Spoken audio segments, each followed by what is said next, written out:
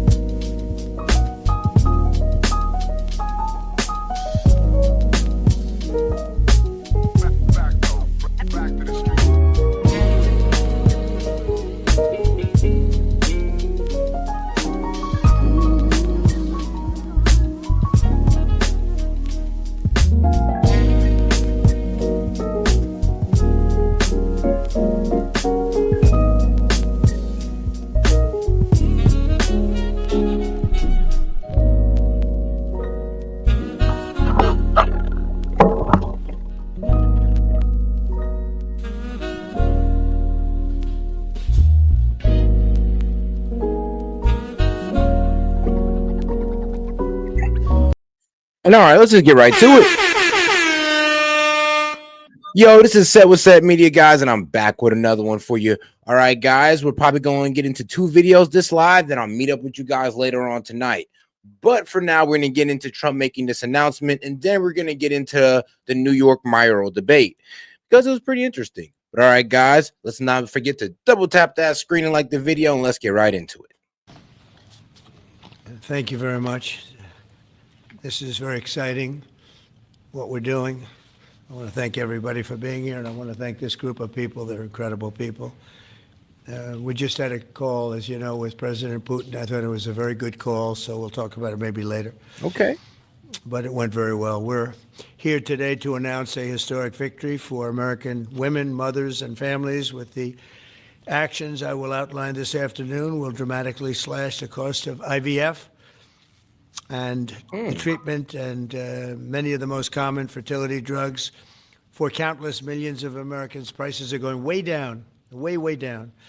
I want to thank Libby Horn, who is the Senior Vice President of Fertility of EMD Serrano. So I want to thank you. Let's see here.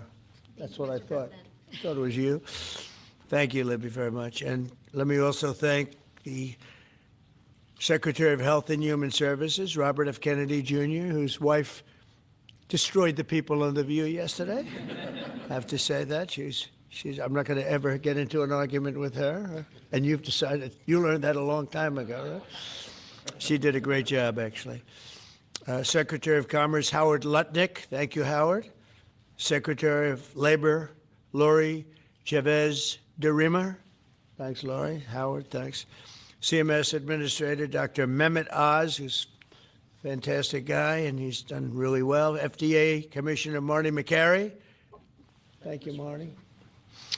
Senator Katie Britt, who got me started with this whole thing when she called up to say there was a bad ruling by a judge, right? We got to do something, sir, and we did it very quickly. Probably in 24 hours it was done. Congressman Richard Hudson, a great guy, and his wife Renee. Richard, hi, Richard. And advocate Samantha Bush, who's a very respected person. For years, American couples struggling with infertility have faced crushing costs in their quest to start a family, and IVF is among the most expensive treatments of all. A single round of IVF in the United States can cost up to $25,000, can actually go a lot higher than that. True. And many couples require multiple rounds for a successful pregnancy. A major reason for these high prices is the excessive cost of the drugs involved. The number one fertility drug used. So pretty much Trump is covering his promise to pretty much get to get insurance covered, to get insurance companies to cover IVF. And yes, IVF does cost around $12,000 to $25,000, and many plans and insurers don't fully cover it. It's either they don't fully cover it or they don't cover it at all, and it should be something that they cover, considering it does have something to do with, I don't know, giving life. An IVF is currently 700% more expensive in the United States than the rest of the world, and you know we're ending all of that. It's called favored nations, and we're ending it, and we're ending it pretty fast. Nobody thought we'd be able to do it, and we've done it. Drugs are going to come down. Drug prices are coming down 400%, 200%, 600%, numbers that nobody's ever seen before. Great for Medicare, Medicaid, even Social Security. Great for everything, I think, Dr. Oz. So it's something that's, to me, it's very exciting. I'm bugging him and Bobby all the time. How are we doing with that? And we're doing really good, Bobby. Right? It's really going good. Other countries are agreeing to it because if they don't, we put tariffs on them, and then they agree. So it's amazing. It's amazing how that worked out. I mean, yeah, we got companies like Pfizer, AstraZeneca, who have promised to, well, lower their drug prices on Americans to their most favored nation. And most favored nation means, well, whatever nation is paying the cheapest, our drug price is going to be lower too. And I did say that, well, this is going to lower our drug prices, but probably drive up the price of that most favored nation. But as an example, in London, you'd buy a certain drug for $130, and even less than that, I guess $88 as of a count a month ago. And in New York, you pay $1,300 for the same thing. So now we're going to be paying, instead of $1,300, you'll be paying about $150, and they'll be paying $150 too. We're going to pay the same thing. Favored nations, it's beautiful. It's a beautiful thing. And we've been ripped off by the whole world for a long period of time. One of the most popular fertility drug regimens costs over $5,000 per cycle, as an example. Wow. Largely as a result of these unsustainable prices, 70% of the employers do not offer insurance that covers IVF. Therefore, most couples with fertility challenges are paying these costs entirely out of their own pockets, which is not really possible to do. Oh, look who we have. Look at that. I mean, yeah, especially if you're just a middle class family. I mean, or $25,000. I mean, that's usually what you're paying for your living situation a year. So, yeah, to sit there and wanting to be an expecting family would be would be overpriced.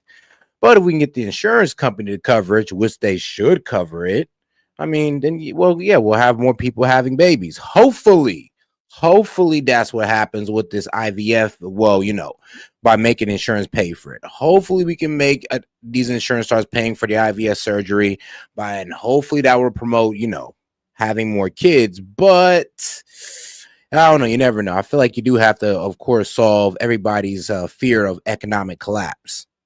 The great Maria Bartiromo. I didn't know. Did you get put into the regular pool pack? That's very good. That's good. Nice to see you. I'm doing an interview with her in a little while. In the Trump administration, we want to make it easier for all couples to have babies, raise children, and start the families they've always dreamed about. That's why today I'm pleased to announce that after extensive negotiations, EMD Serrano, the largest fertility drug manufacturer in the world, has agreed to provide massive discounts to all fertility drugs they sell in the United States, including the most popular drug of all, the IVF drug Gonal-F. So it's Gonal-F. Is that a proper pronunciation? Very Close well enough, done. right? Very well done. Gonal-F. As part of this agreement, EMD Serrano will list their fertility drugs online at trumprx.gov at very, very heavily reduced prices that you won't even believe. That's not up yet. And ultimately, that's because of the favored nations. In addition, the FDA will be working with the company to expedite review and approval of another common fertility IVF drug, and currently it's selling in Europe. It's Pergoveris. And that's a sounding nice name. Pergoveris. Why can't you name them nice, simple names? Nice, easy names. Doesn't matter. If it works, that's all we care about, right? Upon approval, this drug would directly compete against a much more expensive option that currently has a monopoly in the American market, and this will bring down costs very significantly. And if you want to see the Trump, rx.gov, I don't know why I said .com, but it is .gov. Here it is. This is the website right here. I mean, it ain't got really nothing on here right now, but, waiting to see. But of course, it got Trump all across it. But all right, guys, let's get right back to it. one's going to have to come down also. Finally, EMD Serrano has agreed that all future drugs and everything that it develops and sells in the United States will be offset at most favored nation prices. I've been after this for a long time, and we started the process in the last administration, and then we had a little thing called COVID that came up. We had to focus on that, did a good job on that too. And they'll bring a significant portion of their drug manufacturing back to the United States. So they're going to bring it largely back into the United States, and that's for a lot of reasons, but primarily because of the election. Yeah, so both Pfizer and what was it, AstraZeneca? Yeah, AstraZeneca, I believe, was the British pharmaceutical company, have both agreed to, one, lower their drug prices, and two, bring some of their manufacturing over here to the United States. I mean, this is what pharma and the British pharmaceutical company have both agreed to. And so they have 3 years to do it, or the 100% on pharmaceuticals, 100% tariff on pharmaceuticals will kick in on them. And they can't afford that. Result November 5th, and maybe most importantly because of the tariffs, because if they do it here, there are no tariffs. So we're going to be very close. I think by the end of this year, we're going to be very close to $20 trillion in investment. As an example, the Biden administration had less than $1 trillion, substantially less than $1 trillion for 4 years, Maria. Can you imagine? 4 years, less than one. We're going to break $20 trillion of investment, and we're already over $17 trillion, and that's in 8 months. Can you believe that? And he was at less than $1 trillion. And in addition to that, he had open borders, allowing millions of people to pour in. What an administration that was. Worst president in history, by far. As a result of these actions, the per cycle cost of drugs. Most of this investments are coming in through promising to purchase American energy, and of course, the reshoring of manufacturing of pharmaceutical and certain tech companies like Apple. Used in IVF will fall by an estimated 73% for American consumers, and the numbers are going to actually be very substantially higher as time goes by when it really kicks in for most of, I mean, think of those numbers. I told the story last time because we were with Pfizer, and Pfizer's doing something very similar. But I told them that my first term, I was so proud of myself because I was the first president in 28 years where drug prices went down for the year. And you know what they went down? 1/8 of 1%. But I was 1/8 of 1%. Now I'm getting them down, Maria, 500, 600, 800%. In some cases, even more than that. It's hard to believe.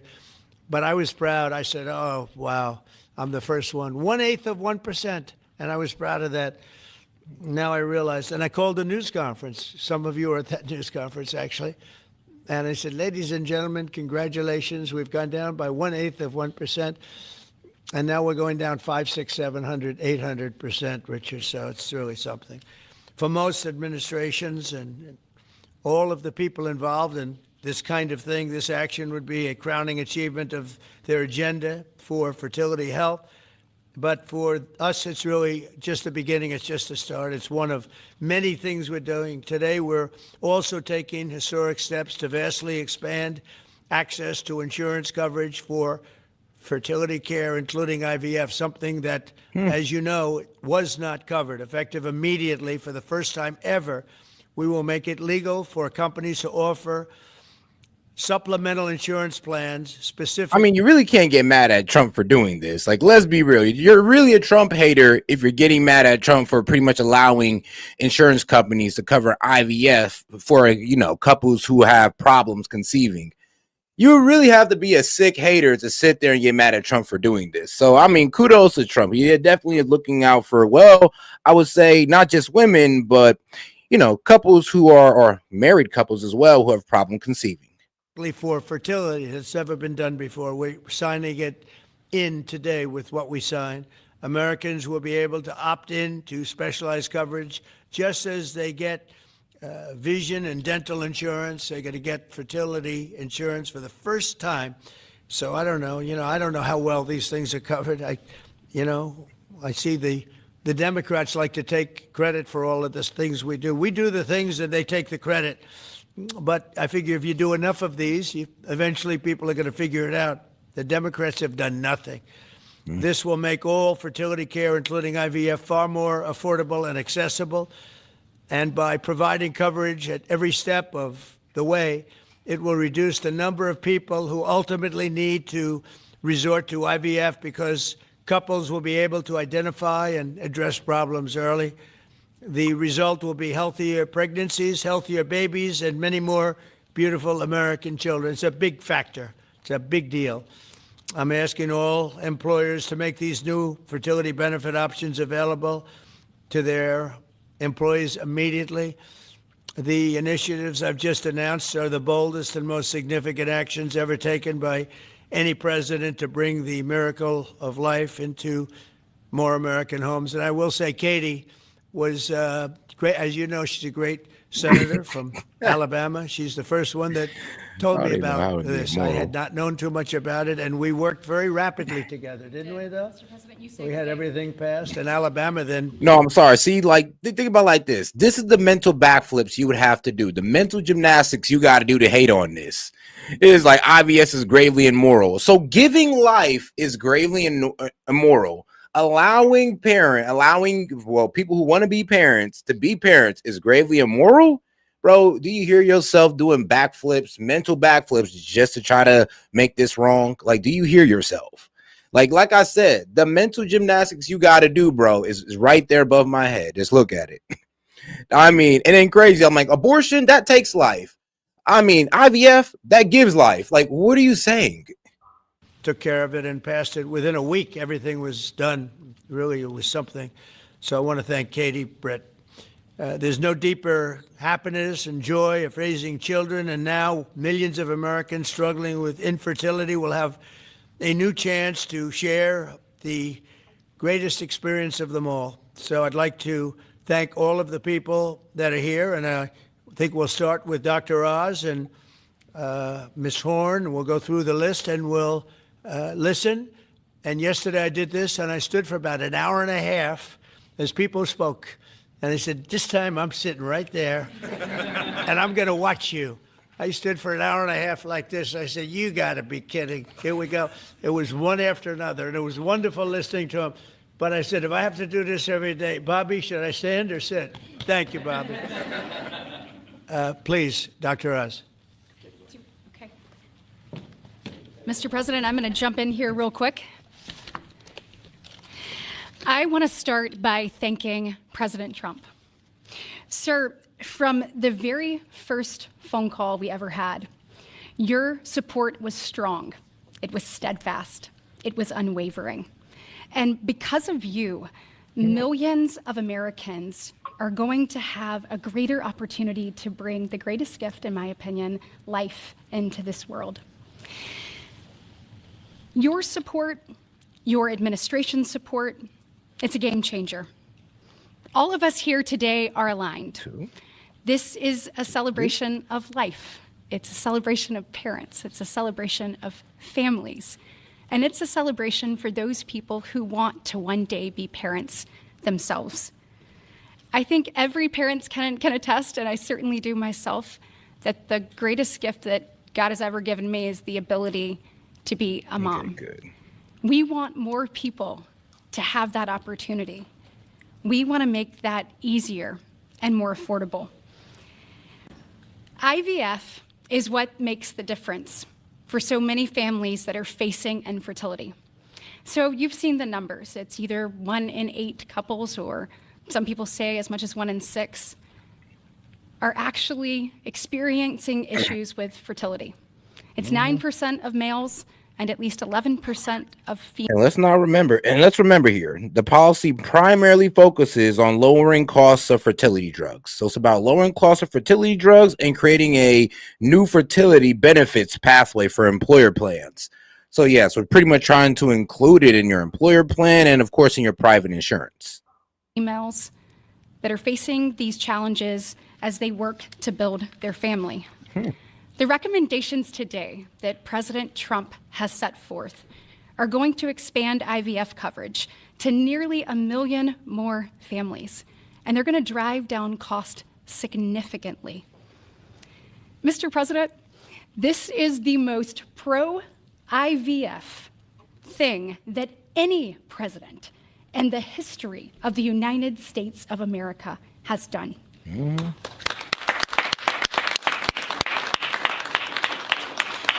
Mr. President, it's your leadership.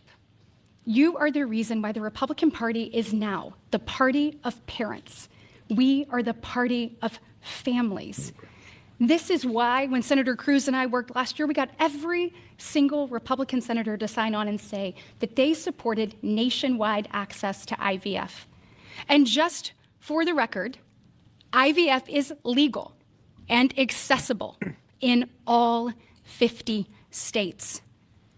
And President Trump taking this action today to lower cost, to bring these issues to the forefront, and to enact solutions for people working to start their families.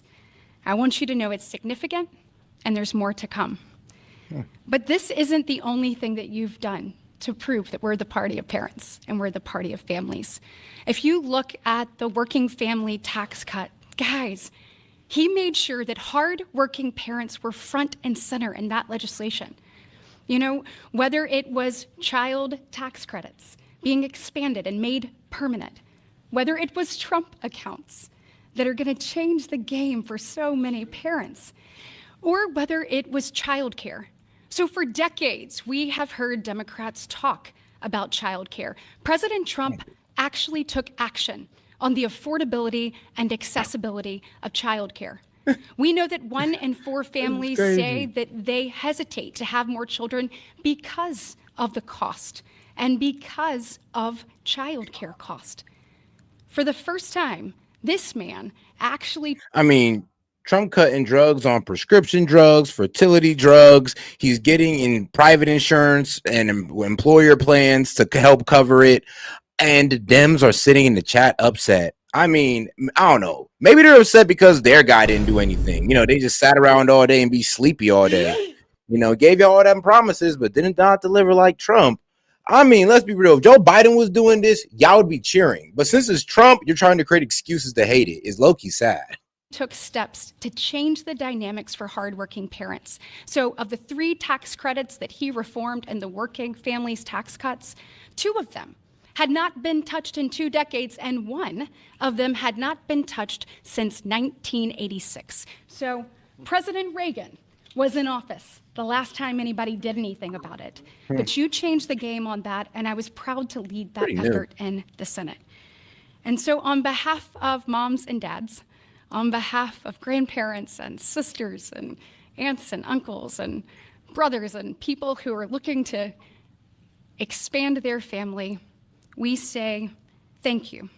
Thank you for all you do to support families in this country and make a healthier environment and an easier one for us to grow the very most important thing. God bless. Thank you.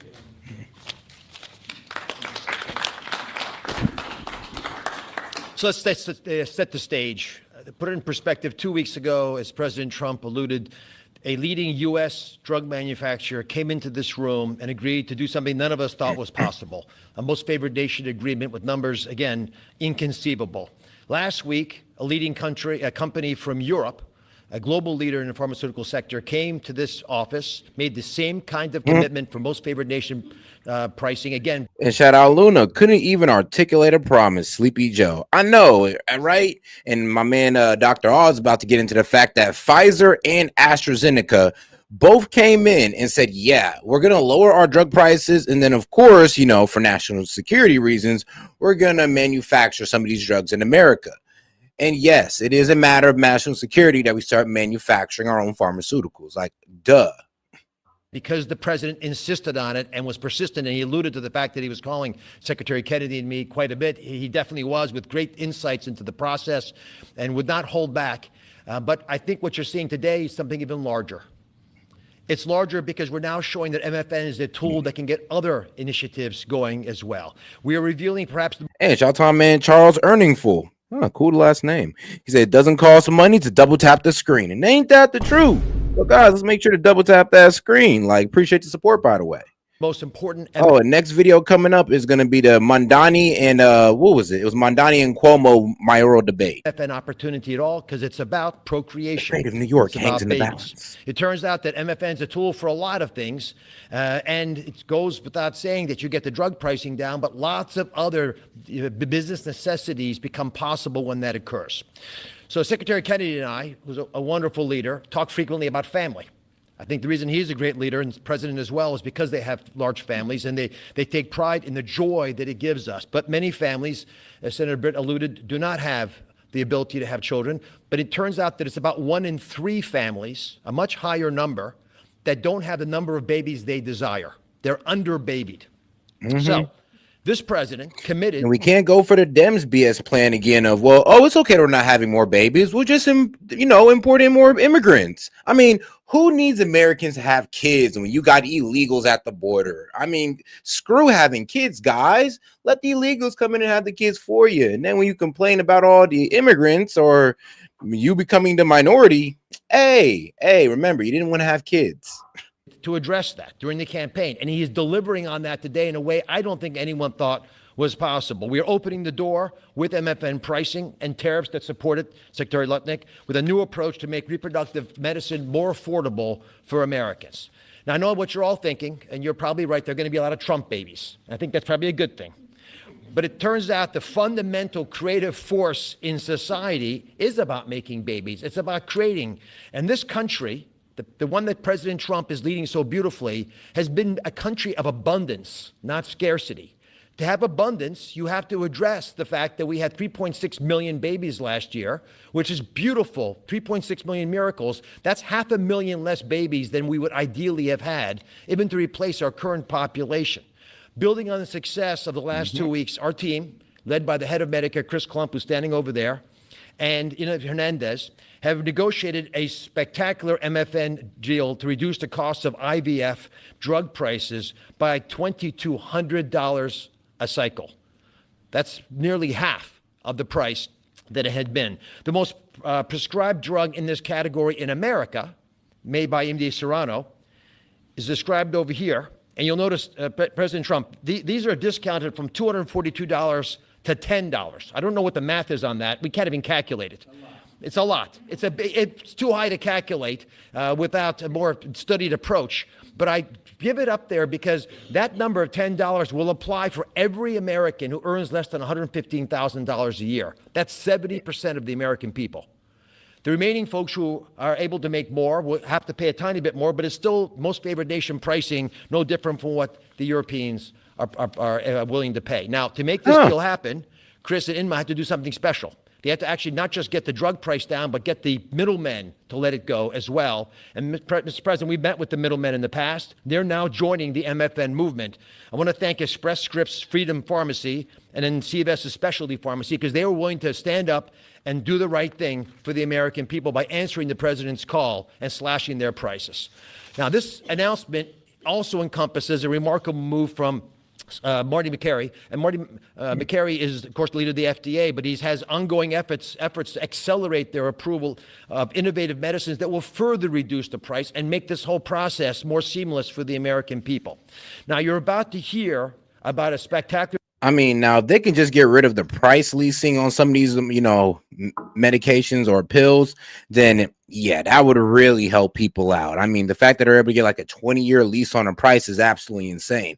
But they're going in the right direction with this most favored nation price and, of course, getting pharmaceutical companies to manufacture in America. I mean, all of that is going to drive down pharmaceutical costs and most likely healthcare costs with it. A new program that's been alluded to. But one of the architects of that program, Heidi Overton, Deputy Director of the White House Domestic Policy Council, is going to take us through the exciting details of what this is going to offer for the American people, especially those who are in the workforce. But first, we think you should hear from Libby Horn. Libby is EMD Serrano's head of fertility. She brings both professional expertise and a personal connection to this work. She has 3 beautiful daughters, and she has personally benefited from reproductive medicine that has shaped her family, and her company made today's spectacular MFN pricing possible. Libby. Thank you, Dr. Oz. Thank you, Mr. President. Today, we gather on this national stage to celebrate a historic step forward in expanding access to fertility treatments for those who need it most. Mr. President, thanks to your leadership and the tireless efforts of your team, this is a momentous day for Americans who struggle but remain hopeful to build their families. Infertility is on the rise in our country. 1 in 8 couples face infertility. This isn't just a number, it's real lives, dreams, and aspirations of hardworking Americans. The teacher who goes to school each day, surrounded by children, but aching for children of her own. The firefighter who puts his life on the line, but can't create the life he wants at home. The consequences of these challenges can take significant tolls. Some of you watching today have given up or are frustrated because access to IVF treatments has been out of reach. That's why expanding access to IVF has been an issue of great importance to the President. He made this clear in his executive order declaring the administration's goal of supporting American families by enabling access and eliminating barriers to IVF. Today, EMD Serono is proud to help President Trump deliver on his promise to you. Thanks to the President's leadership, EMD Serono has worked alongside distributors and other partners to help more families have access to services and innovations that are consistent with other countries. Through our partnership with the administration, we are proud to announce that Americans will have access to our leading IVF therapies for an 84% discount off list prices. Thank you, Mr. President. Thank you. Thank you for making this possible. That's great. Fantastic. For more than 40 years, EMD Serono has been a global leader in fertility. Our science was instrumental in the birth of the first IVF baby in the US, and we've helped to bring more than 6 million babies into the world since then. Our purpose is to help create, improve, and prolong life. That means discovering more medicines and bringing them to patients faster.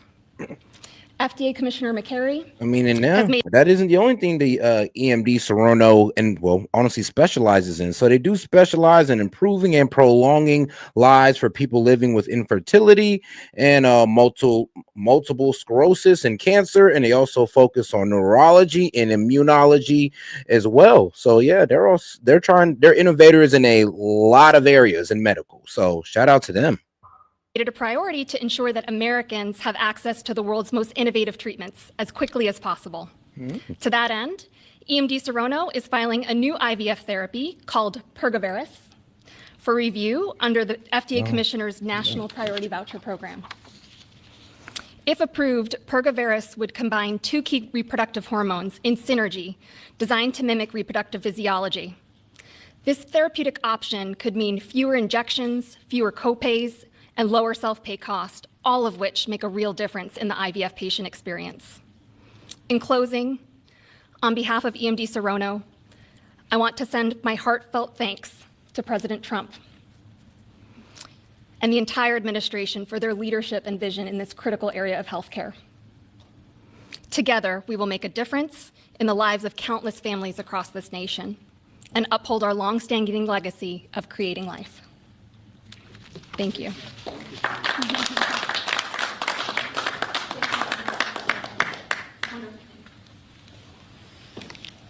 Mr. President, thank you for your bold leadership that's allowed our teams to go far beyond what anyone thought was possible. On behalf of the Domestic Policy Council and Vince Haley here, we would like to also thank all the agency partners and the stakeholders that we worked with to get to the solution today that will make a real impact for families. Specifically, today's historic actions, 4 in total that you see, are made possible by coordination of all of the White House team and 7 agencies, many of who are represented here, and their teams that have worked tirelessly. As you described, Mr. President, the current system isn't working. 7 in 10 Americans don't have coverage to IVF. They face high costs and uncertain outcomes. And there's intense demand for fertility benefits. 65% of Americans say that they would leave their current job just because of fertility benefits. So you asked us to lower costs and to fix the broken incentives in healthcare. In addition to lowering the cost of drugs by 73% or $2,200 per cycle, which if you missed it, most people require 2 or 3 cycles. So that's significant savings for families.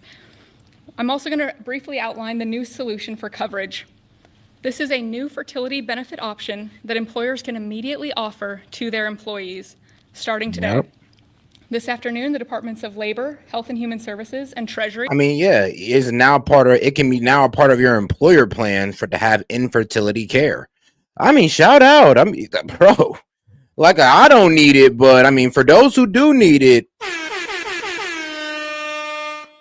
hey, I mean, that's good looking out. Good looking out, Trump. I mean, I didn't even know he was on this IVF crusader type of like vibe right now. I'm be honest with you, I didn't see this one coming. But the fact that he's now making it affordable for your middle class citizen that's pretty good. I mean, you know, those who have an employer plan, which honestly, I mean, they could be lower than middle class and low key get that. And of course, those who got private insurance. Now your private insurance could possibly cover it completely without you having to come thousands of dollars out of pocket. Will be releasing guidance that for the first time creates a legal pathway for employers to offer fertility benefit packages to people that need them, similar to how dental, vision, and life insurance are currently offered. This will be followed up by a regulation. These benefits can address the continuum of fertility needs, from the root causes of IVF, which Secretary Kennedy is working on very hard at HHS, to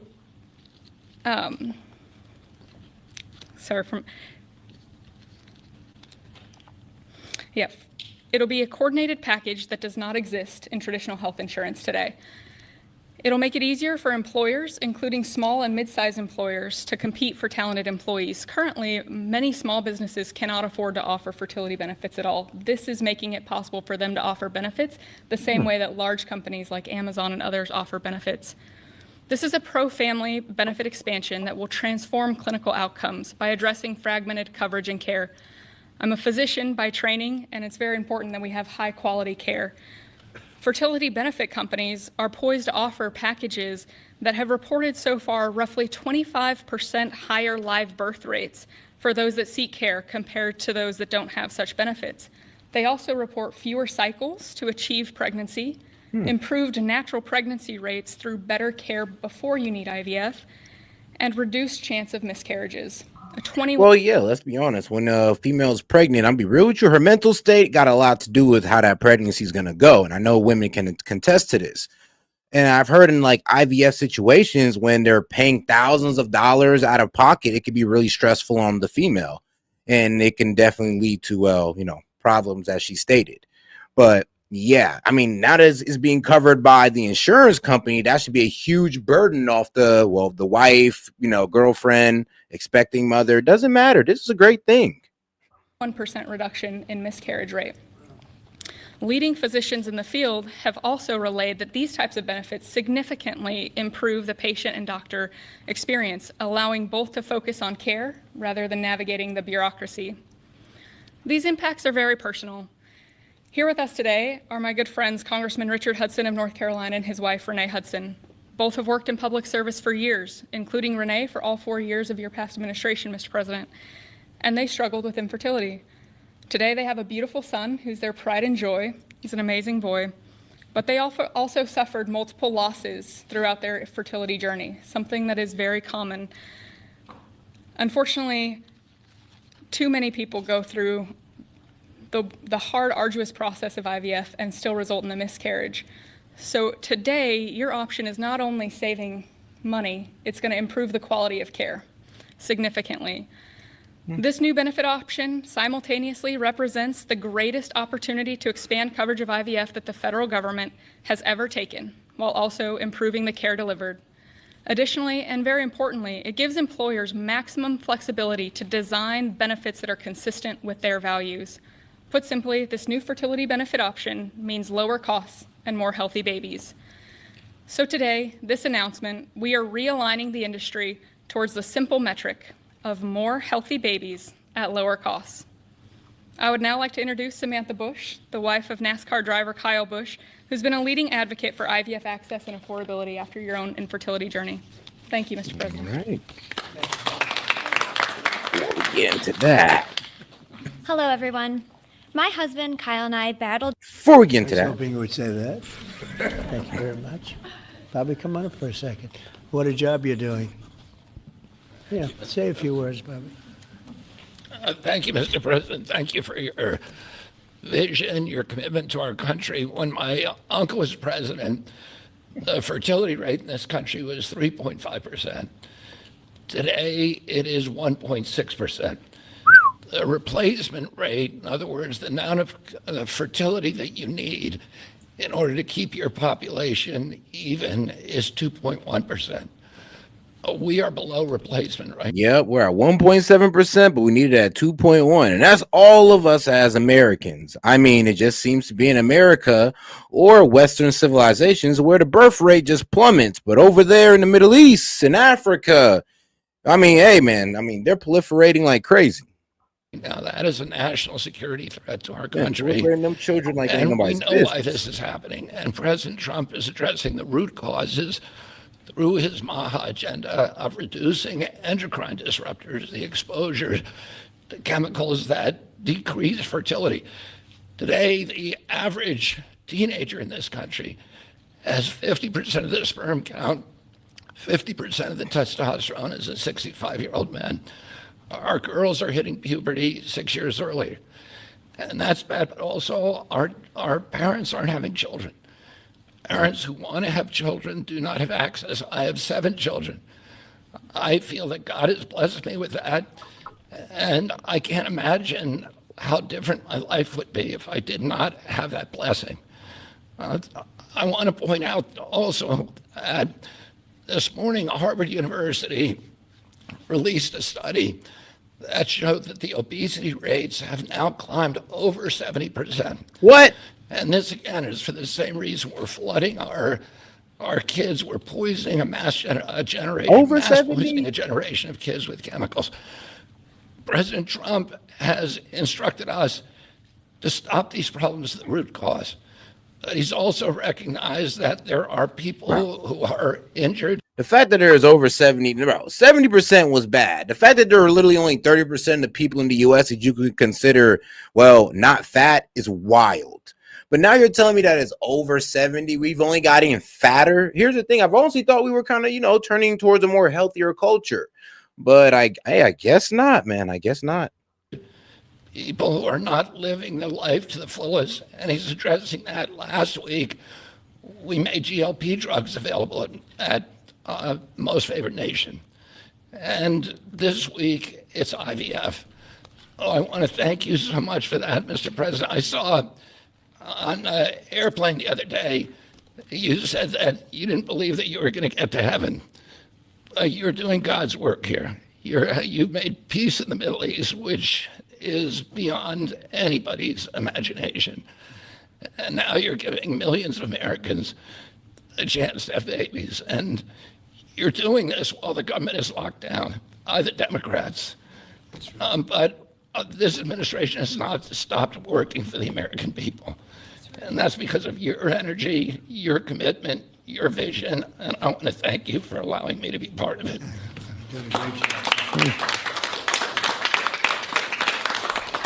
And he's doing a great job. And by the way, Kyle is fantastic. So he's got a lot of courage. I wouldn't do. Man, most shocking thing to me right now is that obesity is over 70%. I mean, maybe we do need fat camps. Yep, we need forced fat camps. We need to go ahead and force some of you guys in fat camps. And I guarantee most of the liberals won't be in here chatting. Most of y'all going to be too busy being in fat camp. Do that, I wouldn't care. Howard, you and I would not be good at that. Right? We'd go about 30 miles an hour, but we'd be safe. Anyway, so thank you very much. Any questions, please? Mr. President. Yeah, please. Mr. President, this is a major campaign promise that you made. It was a big hot topic towards the election. You're delivering on that again.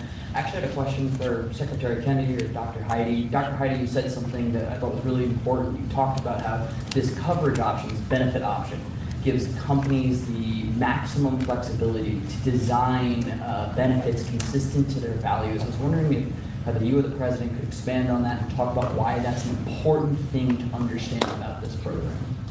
Yes. Thank you. It's a great question. We think that employers are best situated to know what them and their employees want to contribute to in relation to their benefits. So employers are going to be able to decide how to cover the root causes of infertility, things like obesity, metabolic health, and other things that are impacting infertility. And also, if they want to encourage their employees to see certain types of doctors, and they can work with providers that are identifying the highest quality fertility providers. And so it puts them in the driver's seat. And that's crazy. I've actually heard stories of like obese women trying to get a kid, and they literally did not get a kid until they started losing weight. And like it didn't even have to be a dramatic amount of weight. They didn't have to go from like 250 to 120. No, they went from like 250 to 200, and all of a sudden they're able to have kids. It's like, yeah, being obese, it doesn't help you in any way, shape, or form. Like, there's no benefit to being fat. View is that we want employers to be the ones that can make those decisions, not the government. Thank you. All right. That's a good answer. That was a very good answer. Yeah, please, go ahead. Mr. President, previously you did not seem to be bothered regarding Hamas cracking down on what you called gangs. Actually, what? couple of gangs. And today you issued a threat against Hamas on Truth Social. What has changed? And what was said? Go ahead. You said if they continue keep killing innocents in Gaza, that if that continues, the United States will I know. go I after issued a them. strong statement. That's right. But they used to be gangs, and now you're saying innocents. What made you think they're innocents now? Well, I'm looking at what's happening, and that wasn't the deal that was made, and we'll see what happens. It's calmed down. It's a tough neighborhood. We know that. We have a commitment from them, and I assume they're going to honor that commitment. I hope they do. And I understand they brought back some additional bodies today. It's a rough deal when you think of it, right? Mm-hmm. Very rough. We have our hostages back completely. We were very lucky with that. I mean, here's the thing, though. If Israel's really, and I mean, bro, forgive me if this sounds like messed up, but if Israel's really about to try to pop off a war with the Palestinians again over dead bodies, that's wild. I mean, they gave you back the live ones, and of course you gave them back their prisoners, and they've agreed to, but don't you think it's going to be quite the task to retrieve those dead bodies, you know, considering that it might be under rubble, in those tunnels? Like, don't you think there might be a bit of a complication? And shouldn't y'all just be happy and not trying to cause a war over, you know, I'm be real with you, people that are no longer here. And like I said, my heart hurts for them, but it's just like, yeah, if Israel is trying to position themselves to go into Gaza again, just because Hamas is not able to get them all of the dead bodies, I mean, that is wild. But it's a tough situation. They brought back bodies today, as you probably know. Mm-hmm. But they also said they're going to behave. We're going to find out if they behave. If they behave good, if they don't behave, we'll take care of it. Yeah, please. Following up on that. Yeah, we are trying to see if Hamas will demilitarize. Like phase 1 of returning hostages completed. Phase 2 of demilitarization of Hamas. Woo! I mean, that's going to be quite the hurdle. I didn't say you. Your CNN fake news. Go ahead. You said in your post that if they kept killing people in Gaza, we would have no choice but to go in and kill them. So do you mean U.S. forces would go in and take out? No, I didn't say who would go in, but somebody will go in. It's not going to be us. We won't have to. There are people very close, very nearby that will go in. They'll do the trick. Yeah, the IDF. But under our auspices. Could I follow up? You also posted about your call with President Putin today, and you spoke about the meeting in Hungary with him. Do you have a timeline or a date set for when? Yeah, I would say within 2 weeks or so. Pretty quick. Marco Rubio is going to be meeting with his counterpart, as you know, Lavrov, and they'll be meeting pretty soon. They're going to set up a time and a place very shortly. Maybe it's already set up. They've already spoken. And I thought it was a very good phone call. I thought very productive. But I'll be meeting with President Putin. And I believe one of the reasons why Russia is coming to the table, because one of their big buyers, China, backed out of buying some of their products, or I believe it was their rare earth minerals. But yes, China stopped buying large supplies of Russia's rare earth minerals. And, you know, I'm not sure why China decided to do this, but I do believe they believe that Russia's caught up in too much drama right now, and they want to save their investment. And by saving their investment, they mean their money. So they're just going to, you know, stop buying from them. And that dramatically hurt Russia's economy. So let's be real here. Russia's not going to be able to carry on this war for much longer if their economy is standing on their last legs. And it was already like low key on a free fall because it's stuck on a wartime economy. So it's already facing hard times. But now that China's kind of pulled back, it's going to face even harder times. And and the only way they're going to be able to get out of this is to come to the table, negotiate with Trump, and then try to work themselves back into the global market somehow, some way. And we'll make it to. And you know what? We'd be willing to do that for Putin if he gives up the parts of Ukraine that he's taken. Like, sure. Termination. Tomorrow I'm meeting with President Zelensky, and I'll be telling him about the call. I mean, we have a problem. They don't get along too well, those two, and it's sometimes tough to have meetings. So we may do something where we're separate but equal. We'll meet and talk parties, but this is a terrible relationship the two of them have, and it's one of those things. I've seen things that nobody would believe, but this is one of them. So we're going to be meeting in Hungary. Viktor Orban is going to be hosting, and it's really something that's time. Last week, over 7,000 people were killed. That's ridiculous. And you know, it doesn't affect our country. We're not losing people. We're not losing Bobby. We're not losing Americans, but they're losing Russians, Ukrainians, mostly soldiers, for the most part, soldiers. And we think we're going to get it. We hope we're going to get it stopped. I thought this would be, because of my relationship with President Putin, I thought this would be very quick. And it's turned out to be, who would think I did Middle East before I did this? We did a total of 8 now, 7 and now 8. And we're going to make this number 9.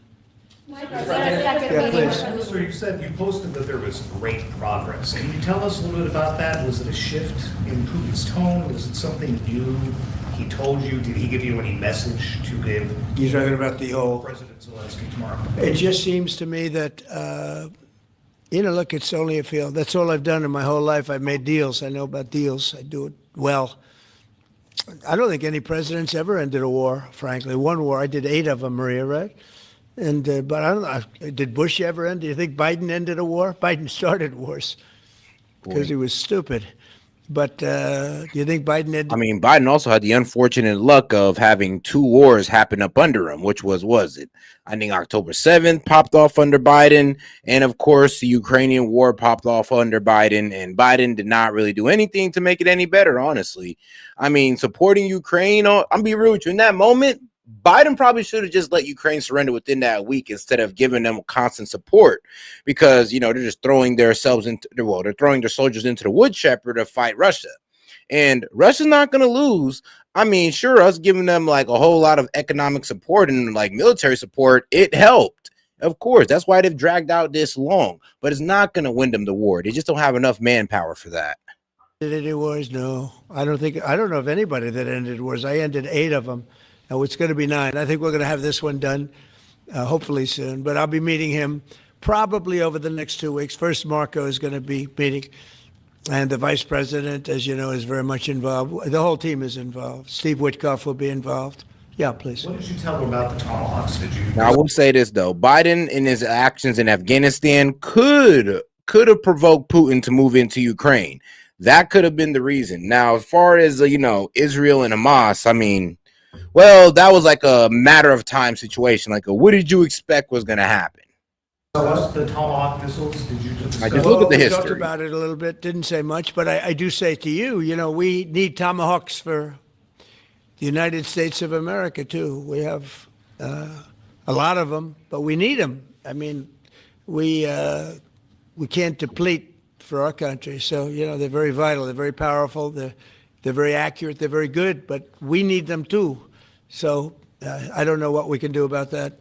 Why do you think a second meeting with Putin? Why do you think a second meeting with Putin now will yield different results? Well, I think Alaska actually set a stage, and that wasn't very long ago, but it set a stage. You have to understand, I came into this. Well, I think it will yield different results off the fact that, China pretty much stopped investing into Europe. Well, not Europe, but Russia. So since China stopped investing into Russia, now it's looking a little different. Now Putin doesn't have that much money to work with, so he can't really fund the war machine too much longer. So now he's more willing to sit down at the table since one of his biggest buyers has disappeared. situation. I didn't start this war. This is a Biden deal. And I came into it and it was a mess. It could have led to World War III. In my opinion, this could have led to World War III. That won't happen, but it could have. So I came in, this war was raging. When I left, this wasn't even a thought. For 4 years, nobody talked about it. I spoke to President Putin about Ukraine. It was the apple of his eye, but there was never going to be doing anything like this. And this all went because of some really bad decisions that were made.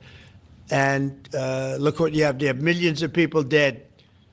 You have just a horrible, horrible situation. I'm doing it to save souls. That's all I'm doing it for. I'm not doing it for us. We have an ocean between us. I'm doing it also to help Europe. They want to have it ended, but they're unable to do it. I'm able to do it. So I think we'll be successful. We'll save a lot of lives. It should have been done. Should have never started. This would have never happened if the election weren't rigged. This would have never happened. But it did happen, and I'll get it stopped. Okay. What's your message? Yeah, go ahead. Yeah, you mentioned a $1,300 drug at the top of this. Were you referring to the weight loss drugs? Yeah, I was referring to Ozempic, or I was heard the fat loss drug. So those are going to be $150 out of pocket Yeah, for well, Americans. they'll be much lower. They'll be much lower. Yeah, go ahead, please. We have not negotiated those yet. We're going to be rolling these out over time. The GOP category of drugs, which includes Ozempic, have not been negotiated yet. Okay. But it will. It'll come down, like everyone. Hey. Hey, shout out Dr. Ross for the correction. He's like, hold on, Trump. So whoa there. We haven't even negotiated Ozempic yet, but don't worry. We'll get to the fat drug and we'll get to, how much people are going to start paying, because right now it's like $500 a pen. And the only reason I know that is because I have a parent who's a diabetic, and well, they let me know how much it costs. And to figure out that it only costs $88 overseas, I mean, that is wild. On those negotiations? No, but I think those are going to come down pretty fast, and we do have, I guess, some alternative. The president will be happy with the result, and until he is, we're not going to close those negotiations. Thank you. Except it'll happen. Got it. Mr. President, what's your message? 80-90% reduction in price. Some pro-life conservatives have religious objections to IVF and are already critical of this policy. What's your message to them? I don't know about the views of that. I'm just looking to do something because, pro-life, I think this is very pro-life. You can't get more pro-life than this. Please. Mr. President, you've been talking about how this new benefit plan will also include root cause treatments for infertility. How will you make sure that those root cause treatments are equally accessible to IVF? Well, I think we're going to be doing that. Would anybody like to talk about that subject? I'll comment Please. on the rulemaking process. I think it's the determination, again, Secretary of Labor, the determination, the Department of Labor is issuing their intent today to open up the rulemaking process, again, for more flexibility. Anytime that you have a president who's leading when you can offer more access to health care at a lower rate is a benefit to the American people and to the end user, and that's exactly what he's doing. And so you heard before that through the Q&A guidance that was issued today with the other agencies, that will give guidance to our employers and the employees about what the flexibility of that is, and then again, opening that rulemaking process for further determination of the access that can be had, offered in those benefits for all different types of healthcare access is the goal of the Department of Labor. Good answer. Thank you. I like this better. I just say, they can do better than me. Yeah, please. Good job, Laura. You're doing a fantastic job. I shouldn't tell, I won't say it, I will not say that she was recommended by the Teamsters. Can you believe it? And she's turned out to be a gem, an absolute gem. You're doing a great job. Thank you very much. Mr. President, John Bolton was just indicted. Do you think we could see your deal-making skills applied to the government shutdown anytime soon? Well, look, all we want to do is just extend. We don't want anything. We just want to extend, live with the deal that they had. They want to spend $1.5 trillion on illegal immigrants, and they want to destroy health care for everyone else. And it's crazy. It's crazy. People that are here illegally, they want to spend $1.5 trillion. So we're just not going to do it. No, we have to take care of our health care. Now, we're doing that today, and we're doing it with, favored nations, the most favored nations. Your costs are going to be dropping greatly, and I'm really happy that it's at the beginning of my administration. I would say, honestly, if I was trying to be like, well, you can't negotiate with some people who are not willing to negotiate. Like the Dems, they're not negotiating. They're trying to hold the government hostage, and they're trying to get their way. That's really what they're doing. If this is about negotiating, they know Trump's not going for $1.5 billion. My bad, not $1.5 trillion over the next 10 years in Medicaid spending. They know he's not going for that. That was the whole point of the big beautiful bill, cuts to Medicaid. I mean, if they was really trying to negotiate, they would work in the middle and ask them, yo, can you at least like give back, I don't know, 100 billion, 200 billion, but not, oh no, completely reverse the 900 billion you cut and then also add like 150 billion on top of that. They know Trump's not going for that, and nobody in the Republican Party is. So they're not negotiating in good faith, and because they're not even trying to come to a middle ground.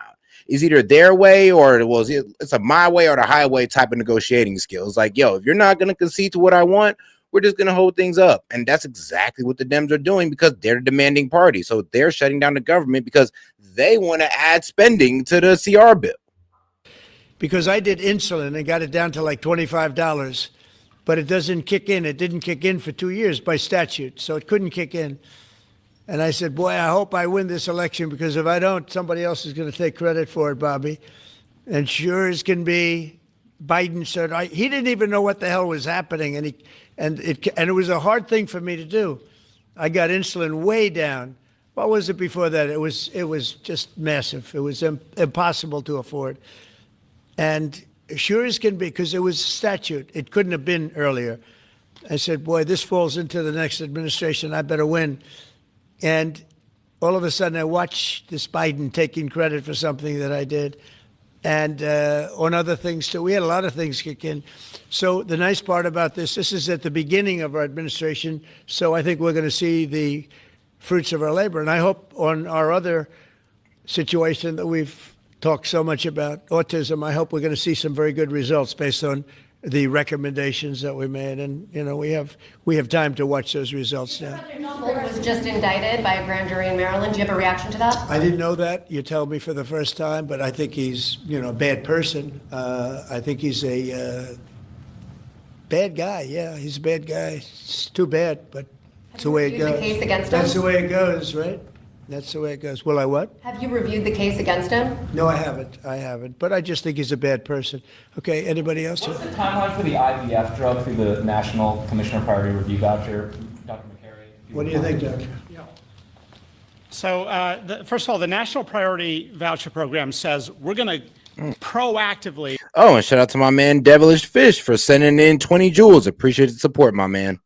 At the FDA, look for amazing treatments like this IVF treatment. We're going to reach out to the companies, and if it's in line with the president's national priorities, we're going to put those drugs at the front of the line and get a decision out in weeks instead of a year. And so today we announced 9 drugs that are going to be recipients. These are products where the manufacturing is going to be in the United States, or it's meeting a large unmet public health need, like a diabetes drug we announced today. Or it is a product where you're going to see an affordability phenomena because the prices are getting equalized in line with the president's most favored nation status goal. Wow, that's great. Why didn't I have him speak? He was so, he could have saved a lot of time. Right? Thanks, Ronnie. I'm not surprised. Yeah, please. Thank you. So Senate Majority Leader John Thune today said he'd like to proceed with the bill which would put sanctions on Russia. What's your thought on that? Well, we're going to see. He doesn't know about the call yet. I'm going to speak to him later. And it was subject to what I wanted to do. And so we'll see what happens. We may have, this may be such a productive call that we're going to end up, we want to get peace. We want to stop the killing. 7,000 people a week. Can you believe it? We want to stop the killing. So I'm going to speak to him and the speaker, Mike Johnson. I'll speak to them a little bit later, and I'll tell them about this, and we'll make the right determination. I'm not against anything. I'm just saying it may not be perfect timing. It could happen in a week or two, but it's at my option, as you know. Right, but did President Putin try to dissuade you from selling Tomahawk missiles? Well, of course. What do you think he's going to say? Please sell Tomahawks? But did he give Is he going to say, please sell those Tomahawks? I really appreciate it. The only problem with the Tomahawks is that that's going to make Putin up his artillery. And I do believe Putin has been slow rolling it because he could always start throwing, intercontinental ballistic missiles, or he could just throw them with a hypersonic missile, or he can just straight up nuke them, which is the worst case scenario. But he got 2 other missiles that he could use that'd be pretty devastating on Ukraine. So I don't know if we want to go ahead and start playing that game with him. I think the drone warfare, they're playing on even ground. If you want to start playing with missiles, Russia's going to win that game, especially if we're not willing to hand these guys something else. Now, I'm not saying that Tomahawks aren't fierce, but the hypersonic missiles, ain't nothing can block that. I did actually say, would you mind if I gave a couple of thousand Tomahawks to your opposition? I did say that to him. I said it just that way. He didn't like the idea. Yeah. He really didn't like the idea. No, I said it that way. You have to be a little bit lighthearted sometimes, but no, he doesn't want Tomahawk is a vicious weapon. It's a vicious, offensive, incredibly destructive weapon. Nobody wants Tomahawk shot at him. Typically ask you not to provide Tomahawks? So, wouldn't anybody? I mean, it's been in the news. Who wouldn't do that? CNN. Who wouldn't do that? Do you think he's going to say, I'd love to have Tomahawk sent my way? I don't think so. Maria, we have one of the great stars of television here, and she's an incredible person. And she's just an amazing woman she got it all right. She got the Russia hoax right. She got everything. Would you have a question? Yes, Mr. President. I would ask you why this was so important to you, IVF, and why was autism so important to you? What are you trying to achieve? Well, autism is like a whole different thing. When you look at it was 1 in 20,000.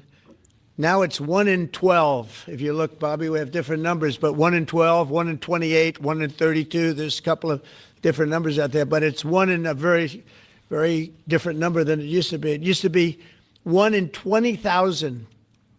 And that was not that long ago, 20 years ago or so. And now they had something for boys, for babies, baby boys. It's 1 in 12. I heard 1 in 10, Bobby. I heard another one, different lists. But when you think of that, it's not even sustainable, but there's something artificial. When that happens, that's not like a natural.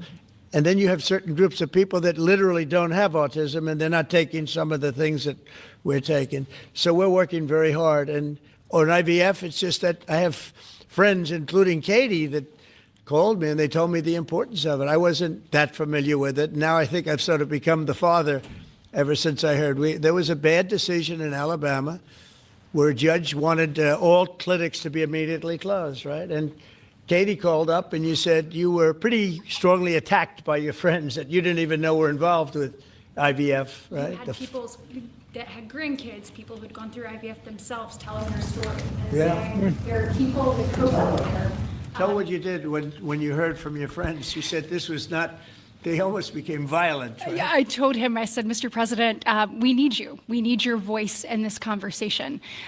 We need the directive. We need the strong support because there are millions of people out there, moms and dads, wanting to bring life into the world. And you had people, the chilling effect that occurred across Alabama, there were people that were in the middle of that process that had been praying to have a child, and that was halted. And so the reality of that was very stark in our state. And so I was able to tell the president some of the stories of people, friends and grandparents and relatives that told me what they had experienced and also, what they were fearful of in the future. And the president very quickly. It's crazy. I'm all for Trump supporting IVF while, the Dems support abortion. I'm all for giving life, not taking it. So Dems, I'm not sure if you guys are taking the right position being mad about Trump about this one. You might want to choose something else. Acted, spoke with a strong voice, and really led the way. Obviously, we saw Democrats continue to fearmonger for the remainder of the year, trying to use it as an election issue when actually IVF is legal and accessible in all 50 states. And President Trump very clearly said where he was on this, and he said, I'm going to make sure that this is more accessible and that it is more affordable for families coast to coast. That's exactly what he did, but it's that real life. There's real life stories, sir. that he responded to. And that's what people don't know about him. He cares. And when you tell him what American people are dealing with, he wants to do something about it. You have leaders and politicians that come before him that want to talk about things. President Trump wants to actually make things happen. That's exactly what he did here, and I'm so grateful, Mr. President. Thank you, Katie, very much. Appreciate it. So we will go back to what we're doing. Working again with Marco and with JD and a few of the people on the war, and we're doing a lot of other things also. The economy is unbelievable. It really is. It's been incredible. And I think one of the great numbers that I've ever heard, think of it, over $17 trillion being invested in our country. And when you think of, compare that to the last administration, but really compare it to any administration, compare it to any country. There's never been a country with anything like that. That's in a period of 8 months. And we've already broken every record possible. There's never anything even close. So we'll go back to all of that. Prices are down. Oil is down. We're down $58 a barrel. We're going to be hitting $2 for gasoline. I think we're going to be at $2. And the previous administration, they were at $4 and $5. They were going up much. Yeah, I mean, right now it's at 260, 280 is what I've been seeing right now is on this side. In Ohio, what I've been seeing is around that 260, 280, and other people are telling me is also reached that 250 level as well. So, I mean, shout out Trump. I mean, hey, it was going up a little bit at the end of the summer. Now we're heading into the fall, and well, gas prices are lowering. But I mean, that's common. That's common in the summer that gas prices go up higher, and then they as long as it didn't go up like Biden in the summer. I mean, paying $5. I mean, look, gas going up to $3. I mean, acceptable. Gas going up to $5, $6 is crazy now, and that's what we were dealing with under Biden. And the Dems just sat there and said nothing. Actually, they won't even admit that Trump brought down prices. Well, at least gas prices. At least you guys got to admit that, because around this same time, where were we at? We was at like $4, $3 around this exact time. In the summer where you guys were crying about $3.50, we was at like $5.50, $6 under Biden. Are you guys seriously complaining? Swung back into my things, but they didn't swing back properly. They were very, very late. They really blew it.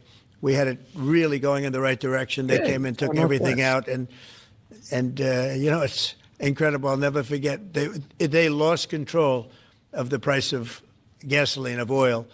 They totally lost control, Howard. And then they went back immediately. Well, let's go back to Trump. But by that time, it was too late. And they didn't go back because the leases and everything else, they didn't do what they had to do. They wouldn't know. They really didn't know how to. But we could be hitting close to $2 a gallon. I'd love to break it if we could, but we could be. And, you know, when that comes down, everything else has been coming down. Groceries are down. The price of things are down. And honestly, the simplicity is if you can get oil down, it's such a big category, everything follows. So just about everything follows. And we are working on beef, and I think we have a deal on beef that's going to bring the price of beef. That would be the one product that we would say is a little bit higher than we want it, maybe higher than we want it. And that's going to be coming down pretty soon, too. We did something. We worked our magic. But groceries are down, and energy is down. Electricity is way down.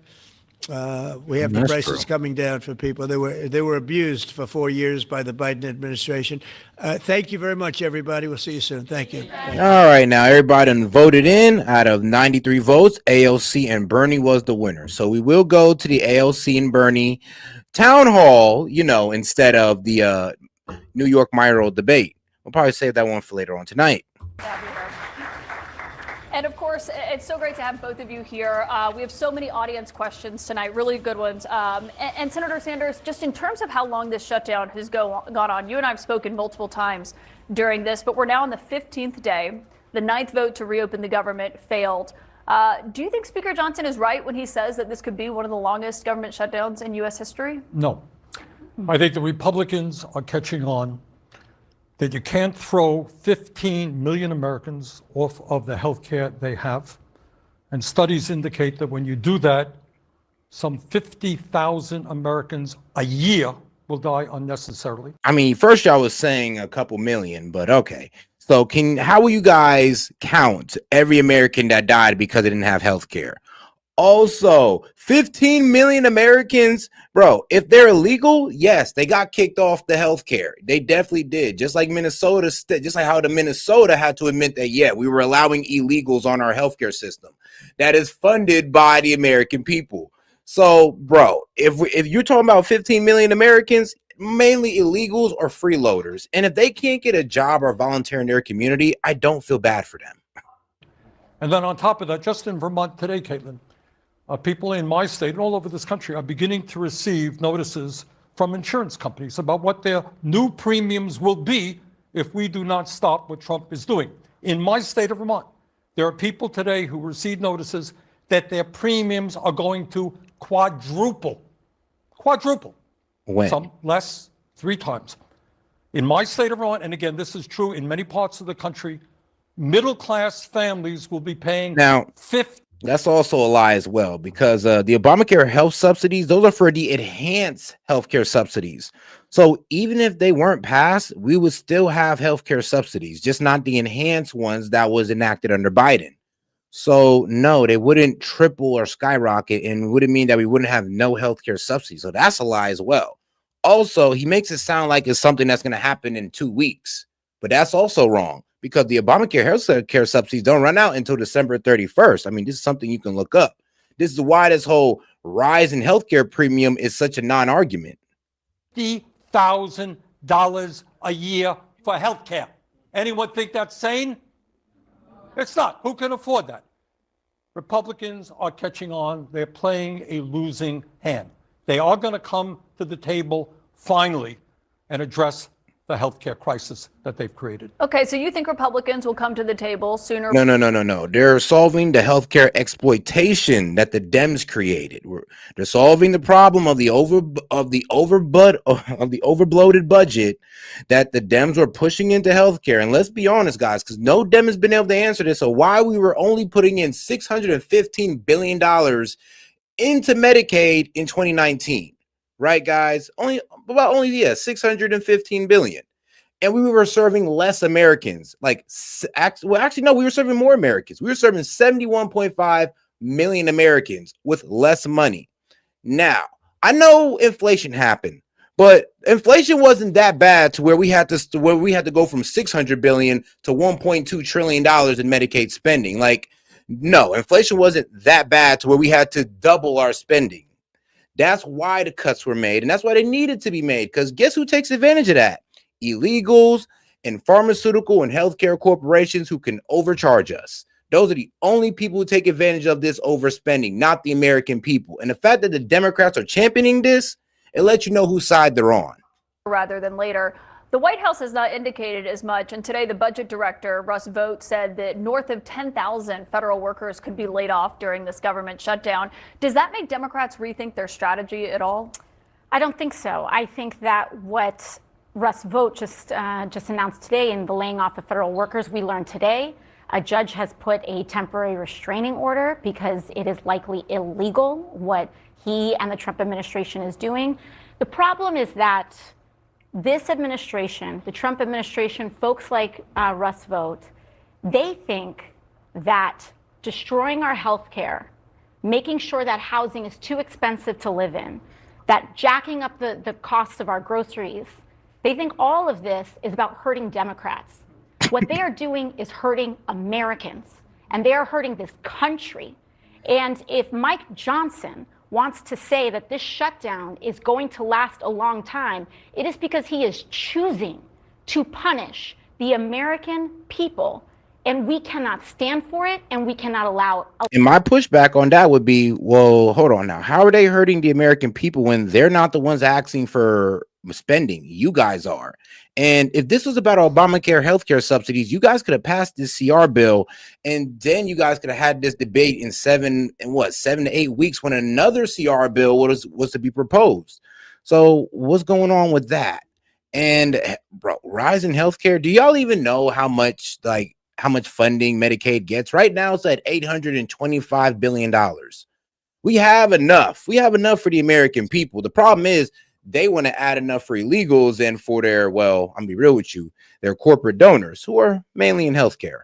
I mean, look at Elizabeth Warren, and that's one of their main people. Allow it. And we also cannot enable Pocahontas. it by acquiescing and enabling the behavior of bullies. So it ends today.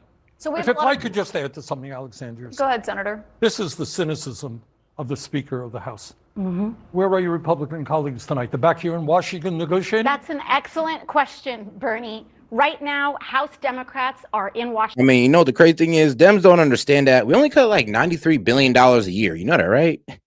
So, yeah, we still have a lot of spending in Medicaid. And our biggest expenditure in the month of July, what the Dems do not like to bring up, was Social Security, Medicare, and Medicaid.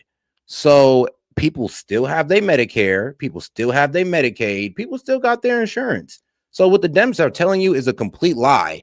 And here's the thing. I mean, you guys want to talk about millions of people that are going to die because of Medicaid cuts. Where are they? Because that was a complete lie. And what are you going to say? Every person that just dies randomly died because they didn't have Medicaid? What sense does that make? So they can't even give you a figure on which they're going to calculate how much people are going to die because of these Medicaid cuts, because nobody's going to die. People are going to get kicked off the insurance for one, not being, well, honestly, being lazy, and they don't want to get a job or cooperate in their community, or they're just an illegal and they're not supposed to be on there anyway. Washington, D.C. Senate Democrats are in Washington, D.C. Even Senate Republicans, I believe, are still in Washington, D.C. The only people who are not in Washington, D.C. are the over 200 elected Republicans in the House of Representatives, because Speaker of the House, Mike Johnson, refuses to call the House in session. He refuses to also seat Adelita Grijalva because they want to... That has nothing to do with the CR bill. That has nothing to do with the CR bill at all. And then they want to bring up about the Epstein files. You know, that's a bipartisan, thing they're doing. What was it? It's Kohana and Thomas Massey. There's a Republican and a Democrat that are low-key leading this whole effort to release the Epstein files. So you can't even say this is a one-party thing. It's not the Dems going in there trying to get the Epstein files. It's not just them. It's Republicans as well, like Marjorie Taylor Greene, Thomas Massey. But then the Dems want to see and act like they're the only persons pushing for it, and they know that's a lie. So no, it's not about swearing that lady in, because that has nothing to do with the CR bill. And neither does stating the majority control or the majority rule that the Republicans have on the Senate, because we need 60 votes. But really, though, we need about five Dems to come over and be sensible and vote on the CR bill. But we see that they're letting, this lady right here control the party. Prevent the 218 signature and there are more than 2 Republicans, so don't be a childish dumbass. Release of the Epstein files as well. Can I ask you on that? Because Speaker Johnson was asked about that today, and he said it has nothing to do with that. It's so she can have all the pomp and circumstance that is afforded to most members when they're sworn in. You don't believe that? No, Mike Johnson has sworn in several members, Republican members, in pro forma sessions. And the government's closed. You guys know that, right? The government's closed, so there is no swearing this lady in until the government reopens. And really, unless the Dems concede on their healthcare purchasing or their healthcare spending, then that lady would never be sworn in. It is what it is. Well, not never, but until the government opens up, then she'll be sworn in. And I mean, like I said, that's such a non-argument. It doesn't even matter.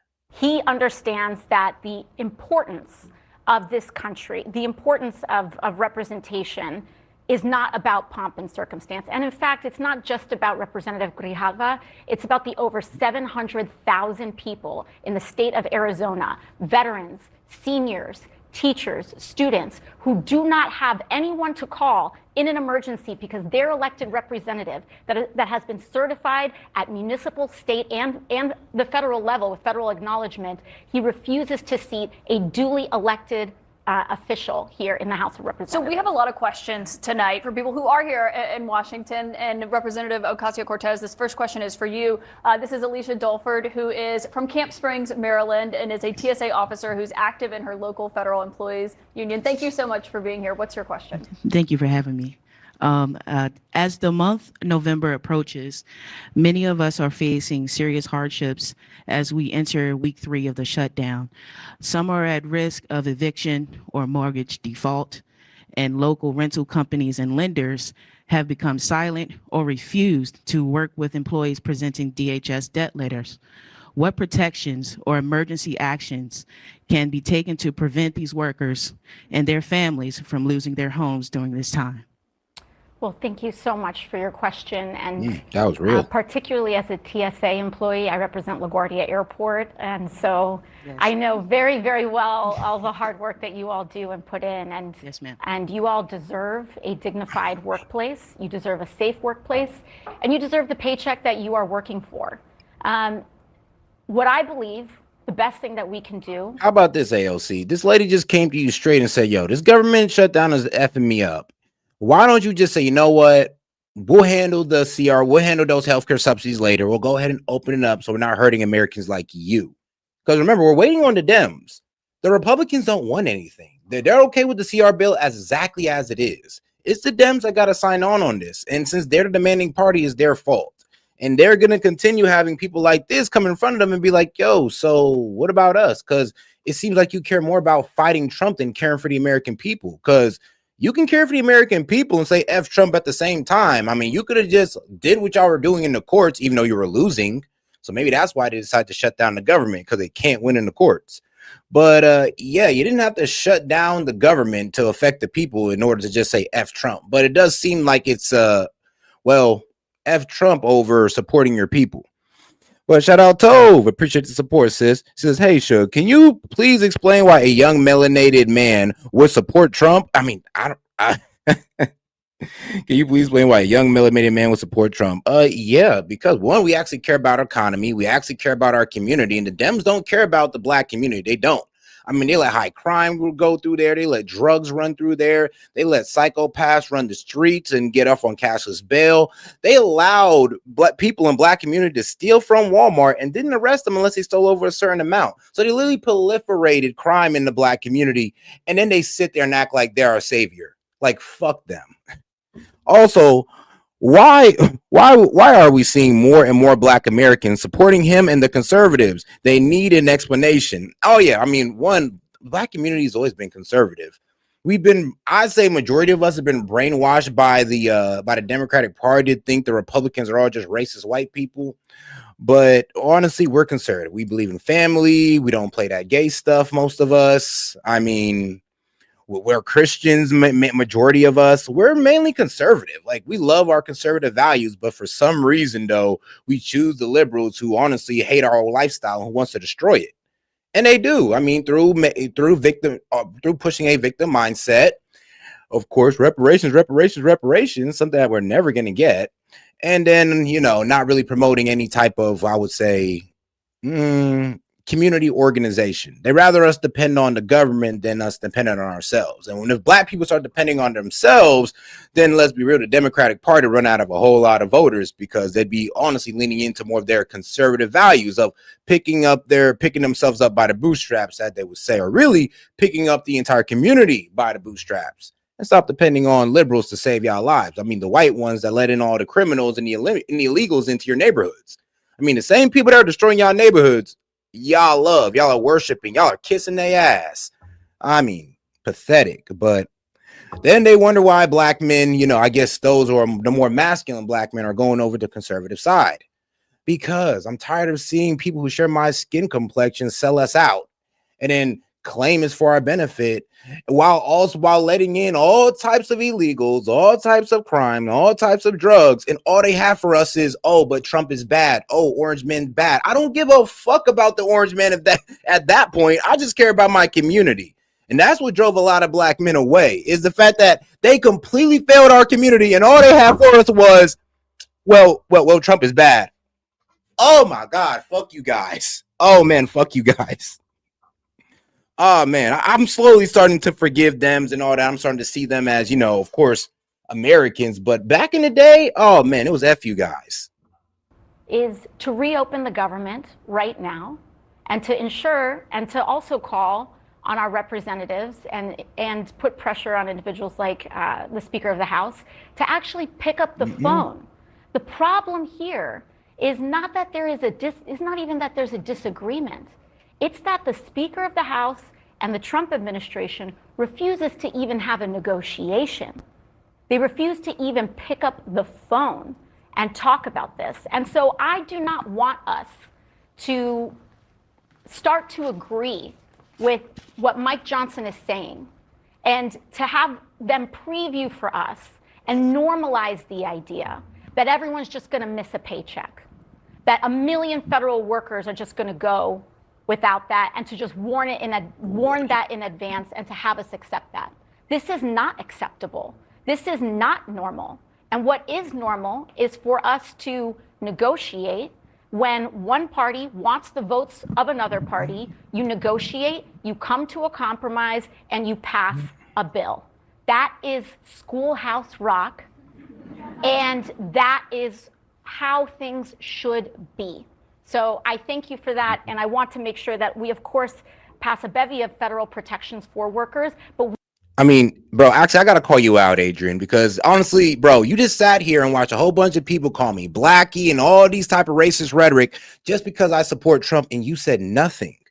But you want me to care about a bunch of fat, gross-looking young Republicans, because let's be real, they were like not the best-looking people. You want me to care about what they say? I don't care. I know that's not majority of the Republican Party. Now, you guys are radicalized to think that, but trust me, a lot of people know better than to think that. I mean, we don't all think you guys are that Jay guy who was out here thinking that what? I don't believe that you want to see my children and my wife die, bro. Now, there's a Democratic AG in Virginia who said that about a Republican, but I'm not going to sit there and take that guy and just put it on you as well, G. Like, that's just retarded. I'm going to be real with you. Like, you think very retardedly. I mean, like, like, you might want to start putting your hand up to start letting people know, you know. But hey, I'm just gonna be real with you, dog.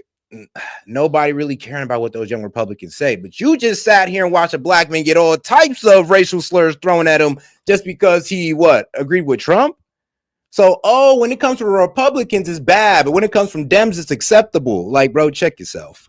we don't want them to be necessary in the first place. Yeah, and Senator Sanders, on that front, on government shutdowns before, obviously you've said before that you believe shutting down the government is a serious and dangerous action. You said that we must do everything possible to prevent it. What would you say to people who are missing their paychecks about why it's worth it now? Well, let me just, first of all, thank you very much for your service. And we're going to do everything we can and move as quickly as we can to make sure you get your paychecks. But I want to just back up a little bit to discuss how we got to where we are, because I'm not sure everybody knows this.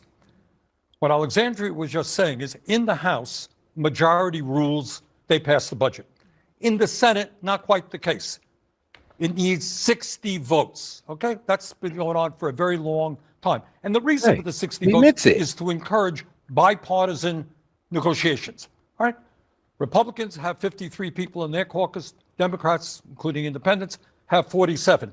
You got to talk.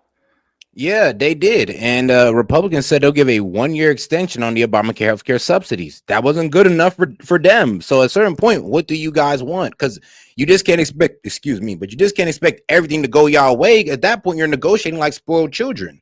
It's like y'all just want your way. And then you guys want to talk about negotiating. It's like you're not negotiating. You're holding it government hostage so you guys can get your way. Because they already said, all right, look, we'll go ahead and give you that 1-year extension on the healthcare subsidies. Y'all got exposed on that, because now we know it's not about healthcare subsidies. It's literally about the 1.5 trillion in spending you guys want back in. That's all. It's not about healthcare subsidies. They don't care about your healthcare premiums. They just care about bloated spending for their corporate cronies, or I'm sorry, but their corporate endowers. That's it. They don't care about y'all. This time, for the first time in history, what Republicans are saying, yeah, we don't have 60 votes. We're not talking to you, our way or the highway. And what we are saying, sorry, you got to sit down and talk to us. You got to deal with the healthcare crisis in this country. Well, and they have both Republicans. There is no healthcare crisis in this country, Bernie. There is no exorbitant amount of people losing healthcare and that's going to die from it. Not at all. Actually, there's people who are on Medicaid who still got Medicaid. People who are on Medicare. The old people, Medicare is still funded, at $1.2 trillion. So y'all better not be talking about Medicaid. My bad, Medicare. Medicare is funded at $1.2 trillion. So y'all better not be talking about that. Medicaid, now that's at like $855 billion now. Come on. and there's only 70 million people right now on Medicaid, and it's covering everybody. Actually, we were covering less people with like $600 billion in 2019. It's less. I mean, bro, we had 71.5 billion, and we only needed 600 billion. So how are we in a healthcare crisis when we have more than enough needed for the 70 million people on Medicaid right now? How is that a crisis? Have argued that Democrats should reopen the look government it and up. then they'll negotiate. Where do you both stand on that prospect? I don't know. Based on their history, they've had months and months. This is not a new thing. Ever since Trump's big, beautiful bill was passed, Hey, shout out to my man Harry St. Clair. He say, sorry if this is a stupid question, but I'm British, so it doesn't America introduce gun controls like ones in South Africa and Switzerland where they're having guns but less mass shootings? I mean, let's see here. Doesn't America introduce gun control? I mean, nah, bro, we're not for that. The problem with us, well, I'm gonna be real with you. I don't like gun control laws because you never know. Like, as soon as we take the guns away, I mean, that's when the dictators come out. I'm gonna be real with you. Whenever you take the guns away, look, when the guns go away, the dictators come to play. I mean, that's how you know Trump's not a dictator. The day I know a dictator is when they want guns away from us. That's when you know who's a dictator, because once they take those guns away, that's when they use the guns on you. But for some reason, Dems don't understand that. For some reason, like, they don't understand how they literally like walk themselves into the fascism that they say they fear so much. knew this was happening. Shout out They Harry. refused to negotiate, and anyone thinks that tomorrow they'll suddenly start negotiating. And good looking, bro. Is smoking what is illegal in many states. Okay. On that front, let's get And to our should next be legal question in more. from the audience. Senator Sanders, this one's for you. This is Jeffrey Katz, who is a tax attorney from Potomac, Maryland, who says he's a Democrat who voted for President Trump in the last election. Jeffrey, what's your question? Senator Sanders, you've said 50,000 people could die from ACA subsidy cuts. But right now, 1.4 million federal workers aren't getting paid. Boy. How do you justify choosing a fight over subsidies that might help people in the future over workers who are definitely suffering today? We were talking to, along with Alexandria, one of the strongest pro-worker members of the United States Congress. So we are going to fight for federal workers. And by the way, in terms of the AFTRA union, you are aware that our friend in the White House basically, that's retarded, in an unprecedented way, decided he wasn't going to have that union anymore, et cetera, et cetera. We're going to fight for federal employees. But what you just said about 50,000 people dying a year, this is based on studies done from the University of Pennsylvania and Yale. You take 15 million people off of their health care, by and large, low-income and working-class people, what do you think is going to happen to them? They don't go to a doctor, they have chronic problems. They will die. So this issue, and by the way, if I may. I mean, now with the Mtilla law, I mean, shoot, we're kind of forced to give health care to people, even if they don't have health care. We'll sign them up for the health care if they're a citizen, of course.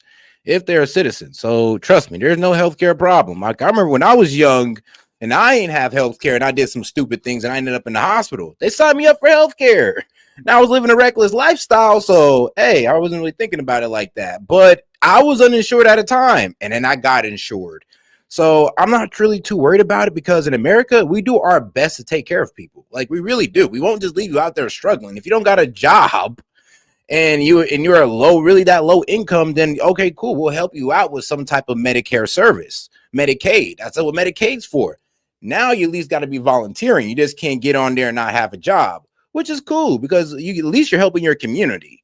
And then if you're at least working 80 hours a month, you can get Medicaid. So let's be real.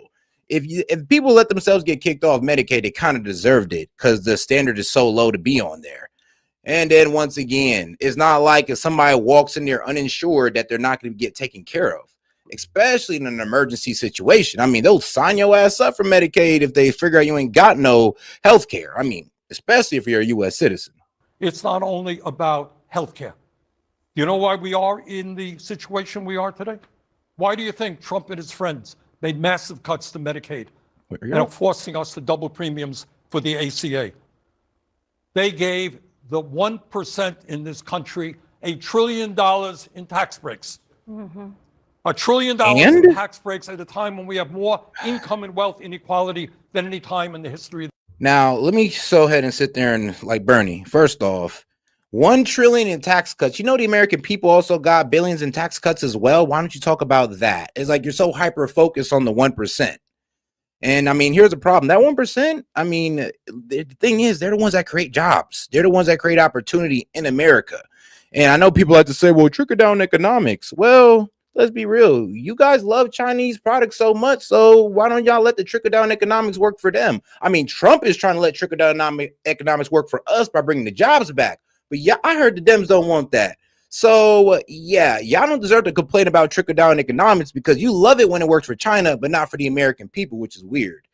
I mean, hey man, I guess it's that whole anti-American thing y'all got going on is, I don't know, I guess it's taking over. It's sad, but hey, anything that works out for the American people, Dems hate it because Donald Trump is doing it. This country. So I am not going to sit back and say, yeah, we're going to let 50,000 people die so that Elon Musk and Jeff Bezos and other multi-billionaires can get a tax break. But can I ask you in terms of negotiations and what's realistic for the subsidies which expire at the end of December? Obviously, open enrollment starts November 1st. Over in the House, there are 14 House Republicans who have said that they will sign on and they will vote for a one-year extension of the subsidies. House Minority Leader Hakeem Jeffries said he thought that proposal was laughable. Do you think that's laughable, or is that something you could get behind? Yeah, no, let me tell you why it's laughable. Because it's cynical. Republicans want to sign on to just a one little extra year of these ACA subsidies. You want to know why? What's happening next year? Midterm elections. They want to extend these subsidies just a year extra so that people don't realize the dupe that they are pulling on everyone. Wait, what? So that they can all reelect themselves. Hold on, sis. Do you hear yourself? Hold on. Oh, so you don't want them on? Like, AOC, do you want them on or not? Do you want the subsidies on or not? Because now you're saying, oh, well, they only extended it so they won't lose the midterms. So what do you want, AOC? Do you want to keep them off? Do you want them to expire so they lose the midterms? So millions of Americans' healthcare premiums go up. That's what you're saying pretty much. Because, like, what? I can't believe she's making this argument right now. And allow those things to expire the moment that they win re-election. And it is time to get politics out of what should be a guaranteed universal right in the United States of America, and that is health care. And so I will not accept a measly one-year acceptance of a measly one-year extension of the ACA. We need to make sure, and as a member of the party, we put negotiations in the hands of our party's leadership with Hakeem Jeffries. He says it's no, it's no. They already are this. And we have to make sure that we are expanding and continuing the fight and not falling for the fine print, not falling for the tricks, and not falling for the politics around this. If I could add to what Alexandria was saying, it's not just 15 million people losing their health insurance. And it's not just tens of millions of people seeing a doubling or a tripling in their premiums. Our healthcare system. I mean, guys, you know, there was 71.5 million people on Medicaid in 2019. Right now, there are 70 million Americans. So from 2019 to right now, there's only been 1 million people off of Medicaid. What are you talking about? Like, bro, unless Medicaid is down, unless there's like 60 million people on Medicaid, I don't want to hear nothing. You guys are honestly lying. That's like an honest to God lie. Because if you look up how much people on Medicaid right now, it's still going to say about 70 million. Now, for what they're saying to be right and 15 million to be taken off, then I need to see 55, 60 million people on Medicaid by next year, or everything they said has been a complete lie. And I doubt we're going to see that. You guys can argue with me if you want. I think our healthcare system is broken. I think it is dysfunctional. And I think it's on the verge of collapse. And understand that when we talk about these massive cuts to healthcare from Trump and his friends, you're talking about cuts to nursing homes. You're talking about cuts to rural hospitals. You're talking about cuts to community health centers where 32 million people get their primary care. This system is on the verge of collapse.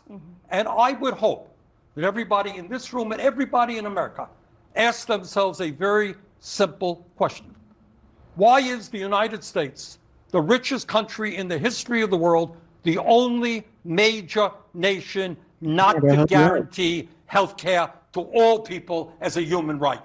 So can I ask, if a one-year extension you say is measly and doesn't cut it, what exactly do you want to see? What would you vote for? Well, again, negotiations are all about a back and forth. And the idea of accepting something for nothing, I don't think is something that we're prepared to do. And by that, I mean, that requires Mike Johnson saying what he's willing to do and engaging in those negotiations. AOC, I don't even want to hear nothing from you. You just said that even if they'll expand the healthcare subsidies, you'll be upset because, oh, they only did it to win the midterms. I'm like, bro. So do you want them to put them on or not? Like, make it make sense. Like, she does not make sense at that very moment. I don't even know how y'all take this lady serious. As soon as she said that, I'd have been like, okay, yeah, so something's going on with the Democratic Party to where she could sit there, complain about healthcare subsidies while also complaining that, oh, well, if Republicans do it, they're just doing it for the midterms. It's like, do you want it on or not? With Hakeem Jeffries. And so this is a team sport. Crazy how they can play both sides like this. Can come to something that we can agree with. So, I think we know what we will not accept. And what we will not accept is for these ACA premiums to skyrocket on the American people. What we will not accept is the doubling of these premiums. And what we will not accept is allowing the teetering of this system to collapse right. Great. Well, you just admitted that the Republicans wanted a one-year extension, so they're not accepting it either. But then you also stated within the same breath that they're only doing it to win the midterms. So which you're also saying that what? You want them to keep it off so they lose the midterms? Like, what are you trying to say, AOC? That's a bit, I don't know, man. That's a bit weird. Like, huh? Before everyone's out. Okay, so you won't accept 1 year. I know, Senator, you've said that you believe they should be permanent, but in terms of what actually happens next year, what do you need to see for the government to be reopened? Can you walk me through what that looks like? All right, so pretty much, yeah, that's a non-negotiable. I mean, y'all said y'all wanted them extended, now y'all wanted them to be permanent. And remember, these are enhanced subsidies. So y'all want to continue this spending. I mean, we're trying to kind of wane ourselves off by growing the American economy and not just pretty much growing the government. I mean, that's one of the main problems of the Biden administration. They put so much money into welfare that they forgot to look out for the American worker. I have a radical idea. You ready for a radical idea? Let's do what the American people want. Do a poll, CNN. Ask people how many think it's a great idea to give $1 trillion in tax breaks to the 1%. Nah, bro, be honest. I would say, man, do a poll. Do you really care that if there's a one-year extension or a permanence to the Obamacare healthcare subsidies, do you really care? Because remember, the whole goal is to reform Obamacare. That's always been Trump's plan. So they're going on two non-negotiables of $1.5 trillion in Medicaid spending and a permanent to the healthcare subsidies, which they're allowing a one-year extension. So I'm not really sure why they switched. Because remember, at first they wanted an extension, now they switched to permanent. I mean, nobody really noticed how Hakeem Jeffries did that, but if you've been paying attention, I mean, the man then definitely switched up the story. And decimate the American healthcare system. And if you do not have a strong majority of Republicans, Democrats, and independents saying that is crazy, I will be surprised. Let's do what the American people want. And at the very least, as we continue the fight for a Medicare for all single-payer system, we're going to protect people today from losing their health care or from seeing their premiums skyrocket, seeing nursing homes, community health centers decimated. But let's say that the White House and Republican leaders say that they will extend these subsidies. It's not clear how long, because you say no. They did say they were going to extend them for 1 year, but y'all want permanent. So the White House has already stated that they will extend the subsidies. I don't know what these guys are like. Well, we do know what they're waiting for. They're waiting to see if they can get them to agree to permanent ones, but I don't think they're going that far. Like I said, they're asking for non-negotiables. They're literally asking for stuff they know the Republicans are not going to go for, and not even trying to meet in the middle in no way, shape, or form. 1 year is not enough. They haven't even really put that forward yet. I think the question is, does that need to be enshrined into law? What does that need to look like before you would vote to reopen the government? Or is a commitment from the White House and Republicans enough? No doubt. I mean, Mr. President is a very honest man. And if he says something, man, you could take it to the bank. So you're saying his word is not enough? Bankruptcy court. His word? No. So what do you need to see? What commitments from? I think we need to see ink on paper. I think we need to see legislation. I think we need to see votes. And I think we need to see these things pass on the floor of the House and the Senate and signed by President Trump. I don't accept IOUs. I don't accept Pinky promises, that's not the business that I'm in. Okay, so you need a signature from President Trump Absolutely. in order to vote to reopen the government. Correct. Okay, Senator Sanders, we've got another question. This one's for you. This is Logan Carey, who is a student at American University, who's a member of College Republicans and has volunteered for Republican campaigns. Thank you for being here, Logan. You're from Green, Maine. What's your question for the senator? Thank you. Senator Sanders, which specific Republicans leaders do you believe you can work with to pass a CR and reopen the government? Look, that's a great question, Logan. Please. And let me tell you, I can, mention a number of them. There are some decent, honest Republicans. And, in American society, we believe in democracy. You're a conservative Republican. We disagree. So what? It's called America. We have different points of view. I got to tell you, though, if I may, one of the things that has concerned me very, very much. He didn't even answer the question. And is that we are seeing the Republican Party doing less of representing their districts and their states than just swearing allegiance to the President of the United States. Now, I never thought that I would say this, but you have somebody like Marjorie Taylor Greene. See, the Dems don't realize that they've already been exposed. These cuts to the healthcare has already been done, and nobody has lost their healthcare service. Like, let's be real. Like, nobody has lost it in high numbers. We haven't seen 1 million, 2, 3, 4 million people hop off Medicaid all of a sudden. Really, we still got 70 million people. And I mean, shout out Mark, because he was like, damn, dude, that's pretty damn high. I know, but we had 1 million more like 4 years ago. So over the last 4 years, we had 1 million people come off Medicaid. And I think that's a good thing. I mean, that maybe they did it because they're in a better place in life, or who knows? Usually when you get off Medicaid, you got a job and your employer is now covering you. So that only means that during those 4 years, 1 million people stopped needing Medicaid. But now all of a sudden, now that Trump's doing cuts to Medicaid, and he's not like he's zeroing it out, like he's just throwing away the whole program. He's just taking it down from like what 1.2 trillion to 800 billion. And these guys are losing their minds as if they're going to stop having health insurance. And that's just not true. Saying, you know what? I was elected by my constituents. That's who I am beholden to, not the President of the United States. So there are good Republicans out there, and if Trump would leave them alone for 5 minutes and not threaten them with a primary, if they stood up and did the right thing, I think we can make progress. I will give you one story. Tom Tillis, conservative Republican from North Carolina. When we're debating this big, beautiful bill, Tillis looks at the bill, he reads the bill, he says, this is a disaster for North Carolina. I can't vote for it. Literally the next day, Trump was all over social media. The billionaires were all over saying, okay, you're finished. We're going to primary you. And a day later, this guy says, I'm out of here. I'm not running for re-election. All right. That's where we are right now. I mean, yeah, you mean like you were going to do with Schumer, like how you guys were going to primary Schumer if he didn't shut down the government? Like, no, don't act like y'all don't play the same tactics. Because, yes, the Republicans do that as well. I mean, go ahead and speak out against Israel as a Republican politician. They'll primary your ass so quick. So, yeah, we do it on our side as well. But, dog, don't play innocent like y'all didn't just do that to my man Schumer. That's the whole reason why we got the government shut down, because y'all threatened to primary this man and Hakeem Jeffries. So let's not pretend y'all don't use the same scare strategy to get y'all people in line, which I disagree with on both sides. Like, I don't like the fact that any side does it.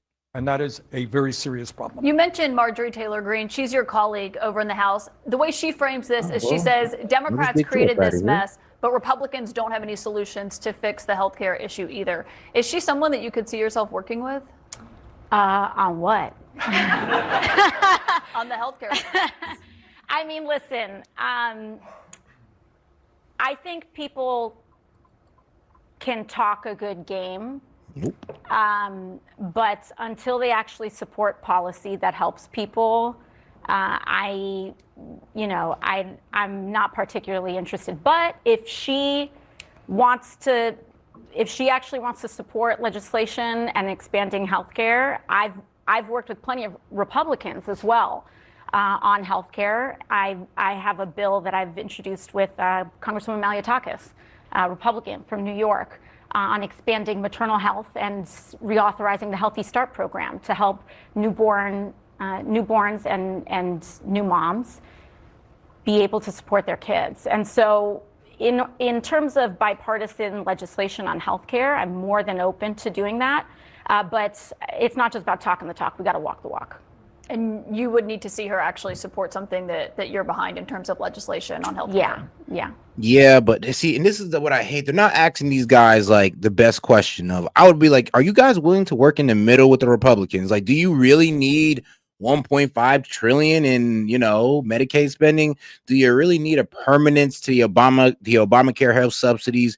Because it seems like you guys are moving the goalposts. And I would ask that question: like, it seems like you guys are moving the goalposts. Are you moving the goalposts? Because first y'all say y'all want an extension, they give you a 1-year extension. Now y'all said F the extension, you want permanence. I'm like, okay, well, that's completely different from what you guys said, but okay. But the only thing that's been remained consistent with them is this 1.5 trillion in healthcare spending. That's the only thing that's remained consistent, and they know that's not a good stance to be on. Because I mean, you can't sit here and act for more spending when you guys are crying about the big beautiful bill spending, and now you want to come here and add more spending. Come on now. Like, do you understand how you guys sound right now? Our next question is for you, Representative. This is a video question. It's from Eric Johnson, who lives in Hernando, Mississippi. He's an air traffic controller and a father of 4 who is joining us via video tonight. This is his question. What do you suggest government workers do for food money when the paychecks stop coming? Damn. I mean, these are the real questions that we have to be entertaining. And as I mentioned earlier, the best and most important solution to this is making sure that we. And shout out Devilish Fish. He says, yeah, Caitlyn never pushed back on Democrats. Facts. Because I know as soon as I seen her too, as soon as I seen Caitlyn, I was like, man, this is going to be a softball for them. I don't know. You know what? I think there should be a switch up. Any Republicans that want to do a town hall, you got to go on CNN because they're going to give you that pushback. Any Democrats that want to do a town hall, you better go to Fox because they're going to give you that pushback. I think, like, if y'all going to do town halls, y'all should do it in enemy territory, respectably. Like, come on now. I think that would be fun. Reopen the and they'd have to ask and they'd have to answer harder questions that would expose people on both sides, not just the Dems. Well, it's really going to expose the Dems, but some Republicans as well. Government not accept the inevitability of this. And come to a resolution as quickly as possible. Extending this shutdown would be a choice. Mike Johnson saying we want to make this the longest shutdown, saying this he did not say for this being the longest shutdown, that's not leadership. That is abdication of responsibility. It's an abdication to families like his, and a complete abdication of the responsibility that we have to people. Now, that being said, we do have to make sure that we come together as communities and that we also systemically expand our programming, like the SNAP cuts that just happened, in addition to the $1 trillion in healthcare cuts as well for families that are under financial duress. You mentioned what Speaker Johnson has said about how long this could go on. We've heard from Senator Schumer as well, who said the other day that as long as this shutdown continues, he said, quote, every day gets better. Now, you know what's so crazy, though? And it's kind of sucks because this kind of shows you how radical the left has become. The fact that Dems can do, town halls and they don't got to worry about Republicans busting in and razzing them and saying all types of crazy things. I mean, it's kind of shameful how the left don't see that as a problem. Like, Republicans can't do a town hall without leftist activism coming in there yelling at them, yelling over the people who's trying to ask them honest questions. Is like, it's damn near sad and kind of let you know who's the more mature side is. Now, I always do say Dems need to get their people under control. Like, you guys want Republicans to speak out, but I've watched a lot of Republican town halls and they all get interrupted by leftists in the back who are yelling, being disruptive, not letting the other people want to ask honest questions talk. You don't see Republicans doing that at Democratic town halls ever. So I would ask the Dems, like, yo, can y'all stop being so freaking childish? Better for us. Do you think every day, though, gets better for someone like Eric? No, I mean, That is not a lie. I wish it was. At the end of the day, dog, I wish what I said right now was a lie. I wish it was, because to sit here and have to admit that grown-ass adults act like fucking children just because the people that they don't like are up on a stage, that's embarrassing.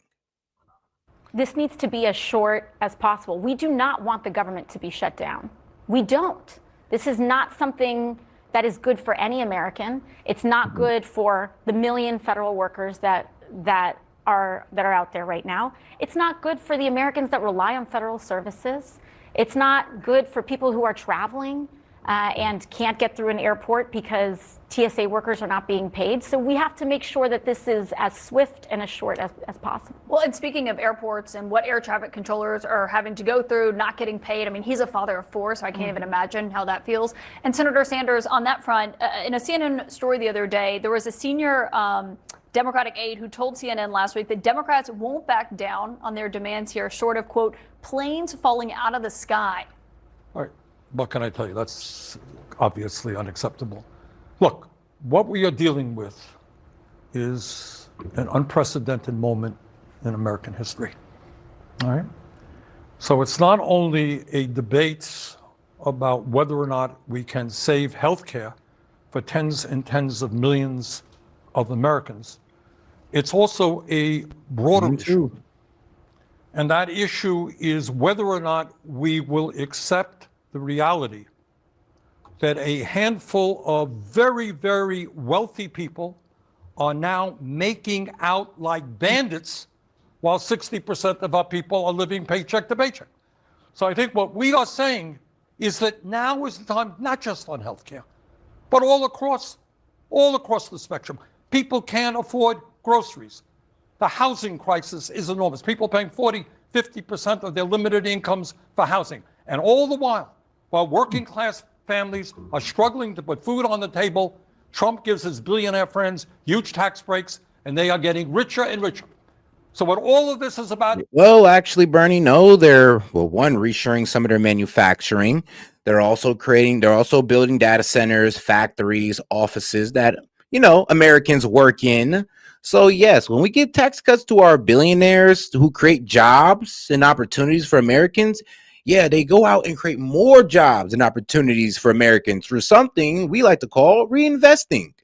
I mean, you damn should learn about it because it seemed like you forgot that's how these businesses grow in the first place, through reinvesting. They make more money through reinvesting, opening up another factory, office, etc., and put people in those places. Yeah, guess what? Gives American people jobs.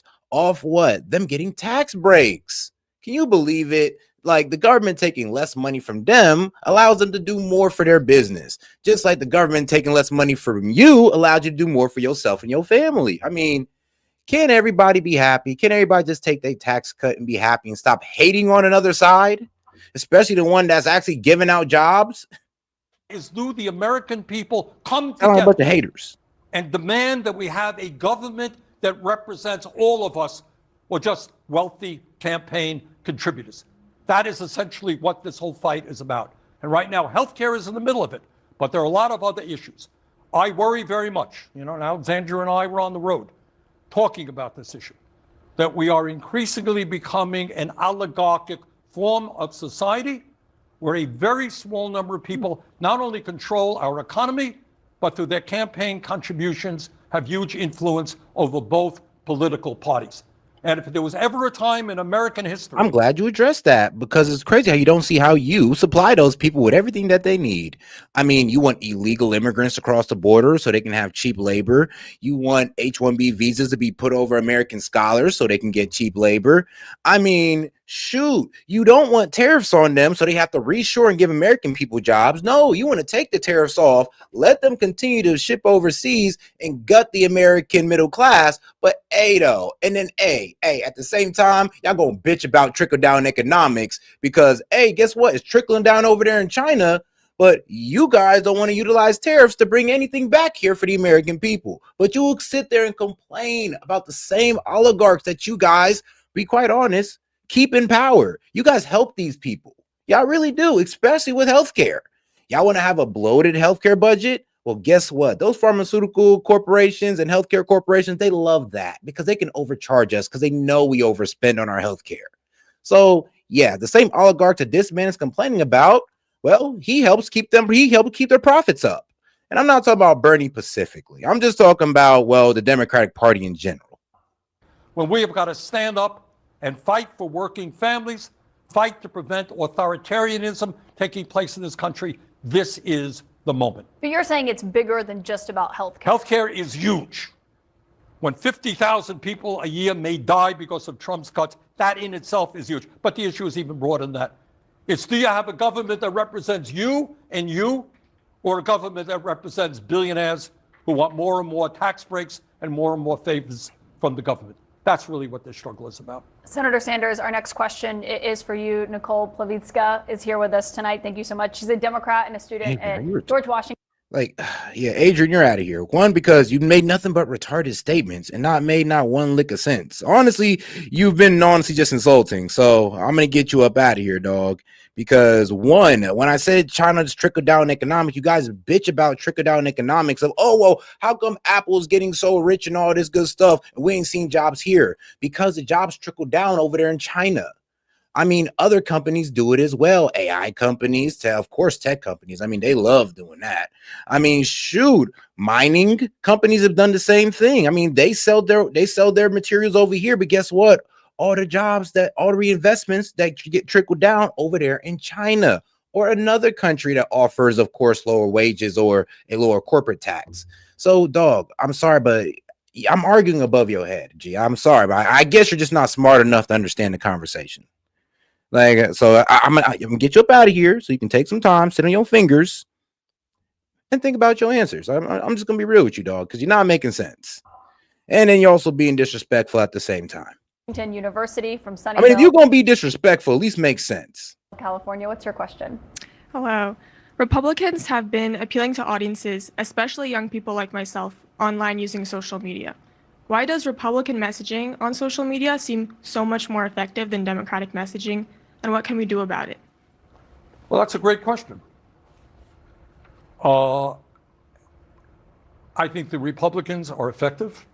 They have learned a lot about social media. And by the way, it doesn't hurt that their friends own all of the major social media platforms. You know, Bezos owns Twitter or X. Zuckerberg owns Meta, Facebook, and Instagram. Mr. Ellison is going to own you pretty soon. I think he's going to take over CNN, not to mention CBS. So these guys have, they can use algorithms to help themselves. But to answer your question, look, it gets back to something that I've been talking about, Alexandria, others have been talking about. What does the Democrat? I mean, you weren't complaining about those social media companies when they were working y'all benefit. When it was low-key throttling any engagement that conservative, any conservative comments, conservative spokesman, all those guys' engagement was being throttled on places like Twitter, Facebook, Instagram, YouTube. Y'all had full dominance on those guys. They was going in y'all direction. They was loving, bro. They was championing everything y'all doing. Now that they go against you guys, now that they're on the conservative side, you guys are being like, you know what? They're all billionaires. We just need to tax them to death, and we need to censor the social media companies, because they're no longer censoring for us no more. I mean, sore losers. What do you stand for? And I think messaging becomes easy when you're prepared to stand up and fight the right fights. And what is the right fight? At a time when the top 1% owns more wealth than the bottom 93%, and the rich are getting richer while working families are struggling, you tell me what the issue is. And the issue is whether you stand with the working class of this country or with wealthy campaign contributors. And we're seeing more and more Democrats. I mean, I would ask Bernie, well, how can you say you stand with the working class, but you argue against tariffs that's a plan to bring jobs back to America? And I mean, let's be real, the same people you're crying about, they take advantage of overseas, of overshoring. I'm sorry, but the word is escaping my head, of reshoring or whatever. But they take advantage of cheap labor overseas, and you guys don't really care about that too much. Actually, they also take advantage of cheap labor inside of America through illegal immigrants. You guys don't touch on that, though. But you guys want to complain about what? Their profits that they're making off the policies that you guys are imposing? Like, remember that. They're making great profits off you guys allowing illegals into here. They're making great profits over the fact that you don't protect the domestic economy or the domestic market with tariffs. I mean, they make great profits over your guys' neglection of protecting our industries and middle class. That's what they're profiting off of. Around the country, by the way, beginning to understand that. But to her question about how it ain't about us it ain't about us taxing them. It's about us not holding them honestly accountable. making them make sure they work for the American people and make sure that it's more profitable to be in America than overseas. Because let's be real, I mean, you make it, and these are the guys who are making it unprofitable to produce in America, but then bitch about the profit that these guys are making overseas by undercutting American workers. Like, I don't even know how y'all can sit here and have this like argument when you guys are the main ones perpetuating it. You're reaching out to people. The two of you did a video recently that got millions of views explaining the government shutdown, talking about why you think this fight is worth it. Democratic leaders did one, a live stream that only got a couple tens of thousands of views, much less than both of y'all's. Do Democratic leaders need to up their game and how they're reaching people? This is the master of social media. I'll let her answer that. Well, I think to Bernie's point, we're successful in these mediums when we're clear about what we believe. And whether in the great diversity of our country, in the very different perspectives that we may have, I know very concretely what I believe. Bernie knows very concretely what he believes, that healthcare is a human right, and that the minimum wage should be a living wage in this country, that public colleges and universities should be tuition free. I mean, free college and all that good stuff, maybe. But what was she saying before that, though? Because like what she said before that actually kind of irks me the wrong way. Let me see what she said. Bernie knows very concretely what he believes, that healthcare is a human right, and that the minimum wage should be a living wage in this. All right, yeah. See, the same people that say they care about small businesses are going to crush small businesses by raising the minimum wage. It's like, sadly, these small businesses can only afford to pay that 10 to, I don't know, maybe like $9 to $10 an hour. They can't afford that $20 or $30 that you guys want. Okay, guys, y'all need to chill with that, or you're going to be seeing AI being used in even these small mom and pop restaurants. Okay, so chill out. This country, that public colleges and universities should be tuition free, that no person in this country, in the wealthiest nation in the history of the world, should be too poor to live. I don't know about that, man. You see how public school worked, and that's, I mean, shoot, public education is complete trash, especially in inner cities.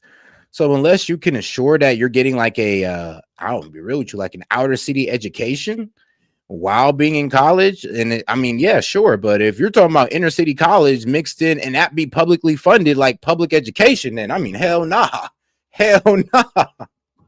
Nah, not at all. We don't need that. I mean, look at the inner city schools and tell me how that run for us. And that's damn near all the way up to high school. Can you imagine how effed up it would be with college? And it is clear to communicate that as an individual. Now, to the question earlier as well, when they talk about Republicans and their success online, they have been successful because they have also been very clear, especially digitally, about what they believe, that women are inferior, that they do not deserve equal rights, that they believe that LGBTQ Americans are subhuman. Whoa, sis, chill. Okay, maybe you're a little bit right about the female part, but the LGBTQ part is wild. We don't think they're subhuman. We just don't want them spreading their ideology to the kids. Okay, that's it. They can do whatever they want. Just keep your ideology away from our kids. Yes, keep your sexuality away from the kids. And we're all good. And it's all good. Y'all can do whatever y'all want. Now, about women and all that wild stuff, I mean, thinking that women are inferior, well, I mean, kinda. There is dudes that think like that. Like, let's be real. I'm not gonna sit here and pretend like we don't got those on the conservative side. We got some pretty chauvinistic guys on this side, but they don't hate women. I mean, come on now. You could think that you're better than women and not hate women. That they believe and are certain. Not that that's me, though. Not that that's me. I'm just saying. It is pretty funny how she's trying to frame the conservative as people who hate women. I'm like, aren't the conservative men the guys who are trying to get married to women and give them loving families, while you guys are just trying to give drugs and, I don't know, abortion pills to women? I mean, come on. Which side sounds like the side that love women more? Oh, let's not forget this. The Dems are also the side that put, male and women's sports. I mean, men and women's sports, right? We're trying to take them out. So come on, AOC. Who loves women more? The conservatives. Of course we do. Circulating disgusting racial and white supremacist messaging that they are able to get away with digitally and online.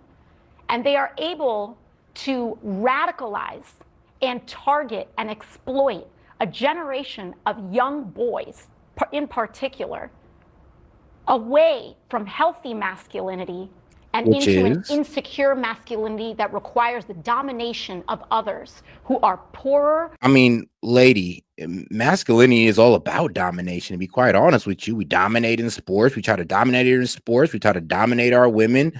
I mean, shoot, bro, it's like being a man is about being competitive. It's about dominating.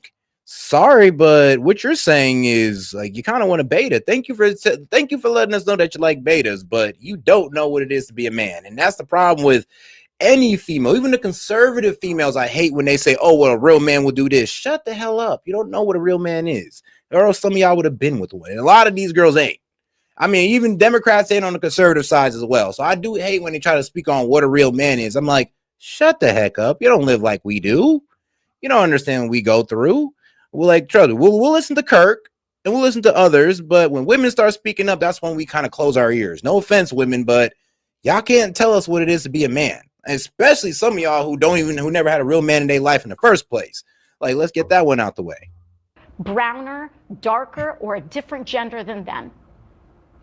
And that is why they are Also, I'd like to ask her, so what's the masculinity to you? Like, what's masculinity to you? Because I guarantee you she's going to tell you a whole bunch of girly stuff. resonating online because they are appealing to the most basest and worst parts of human nature to divide us. And why to divide us? So that the same people who own those platforms, people like Elon Musk, Peter Thiel, Mark Zuckerberg, that these people can continue to get away with highway robbery in tax cuts and in order to fleece all of our pockets, cut our health care, keep our wages low so that we remain fighting amongst ourselves Keep while our they wages make low. themselves richer. Sweetheart, you're doing that by allowing immigrants, illegals into your city. You guys do that by championing H-1B visas over American scholars. I mean, that's what you guys do. I mean, trust me, there is no amount of tax cuts that helps the billionaires more than Democratic policies. And so in order for us to fight back against that, we must be clear about what we believe, have strong beliefs, and also be completely unwilling to bow to that kind of division and stand in solidarity with one another, especially when it is someone whose culture is different from ours or whose background we may not entirely understand, but that we honor, love, and see as our fellow Americans. Representative Ocasio-Cortez, Senator Sanders, we have a lot more questions for both of you coming up. We're going to take a short break and be right back with our CNN Town Hall. And we are back with Senator Bernie Sanders and Representative Alexandria Ocasio-Cortez here tonight for our CNN Town Hall. Representative, this next question is for you, and it comes from Ashley Vasquez, who is from Washington, D.C., and is an attorney with the Department of Housing and Urban Development, who is currently furloughed. I should note that Ashley and 4 of her colleagues have filed a lawsuit alleging that HUD retaliated against them for helping others exercise their rights under the Fair Housing Act. Ashley, what's your question tonight? Thank you. Just to reiterate, I am speaking on my personal capacity, not representing the government, and I'm here with some of my colleagues who have been fired for speaking up and speaking out. So my question is about retaliation. And congratulations, baby. You just expose yourself as part of the deep state. I mean, yeah, when a president hands down policy, there's bureaucrats unelected like this right here that will hold things up, misallocate funds, or just slow roll the policy. Yeah, thank you for admitting that you're part of the deep state because you obviously look like a leftist. So, and I mean, that's the thing that the Trump was surprised that the Democrats letting them do. Is like, you just left all of your deep state cronies to get cut, right? All your bureaucrat cronies I can now cut at will. Like, appreciate you guys. So Dems, I mean, if you guys thought this was a good idea, you've only left yourself open to Trump to pretty much gut your favorite staffers out. Many career federal employees have been afraid to speak up. They've been afraid to push back on illegal orders, and some have even felt the need to comply in advance to prove their loyalty and protect their jobs. What would you say to those career federal employees, and is there anything at all that can be done to stop the retaliation and overcome this culture of fear? Well, thank you. Thank you for your question. And, you know, I think even all of us heard at the top of the show tonight that many of the federal workers here are not having, that CNN is not disclosing the party affiliation of the federal workers that are here tonight. And that's for a reason, precisely because of the question that you're asking, because there is a fear over political retaliation by this administration and a singling out and isolating of career federal workers based on party affiliation, just in their participation in public civic discourse. And this is from a Republican Party that claims to believe in free speech, which we know from their actions in the last couple of months have actually been doing nothing but the opposite. No one should be afraid of retaliation in their workplace. It's just unacceptable. And it's not, we're not just talking about the Department of Housing and Urban. Now, AOC, I pray to God you're not trying to defend the people who are championing Charlie Kirk's death who got mass fired. So if you don't understand, there's people who are, of course you guys do, there's people who are celebrating Charlie Kirk's death. And I was actually seeing some Dem try to say, oh, this is against free speech. They shouldn't be fired for this. It's MAGA's being snowflakes for getting these people fired. I mean, you know, your job will tell you right when you get hired that, yo, you got to watch what you say on social media because we can't fire you for that. So if you're out here, you know, I don't know, championing somebody's death, a political figure's death, I mean, you think your job wouldn't keep you around since you're such a brand risk? Even if you just are a low-level employee, you can still get fired for that. I mean, and here's the thing. If you're like a mid-level or a top tier or a high-level employee, I mean, I would really hope you're smart enough not to make those type of comments online. I would really hope. But I hope that's not what she's defending. Now, if this is about Jimmy Kimmel, I mean, look, man, talk to Disney and ABC, man. Don't talk to Trump. Urban development. We're seeing this as well at the FDA, the CDC, the NIH, where people's lives are literally on the line. People are being fired. Career, we're not talking about political appointees. We're talking about career civil servants, people who have been scientists for 20 years. Yeah, I know. It was happening all through. I mean, there's a lot of people who was championing Charlie Kirk's death. I mean, teachers, professors, scientists, and they got fired because they were championing a man's death. If you're saying that's a violation of freedom of speech, I mean, sis, you kind of missed out on out on, I guess, civics class, or you may have missed out on your first job. Like your first job ever told you, you know, if you say something wild on Facebook or MySpace, we can't fire you, considering, you know, her age. But yeah, no, that's not how freedom of speech works. You can't just sit there and say whatever on social media and act like your job can't fire you for it. I mean, same thing with Jimmy Kimmel. You just can't sit there and say whatever on your show and act like ABC or Disney can't do something about it.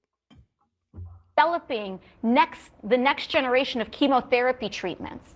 People, the absolute public servants who, by the way, forego very often lucrative careers in the private sector because they believe in the values of public service. That is who this administration is targeting.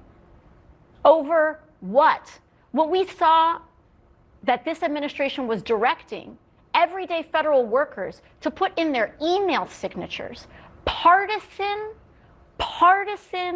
messaging that is likely in violation of the Hatch Act. And so this intimidation that people are feeling is not just about expressing themselves. They feel that this administration is trying to pressure them into breaking the law, or else they will lose their job.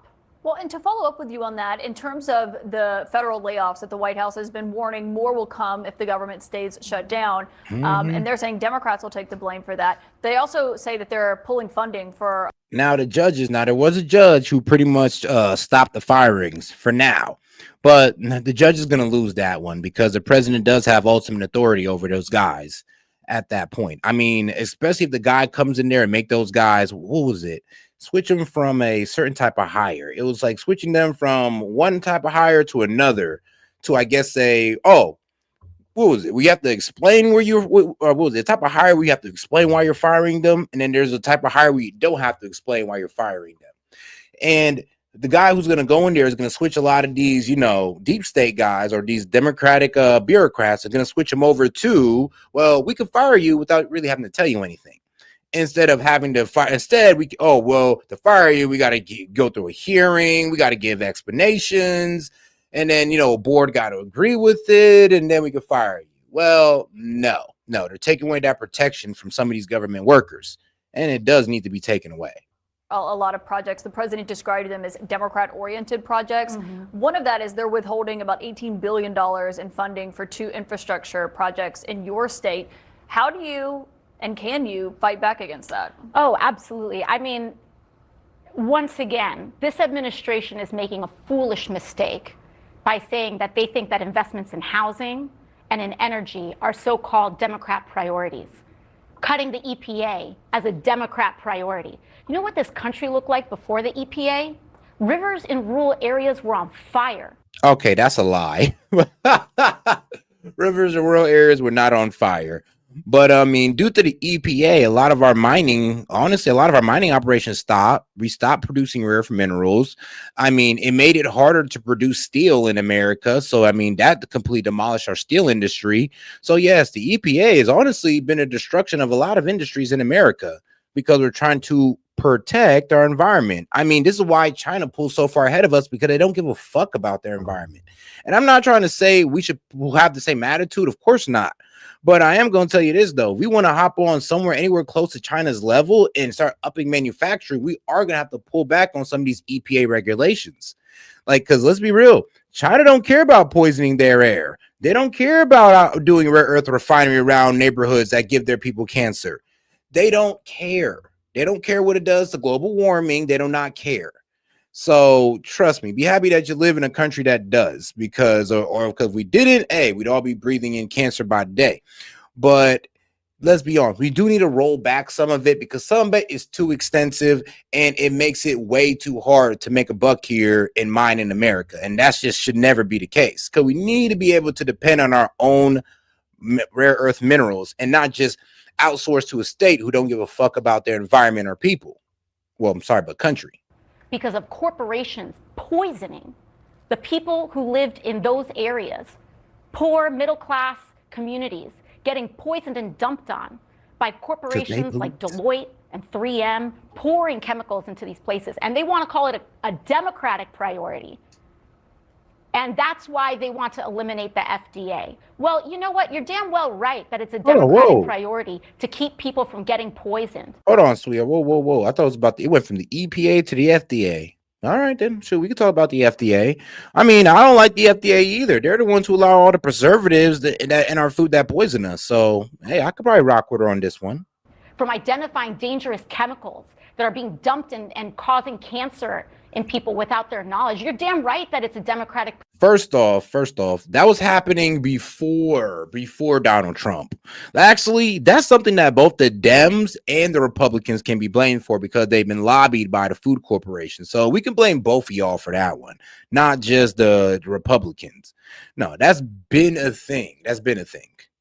Priority to bring down the cost of housing and mortgages and rent. And you're damn right that it's a Democratic priority to raise the minimum wage in this country, to allow people to get a fair shot at the American dream. If they want to say, how about this? Why don't y'all try bringing more jobs into America? Bring more jobs into America instead of worrying about raising the minimum wage. Try to bring more high-paying jobs into America instead of trying to raise the minimum wage, because you're only going to destroy small businesses with that logic, and you guys won't take accountability for it. So just go ahead and just, throw that whole idea out the window.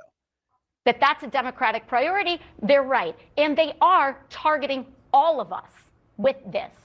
And so I do think it's important for us to remember that, and that these priorities are actually not partisan at all. And Senator Sanders, on this front, when we look at funding that Congress has already approved, one thing Democrats want to try to do here is to limit the White House's and the president's ability to rescind funding that's been approved by Congress.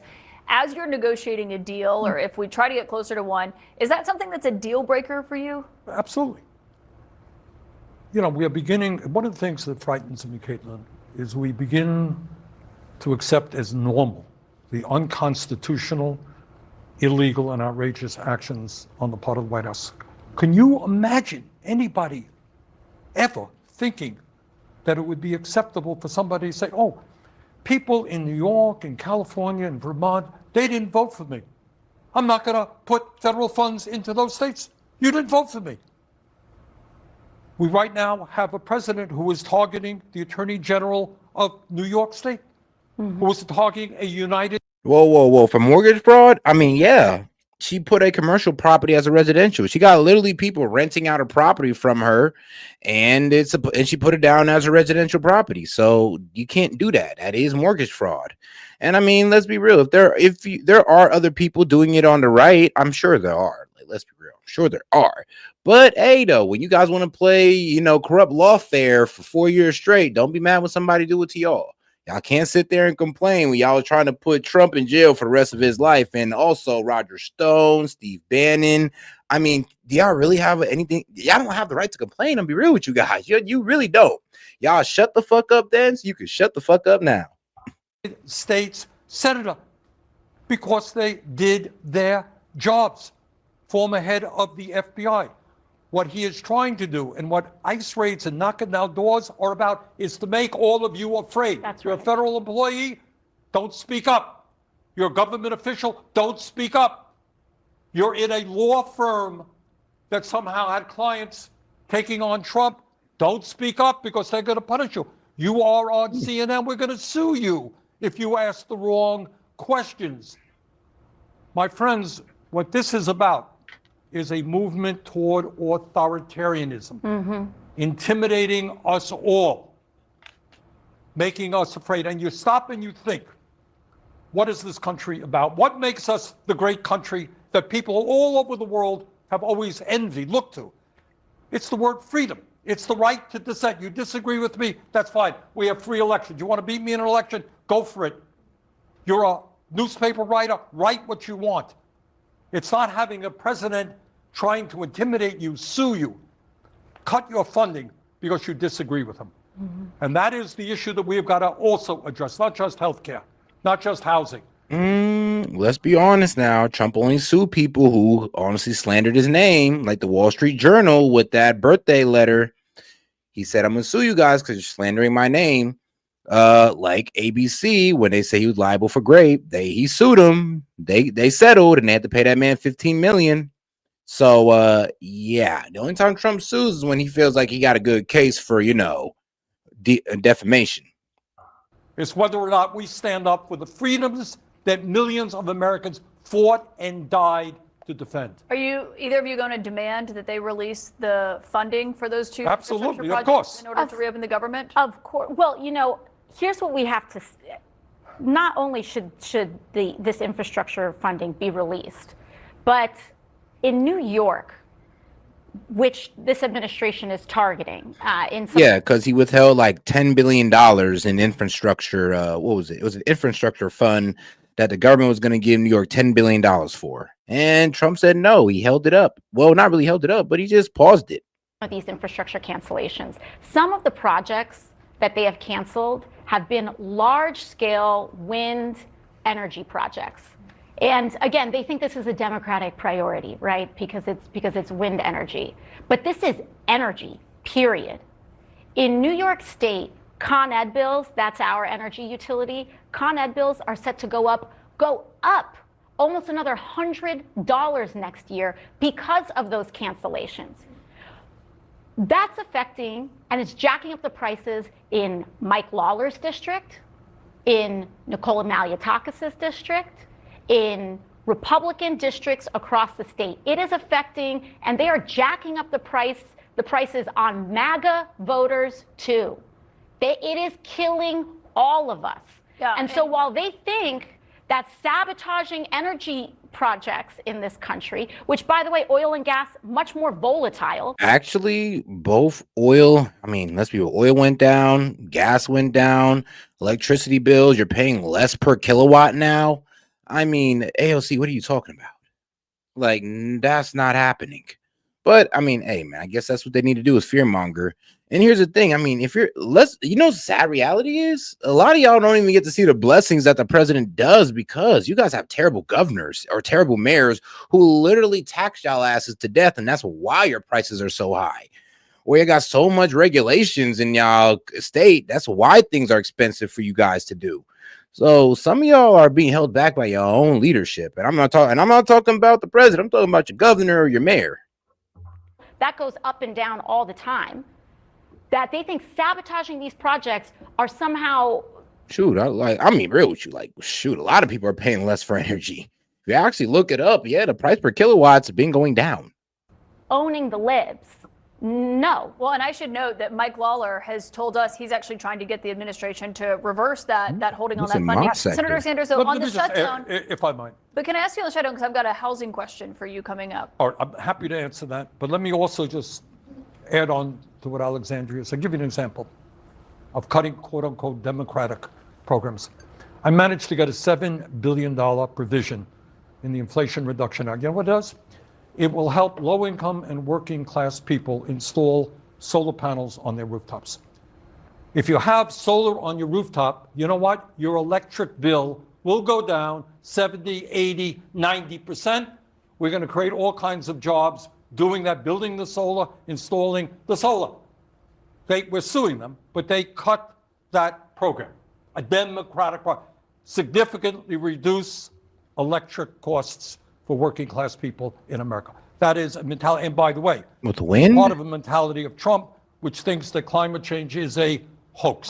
Well, and they've warned that more cuts could come the longer this shutdown goes on. Senator Bobby Harms is joining us. She's a bartender from Horn Lake, Mississippi. She is a Democrat. She submitted her question via video. A Democrat from Mississippi. Indeed. All right. There we go. My American dream has turned into a nightmare. My family was only days away from closing on a USDA loan for our dream home. Then came news of the shutdown, and now we face uncertainty. Our lease is up, and now we have to move. This shutdown is costing us our chance to live our dream. What are you doing to end this stalemate and help restore faith in our elected officials, the people I helped to choose to guard my American dream? We're going to do everything that we can to bring an end to this terrible shutdown, which is hurting you and which is hurting 1 million federal employees and millions of people who use federal services. But also, you know how you can just expose them on this? Ask them, okay, then you understand that American people are hurting. All right, cool, then vote on the CR bill. Today, both of you go down there, vote on the CR bill right now, and let the government persist. I mean, well, let the government go on. Let these people get paid. If you guys truly care about that, because remember, we're waiting on Dems. We're not waiting on Republicans to vote on the CR. They're already in agreement with it. We're waiting on Dems to sit down and sign. We're not waiting on Republicans. We're waiting on Dems. So if you guys really care about this government shutdown, take y'all asses up there to Capitol Hill and sign.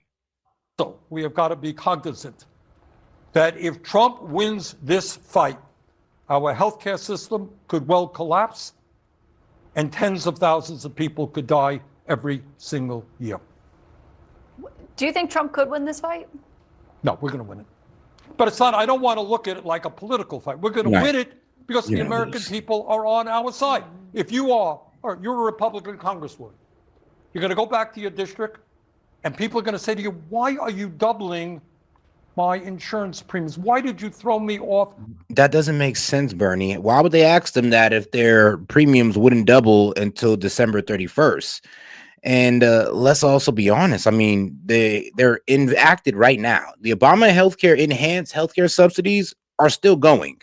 They weren't going to end in October. They weren't going to end in November. They were going to end at the end of December on the 31st.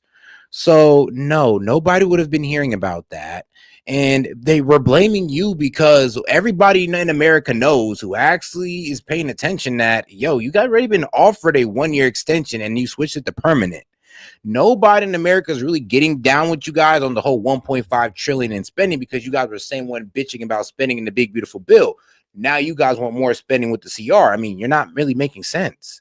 I mean, anybody with common sense is going to see you guys, honestly, as hypocrites and frauds. Of healthcare.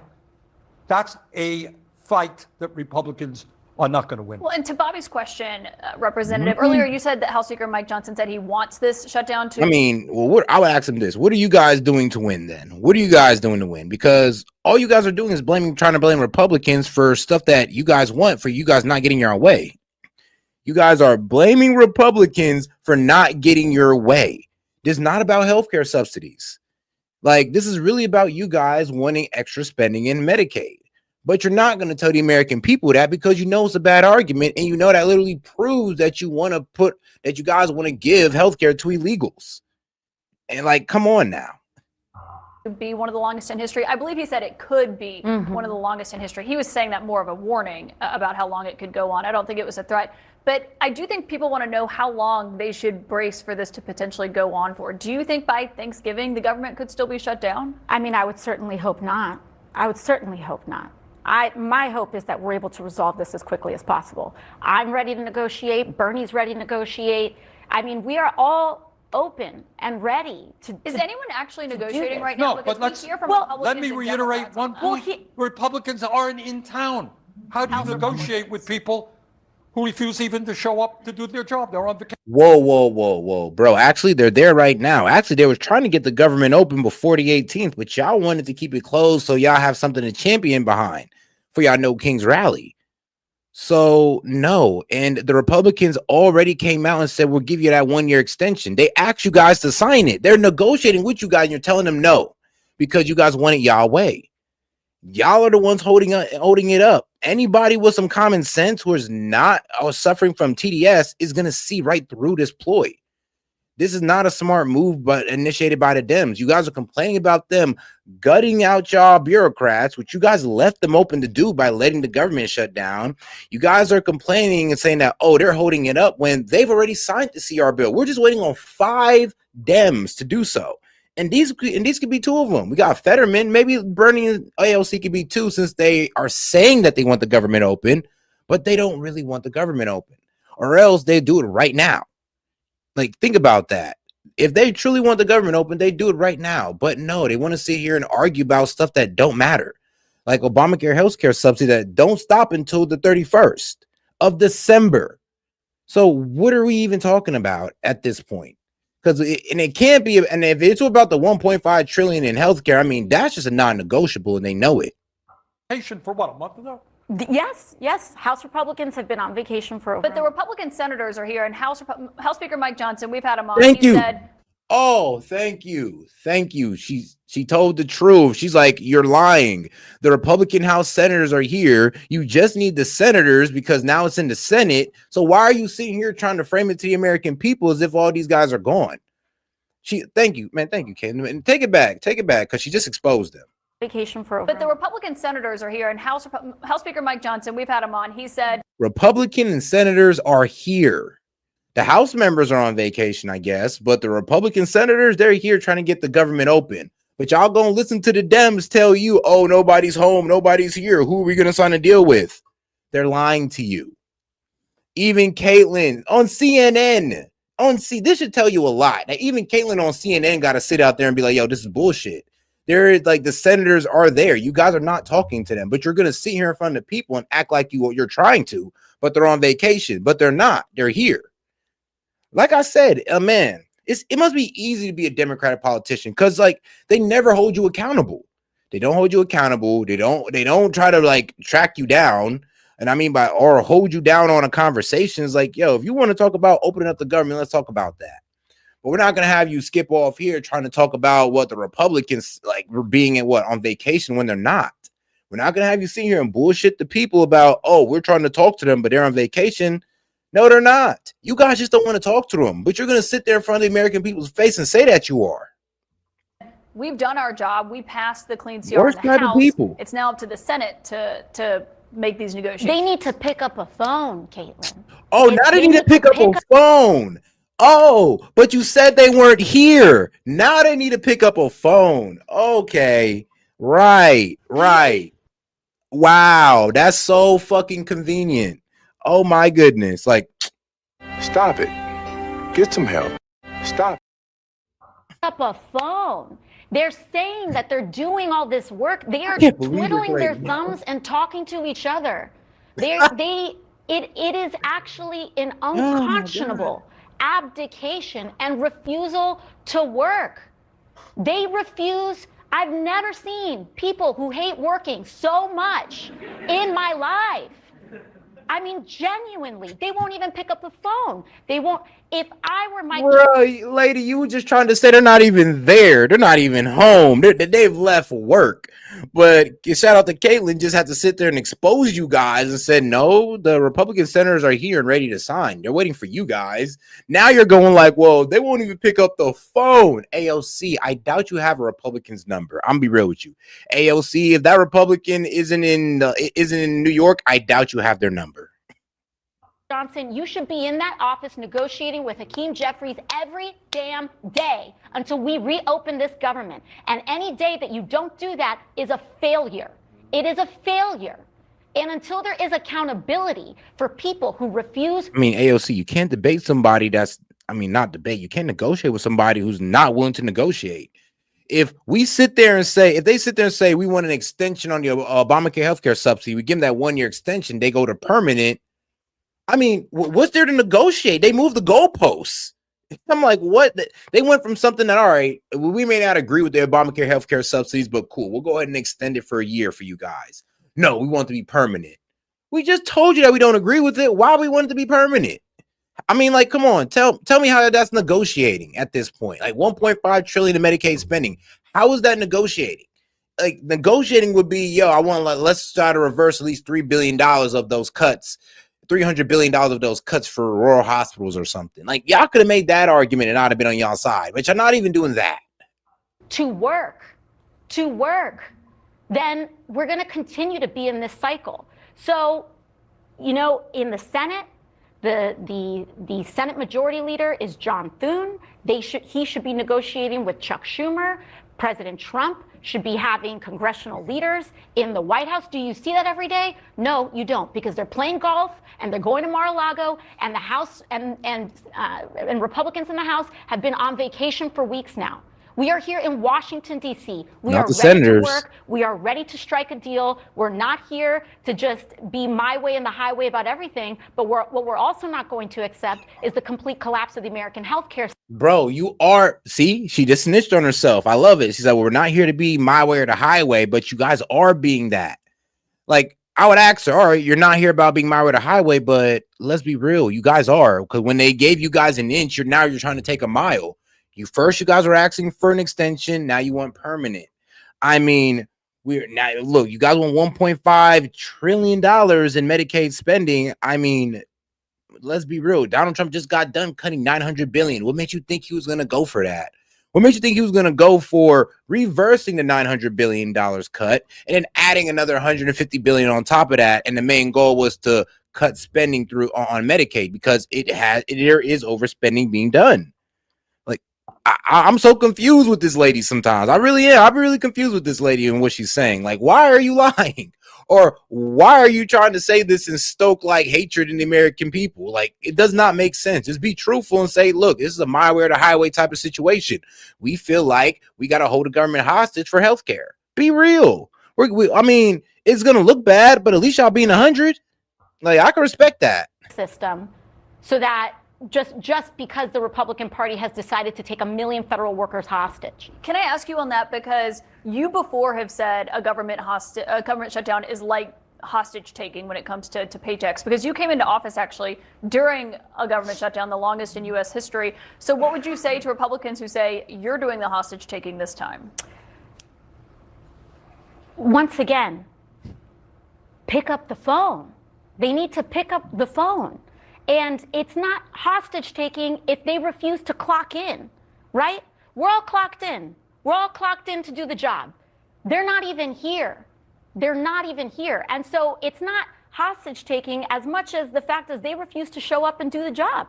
Once again, lie again. The law is in the Senate. They need 60 votes.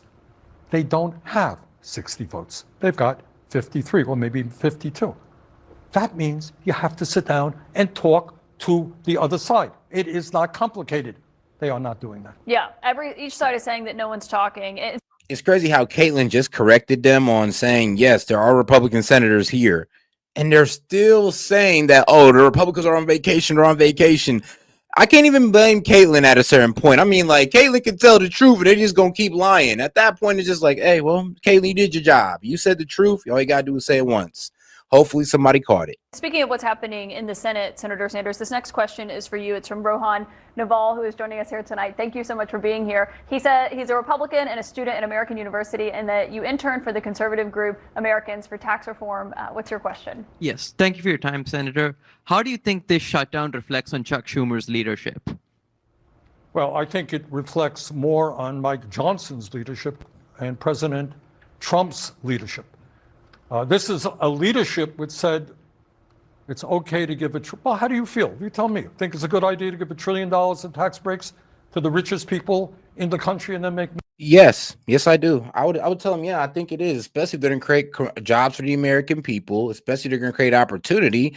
I mean, Bernie, what are you going to do if we gave you a tax break right now? You're just going to buy another nice ass house. They get a tax break and they buy, well, a nice ass factory for people to work in, a building, an office building for people to work in, a hotel for people to work in. What do you do with your money, my man? I mean, I'm talking about the rest of y'all too, because these billionaires that y'all hate so much, they're the reason why a lot of you guys got jobs.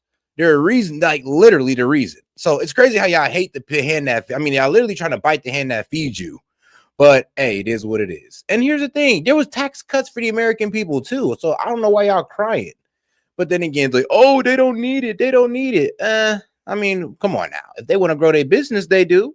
If they want to buy that another building, or they want to buy, I don't know. They want to hire more people. Yeah, they're going to need them tax cuts, guys. So you stop crying. Stop crying about tax cuts that benefit you. I mean, the ones for the billionaires and the ones that you get yourself. Massive cuts to healthcare for working class people? I think Chuck Schumer has voted for continuing resolutions 13 times in the last 4 years, and he has the opportunity to vote for one again, but he's refusing to come to the table. Well, I think, look, as I have said, there are 53 Republicans in the Senate, correct? This is a bad argument, but I mean, he just kind of hit you with that Chuck Schumer argument. He's like, well, Chuck Schumer voted for it all the time. I mean, what's up? What's so different now? Well, what's the difference is, well, kind of what AOC was saying.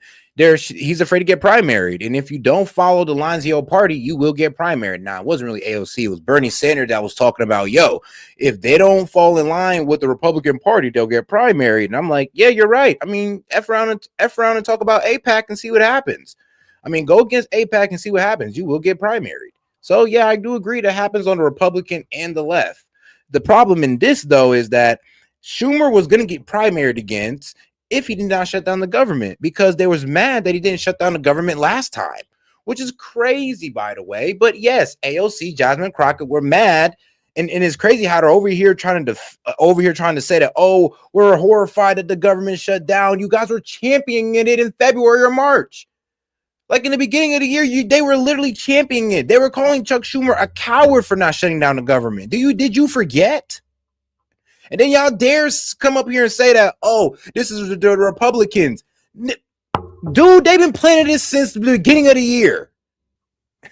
Yeah. They need 60. What does that mean? It means you have to talk to the other side. Mike Johnson is not talking. John Thune is not talking. President Trump is not talking. That is the problem. Well, they say their position is reopen the government and then we'll talk. Who changes their strategy first? Who's going to blink first? I think is a question a lot of people have. Well, I certainly hope this is not a game. I mean, a lot of lives are at stake in terms of our federal employees who are hurt, and in terms of tens of millions of people who are going to suffer from these healthcare proposals. So I hope the Republicans do the right thing. Come to the damn table and talk. Can I ask you, Representative Ocasio-Cortez, on that? Because we actually heard from House Speaker Mike Johnson today on Chuck Schumer. He said he's supporting the shutdown to prevent a primary challenge from his left wing. Do you think that's what's driving Senator Schumer here? No, absolutely not. That is... As the lady that was calling Chuck Schumer a coward and saying that he bent the knee to the Trump administration and that he deserves to get primaried against, you said that like, what, 8 months ago? Nah, AOC. Nah, you should have let Bernie answer that question, because you were the main one saying that Chuck Schumer should step down for not shutting down the government. It's such an insane suggestion. And In fact, it speaks to how desperate they are. This claim has been, Mike Johnson's been saying this, John Thune's been saying this. They are saying this because they are refusing to do their job. They're grasping for straws. They're trying to make this about political tabloids and political intrigue and horse races, exactly the kinds of things that people are sick of in this country. We're sick of it. We're sick of talking about these horse races, and we're sick of leaders who only want to spend their time talking about that instead of talking about real issues that affect our lives. Instead of talking about healthcare, instead of talking about wages, instead of talking about having air that's drinkable, air that's breathable and water that's drinkable. Okay, cool. And it is honestly astonishing to me that the Speaker of the House would waste his time on something so inane and silly instead of actually worrying about his own constituents who are suffering at the hands of his leadership. But are you saying that Senator Schumer should not be worried about a primary challenge from you? All right. No. Let me jump in on this one. This is what we're talking about. That's exactly what we're talking about. This is what we're You have a talking country about. that is falling apart. We had a housing crisis, a healthcare crisis, an education crisis, massive income and wealth inequality, a corrupt campaign finance. I know we had all this crisis under Biden. Y'all didn't do shit about it. So, can we let this man cook? Can we let Trump cook, guys? 'Cause let's be real. We gave the mantle to y'all for 4 years. We let y'all have the office for 4 years, okay? And every problem that Bernie just went off on, we had all those 4 years. So can the man cook? Can he cook, guys? It's only been 9 months. Let's wait like 2 years before we start crying about Trump's policies, this and that. Because dog, the fact that Bernie Sanders can sit there and yell about this, bro, did you forget the last 4 years where all of that was going on? System, and the media says, "Oh, you're going to run. What are you going to run for?" Nobody cares. She'll run what she wants. Nobody cares. No. We're wondering who's going to run because you guys have terrible leadership, and we know that y'all leadership need to change. You guys have terrible leadership. You need to replace Schumer. You need to replace Jeffries. We're damn near trying to give y'all some advice, and y'all keeping the same bad leadership that's screwing you guys over. We're trying to say, when y'all gonna change? AKA, bro, y'all need to change some of the leaders there. Y'all need to primary some people. Like, we're trying to give you some advice, but y'all not taking it. But hey, man, keep thinking yourselves though. Look, midterms gonna be a breeze if y'all keep going like this. The House Speaker and President Trump and the Vice. Look, man. At this point, bro, Trump better be on that Epstein list, or y'all are gonna lose the midterms. Like, that's the only way y'all gonna win if Trump's on the Epstein list. If he's not, y'all screwed. It's over. Y'all cooked. Finito. President saying it. Right. Pardon? Well, of course, they're saying it to deflect attention away from the real issue. Exactly. And here, let me tell you what the real issue is. Let's see if CNN talks about it. We're living in the richest country in the history of the world, right? All right, you tell me why we're the only nation not to guarantee health care to all people, the only nation not to guarantee paid family and medical leave, why we have a $7.25 an hour minimum wage, why we have 800,000 people sleeping out on the street, why we have a president who denies the reality of climate change, why we have oligarchs on top who have more and more power every day. Let's talk about that issue, not her own political future. She'll decide that. On that note, Senator Sanders, Representative Ocasio-Cortez, we have many more questions coming up. We'll be right back from our CNN Town Hall right after this. Representative Alexandria Ocasio-Cortez. Senator, I'd like to ask you about some breaking news that happened today and what we had heard from the White House. The president confirmed that there are CIA actions happening in Venezuela. We've seen multiple strikes happening on what they allege are drug boats out in open waters. Are you worried about this escalating further from here? Well, I am worried again about the president acting in an unconstitutional way. The Constitution is pretty clear. You want to go to war, you got to go to Congress. You got to need authority from Congress. Think about what kind of world we live in. If just governments are busy bombing and attacking other countries at will. So that concerns me very much. So yeah, I am concerned. And his argument is he's saving lives because he's alleging that they're Good. carrying They come to the drugs Congress and boats. explain to us why you are doing that. And if it makes sense, you'll get support. Okay, so you're not saying you're against it. You're just saying you'd like to have them I am make saying that the justification. president is acting unilaterally in violation of the Constitution. That's a pretty big deal. And Representative Ocasio-Cortez, another question tonight when it comes to how this shutdown is playing out here in Washington. I want to bring in Jill Ireland, who is a Democrat who works in insurance. She's from Santa Barbara, California, and her question is appearing via video tonight. Hello. My question is, do you think that taxpayers should be paying for the medical care of immigrants that are in the country illegally? Thank you. All right, so, and here's what a lot of people don't want to admit, but yeah, no, the president, including Trump, does not need a pre-approval from Congress to order a limited military strike or bomb terrorists. And the reason why I'm using the word terrorist, because what did Trump designate the cartel as? Yes, a terrorist organization. So he does not need Congress approval to go bomb some terrorists. I mean, he didn't need Congress approval to go bomb the Houthis. He didn't need that. He didn't need proof for that. So he don't need approval to bomb a bunch of terrorists out the ocean. I mean, hey, it is what it is. Now, if they were a criminal organization still, okay, yes, we'd have to, pull them over, National Guard, put them in jail, and, watch them beat the case with a limited amount of cartel money. Well, sorry, but those days are over. They're a terrorist group, and we will blow their ass up out the water. Yep, and we'll have the fentanyl floating in the sea. Well, we already know, and this is a common lie that Republicans have been repeating, that this shutdown is about Democrats trying to provide health care to the undocumented. And we all know. Hey, shout out everybody in the chat who's saying y'all wasn't concerned when Obama did it, because that is facts. Bro, Obama killed so many damn Muslims, bro. It's so crazy. And y'all ain't saying nothing. Bro, he killed those Muslims and didn't even benefit us. This man kills the narcos and it benefits and it saves American lives from future fentanyl deaths or fentanyl overdoses. Obama bombs a whole bunch of Muslims and gives no benefit to the Americans, but hatred of America now in the Middle East, in what? I believe Western Africa, well, Eastern Africa. I mean, where was the complaints then? Because I'll be real with you, we needed them then. Like, that's when y'all should have really been speaking out, not now.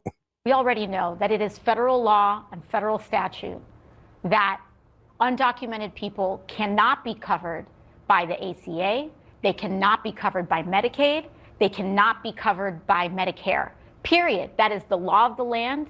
There are plenty of federal laws on the books. Now, the vice president has been trafficking this other misconception, saying that the emergency Medicaid program is providing health care to undocumented people.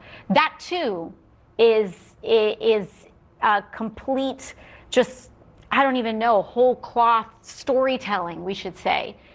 The truth of the matter is that we have a federal law, as it should be, that any person who walks into a hospital in desperate need of medical attention receives that medical attention regardless of their insurance status and regardless of who they are. And I don't know about you, but me as a human being, I don't want to live in a world where if a human being is struck by a car or is getting rushed into a hospital, that the people in the ER surgical room are asking for your insurance information or asking for documents before they save your life. But can I ask you on this to follow up? I mean, well, you know what's going to prevent that? A low amount of illegals crossing the border. I mean, yeah, we won't have to worry about problems like that if you don't flood the border with millions of illegals. You don't ever got to worry about that, not one bit. And the MTELA law could be enacted for American citizens. Because here's the problem: you're right. I don't ever want to sit there and have to hear about and. I don't care what anybody who's like extremely hurt, getting brought into the hospital and be like, sorry, we can't treat you because you don't got insurance. We can't treat you because you're an illegal. I would be offended by that. But here's the thing though. You don't understand where y'all policies put immigrants in the way of that. You don't see where that kind of puts them in the way of costing the American people because the cops got to charge it to Medicaid. I mean, do you not get how that hurts us? I mean, let's be real. There's some state-funded healthcare services that even put illegals on their service or on their program. So what are y'all trying to say here? Like, what are y'all trying to say? Because I get that we don't want nobody just sitting out there hurt, but y'all can't act like y'all didn't create this problem. So really, how are y'all going to solve the problem then? Because letting in more illegals, I'm gonna be honest with you, it's going to have to come to a time where we do tell them no. If there's enough illegals that come in here and they over abuse our healthcare system, then we are going to get to a point where we tell them no. If you allow these illegals to keep abusing this, we're not there yet, but guarantee if you push the American people hard enough, we will get there. Said that it is federal law that people, undocumented immigrants, can't get Medicare, Medicaid, the Obamacare subsidies.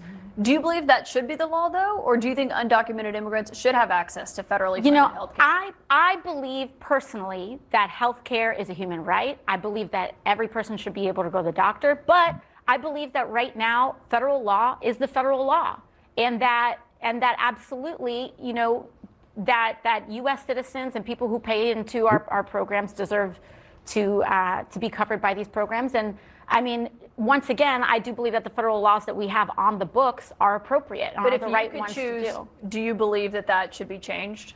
Pardon? If you could choose, do you believe that the federal law should be changed? I don't. I believe in a single-payer healthcare system where if you go in and you need a doctor, you can get the medical attention that you need. Okay, let me just make a point here. Do you know what demagogues like Trump always do?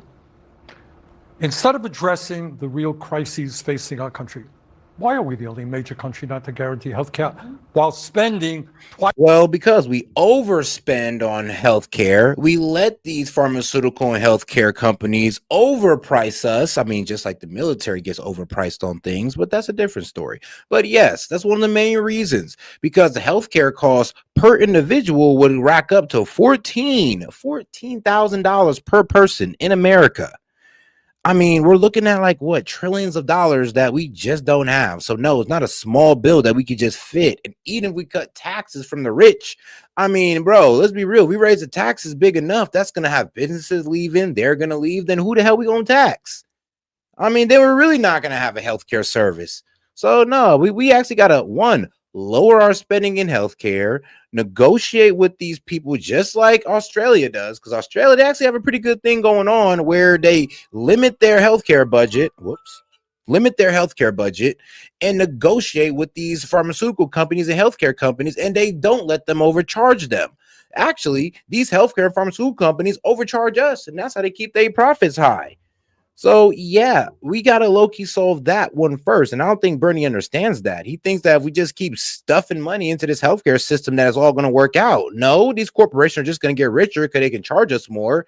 And that means there's more open room for waste and fraud. Well, not really.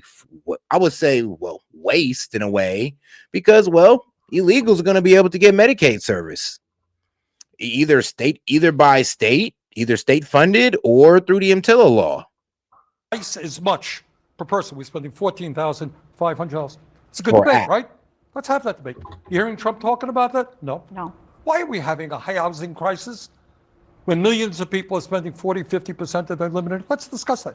I mean, shoot, we could have discussed that, I'll be real with you, Bernie, 2 years ago. That'd have been a really good discussion because it was happening then. It was happening then too, Bernie. So where was that discussion then? What demagogues do, guys?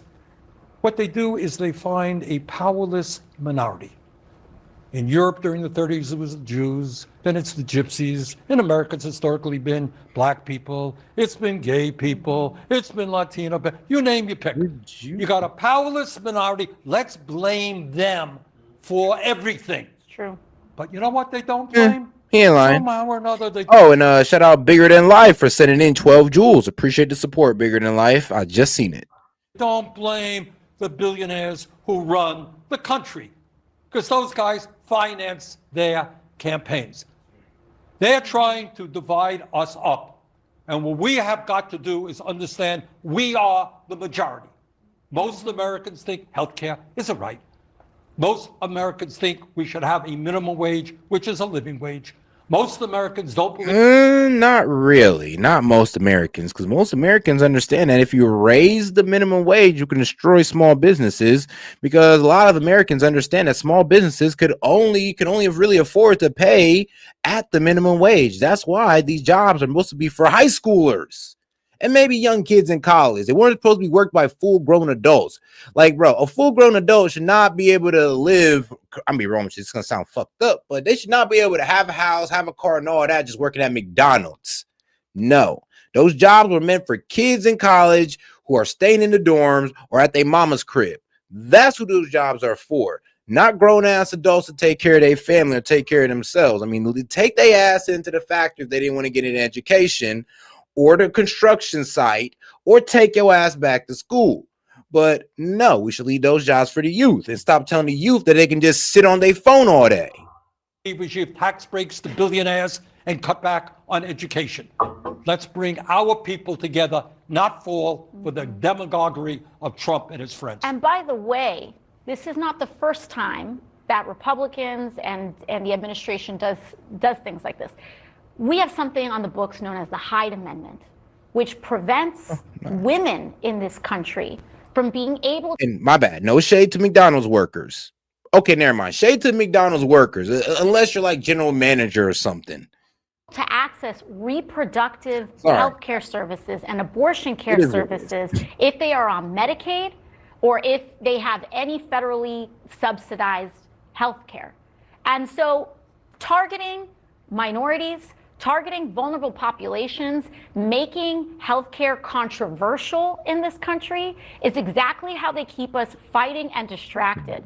These policy debates are more than substantive, merited. We can have these conversations as we have, but let's not trick ourselves into thinking that they somehow are fighting for every American to have health care, to improving healthcare, to expanding healthcare, when what they're far more interested in doing is protecting the insurance companies' profit margins that are forcing you to pay more money for less care. Can I ask on that? Because Speaker... Bro, what do y'all think y'all doing by having this bloated budget in healthcare? Like, what you're helping them do the same thing. You're helping them overcharge people because we have this bloated budget and we don't negotiate with them.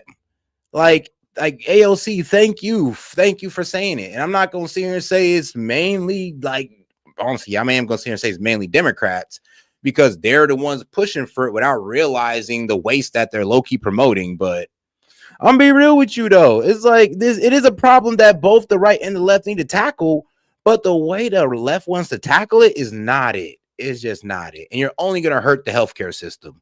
I mean, y'all think y'all gonna save it, but you're only gonna hurt it. I mean, especially by adding all that overspending, you're only going to make healthcare costs skyrocket. More spending is going to lead to more inflation. I mean, let's be real. And if you take it from the rich, I mean, you're only going to have less tax revenue because these guys are going to go overseas. Like, let's be honest here. Like, we're not like a dictator. We don't control our billionaires. If we make it bad enough for them here, they will leave, take jobs and tax revenue with them. Then who you going to get y'all free healthcare from? Thought so. Johnson said something to the effect the other day that and shout out to she says, honestly, we need to get more trade schools going right now. The trades are the ones struggling to get employed. Yeah, the trades are the ones struggling to get employed. You know, well, I think you mean are the ones are not, because I mean, hey man, plumbers, electricians, welders. Hey man, they getting employed. I mean, hey, if you can work with your hands like that, trust me, you'll always have a job. I mean, that's something that AI is not going to take over anytime soon. Too much handwork until Elon Musk robots are operational. Republicans are actually the party that wants to fix healthcare by addressing issues with it, as he says they did in the one big beautiful bill. What would you say to that? Susie, did he really say that? Yeah, he did. And shout out to Santiago Gomez. If you practice delayed gratification, we can achieve so much more, but everyone's theorists, he says, theorists raw a baller and wants to pretend that they're rich. We can level up, but not in the way we are told. But yeah, everyone's theorists, Riley, a baller. Okay, I think I know what you're talking about, though. Like, everybody doesn't want to practice delayed gratification. People want to get a get-rich-quick scheme. I mean, that's why a lot of people don't do well in YouTube and all that good stuff, because they think it's like I can get lucky, I can get rich quick. All I need is just a whole lot of money in one good video, and that's not it. That's not it, G. I promise you. You can spend all the money you want in the world on a video, and it will still only get 10 views. So Yeah, a lot of people don't understand the delayed gratification of putting in that work, doing it for years, and it finally popping off. I mean, this is why most Americans are fat, because they don't understand delayed gratification, or not eating as much. I would say working out, putting yourself through the suffering and all that good stuff just to get a good result. Like, a lot of people don't understand that, delayed gratification is like, look, if you can master delayed gratification, everything in your life is going to turn around. Like, I promise you, in every way, shape, and form. It's like, bro, it's like one of the secrets of life that like nobody really picks up on until, I don't know, they're older or they went through some real shit. They're trying to fix healthcare by throwing 15 million people off of it They're being and more doubling serious premiums. about it than Is that how they fix healthcare? That's a kind of strange way to fix healthcare. Look, here's the point.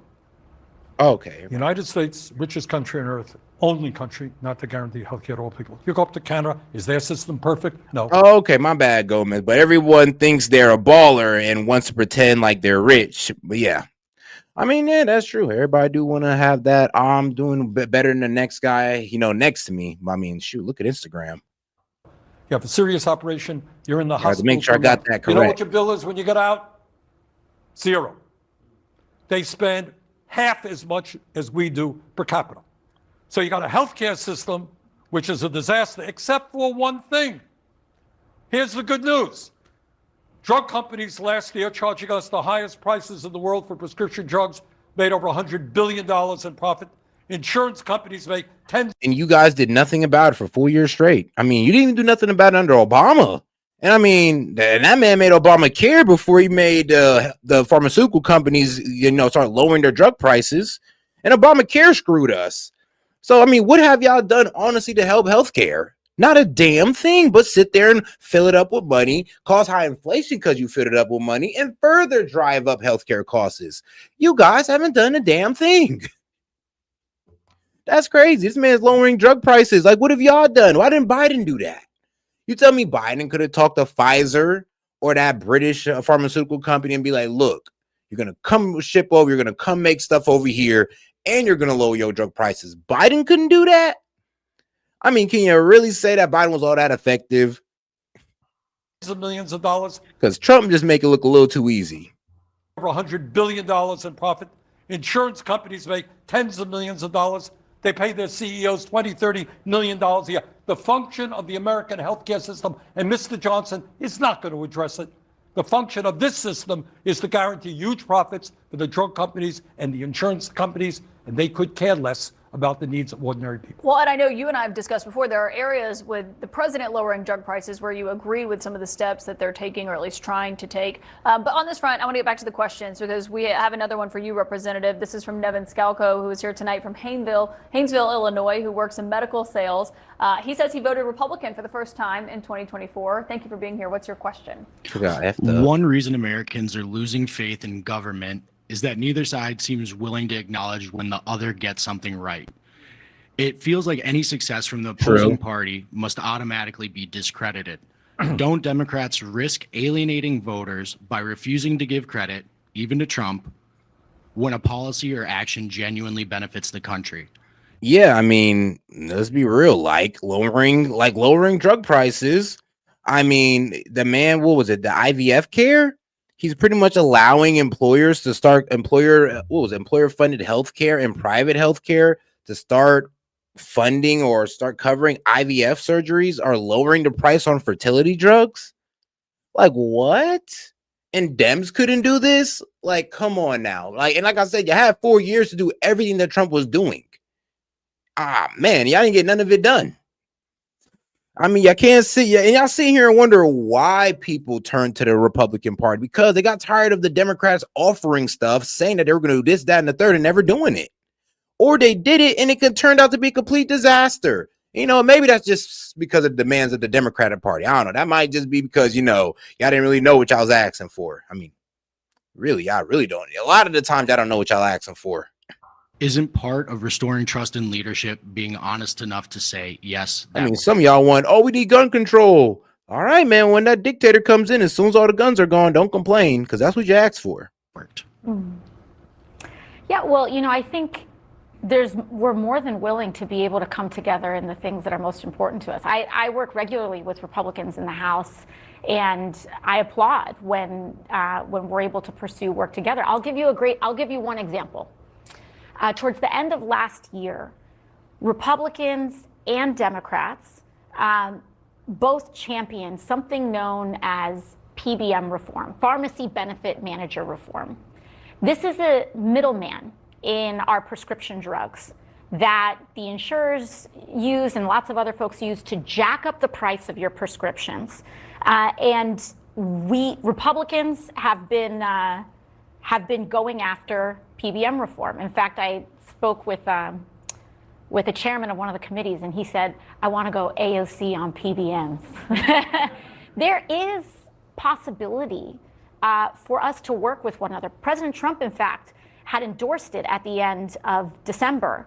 And I am fully in support of this effort to make sure that we reform PBMs. Now, politics did get in the way. This was at the end of last year. Elon Musk sent a tweet. We had it ready to go. And this was going to change the lives of millions of people and small businesses across the United States, small neighborhood pharmacists.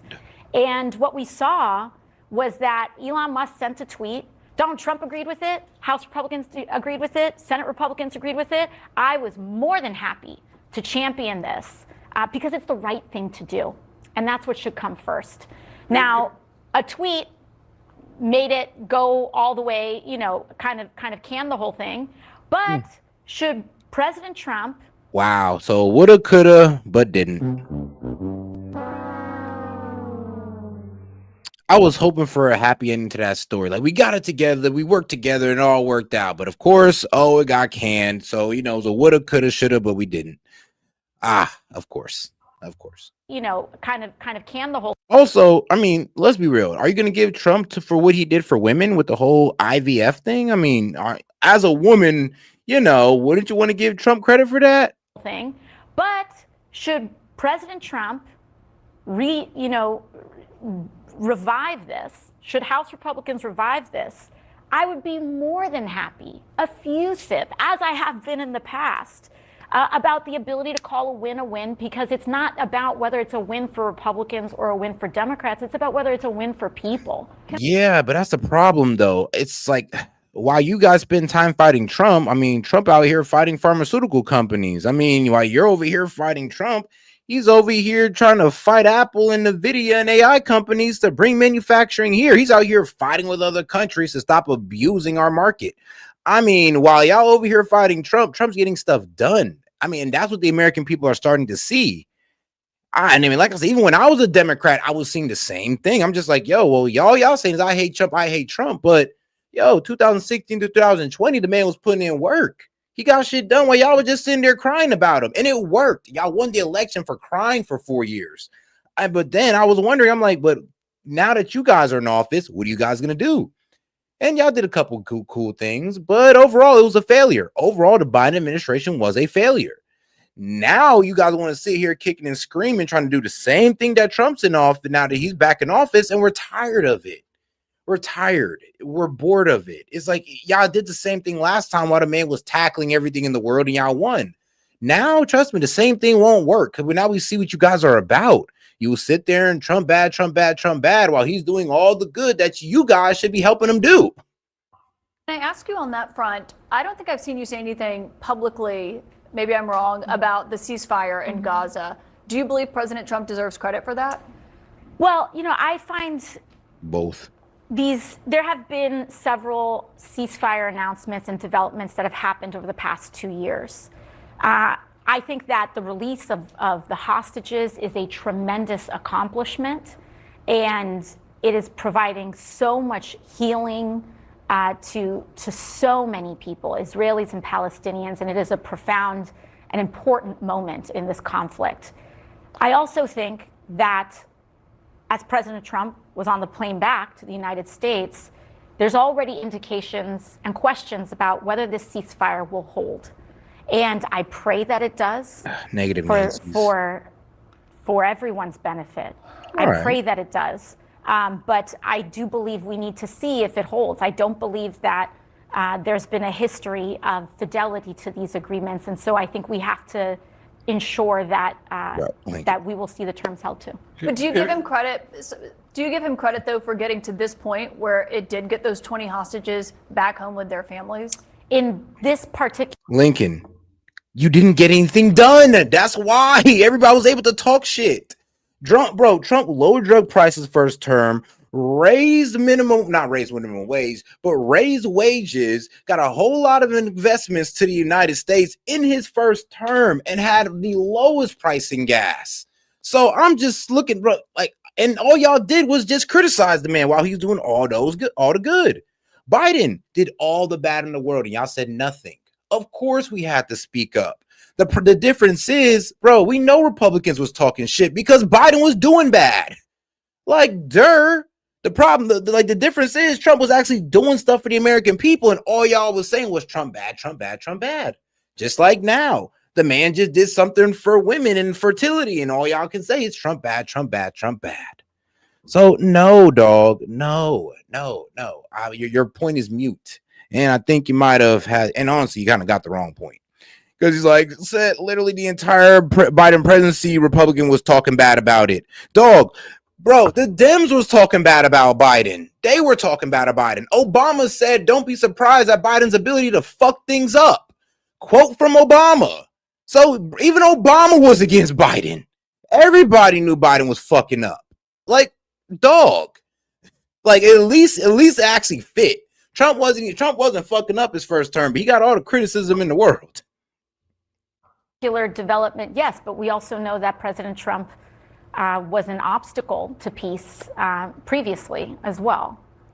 To be honest with you, I get a little bit annoyed when everyone's talking about credit. Let's take a hard look at what's going on there. Why do you get annoyed by that? I'll tell you why. Right. Gaza has a population of 2.2 million people. All right. First off, you, Mr. Janma, you're a retard. Yes, you are a retard, my friend. So first off, Trump didn't do anything good for women. He just lowered the cost of fertility pills. He got men out of women's sports, respecting the integrity of women's sports, something that the Dems just weren't doing, which is pretty much disrespectful to women.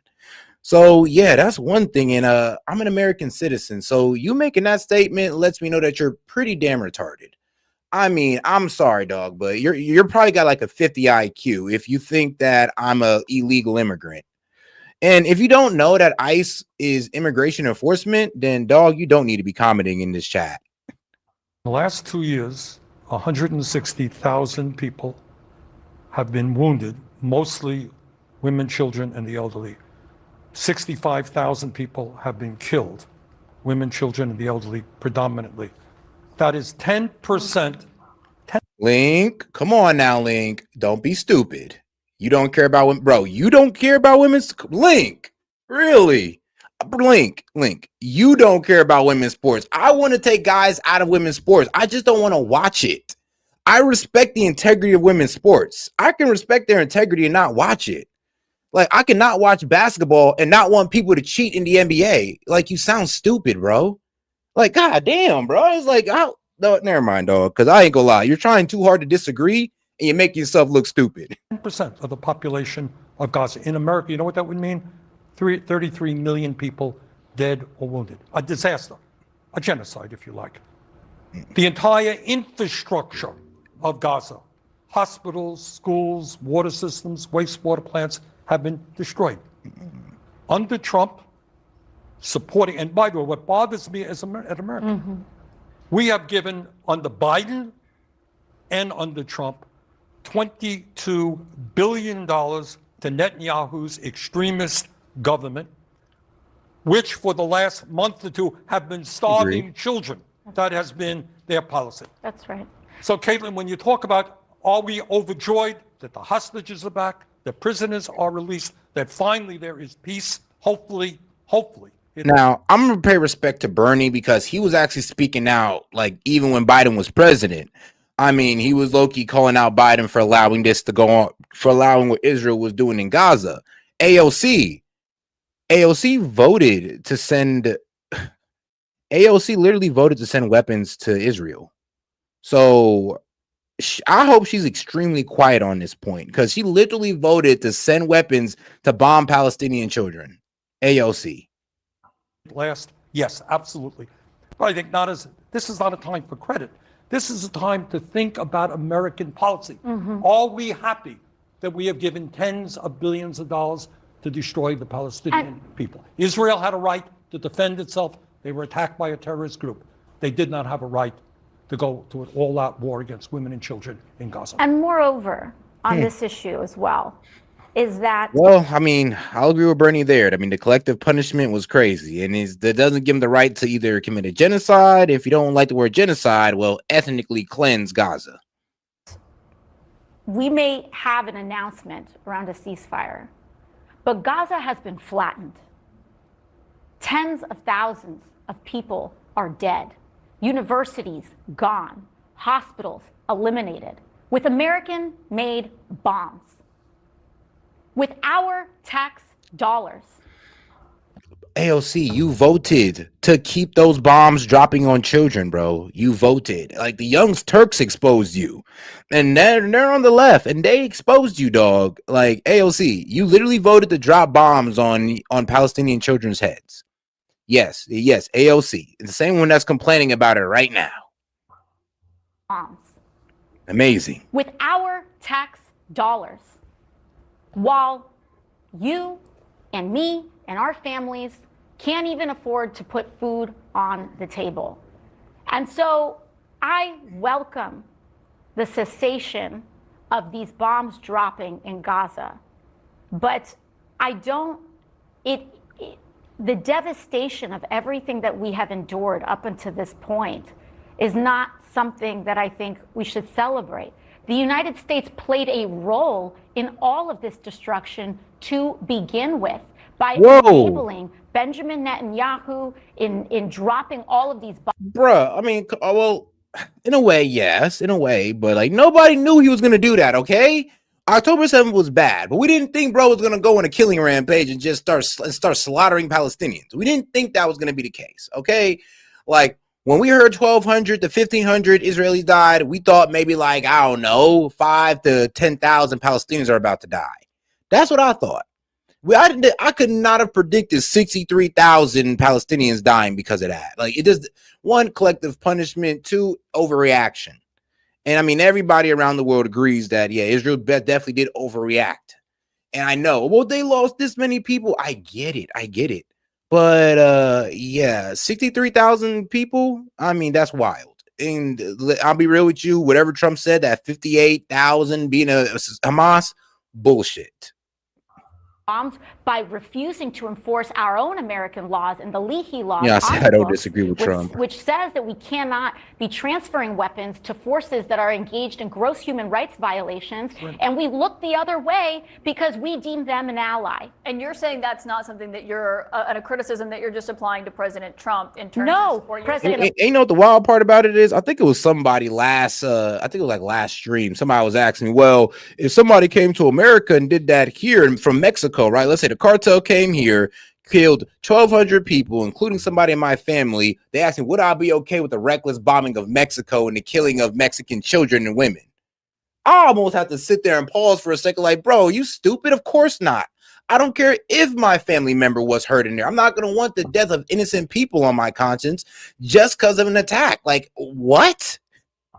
President Biden did it, and I have absolutely said that to him in person as well. Bernie and I. We spent a long time with President Biden trying to make the case. I've given President Biden hell about this, and President Trump has absolutely been part of this problem as well. In fact, he was bragging publicly about Benjamin Netanyahu ringing him up and asking for all these kinds of bombs that he doesn't even know the United States has, and him signing off on it. Can I ask you just to finish on this, Senator Sanders, though? But President Trump might look at this and say, well, we had an agreement. It was my negotiators who got Hamas to the table and Israel to the table and had Egypt and the Qataris help broker this. And he says, well, at least there's no fighting now. Look, because again, he wanted to bring this war to an end. Every sane person, and certainly the people in Gaza and Israel, are delighted with the ceasefire. We hope it holds. The United States essentially funded this war. If I am funding you, all I got to do is say, hey, Benjamin, guess what? You end this war right now. No more money, no more bombs, no more other military support. In other words, the United States has been from day one, under Biden, under Trump, in the driver's seat.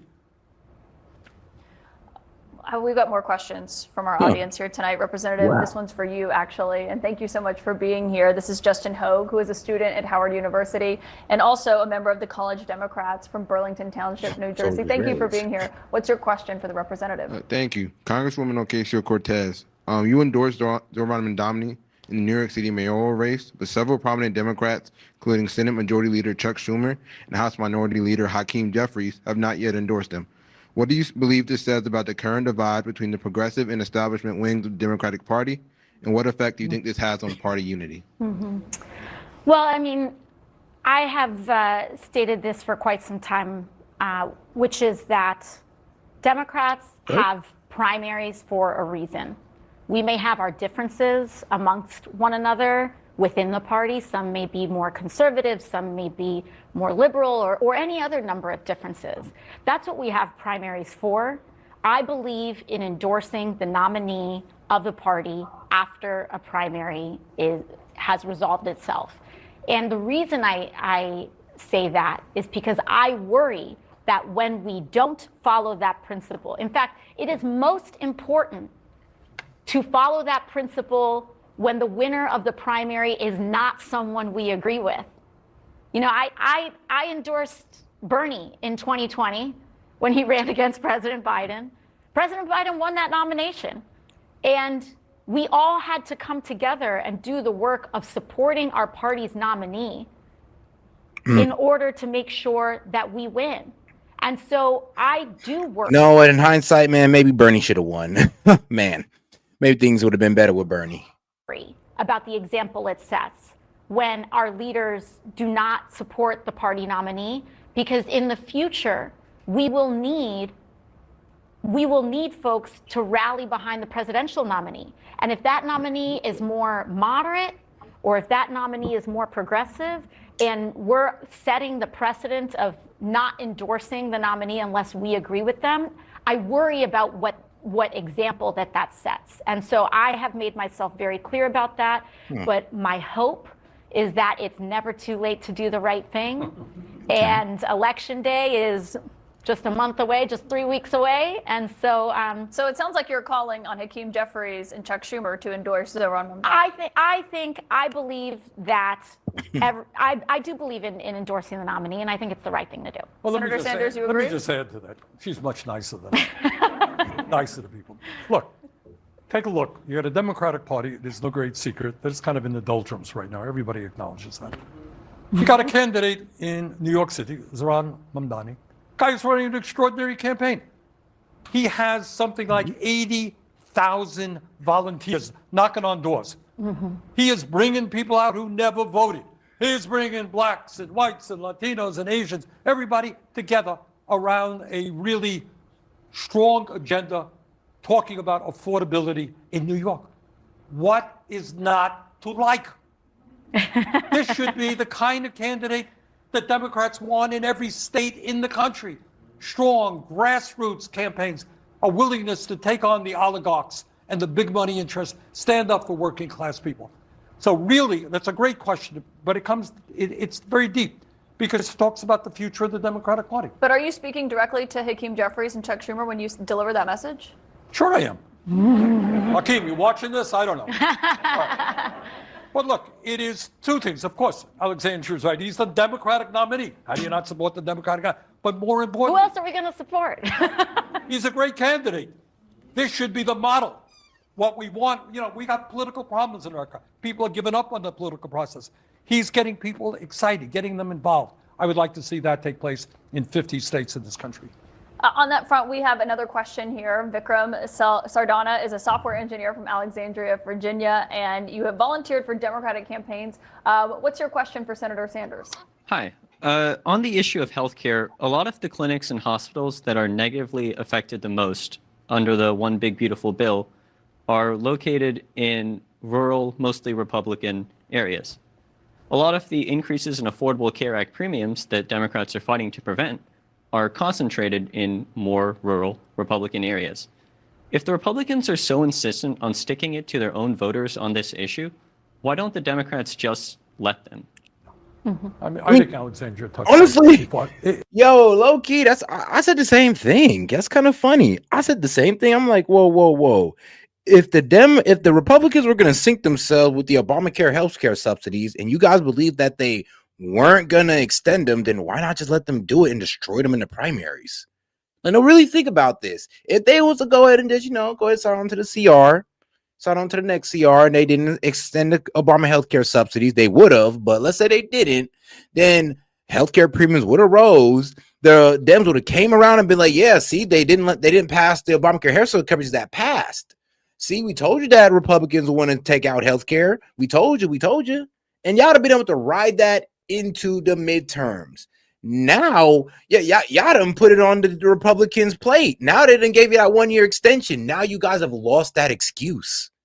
Y'all lost a major excuse, low key. And this man is right. I mean, why didn't you just let them hang themselves? If that was really going to happen, why didn't you just let it happen and then let them deal with their voters and let them deal with the turnout of the midterms, which would have been in y'all favor? And that is, we are, one of the things, and this really annoys me about Trump, he's dividing this country. Why would I not? When we hit the road, we were in Idaho, right? It's the most conservative state in America, I think. We had many thousands of people coming out. We are Americans. Hey. What, you I think? mean, I get it. People don't believe that you should play politics with healthcare, but healthcare is decided by what? Politics. So it is what it is. I mean, if it's decided by it, I mean, you can't have it one way and not the other. I mean, I hear you, Link. You're not wrong, but you can't have it one way and not the other. Like, American people don't believe politics should play politics with healthcare. Well, you just be real. I mean, in order for healthcare to happen, you got to play politics. I would feel okay if somebody in a Republican state died because they couldn't get health care?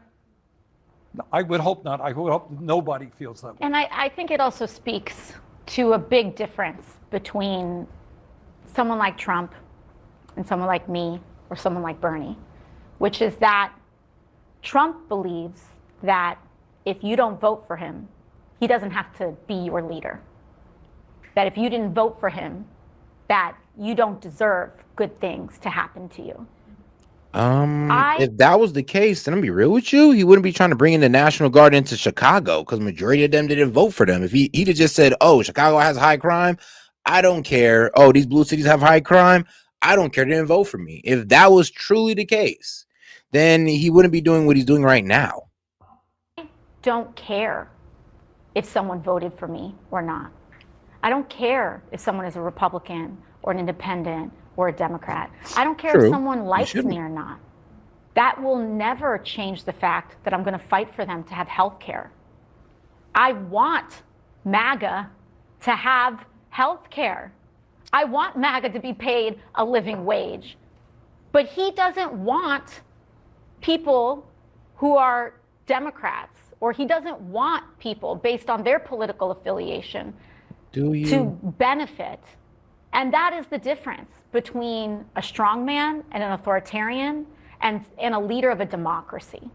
Can I just ask you quickly, though, the president, typically the military wouldn't get paid during a government shutdown, and a program that helps. I don't know. The problem is that they come from it from a condescending position as if they know everything that goes on with this whole healthcare thing. And they don't. I mean, they can't even tell you how much it would cost to give all Americans universal healthcare. They don't even have a price. I mean, look, if you're going to sit there and champion something, I mean, you can at least give me a price. I mean, don't be like the FBA guys talk about reparations, but they don't got a price. Like, y'all sound crazy.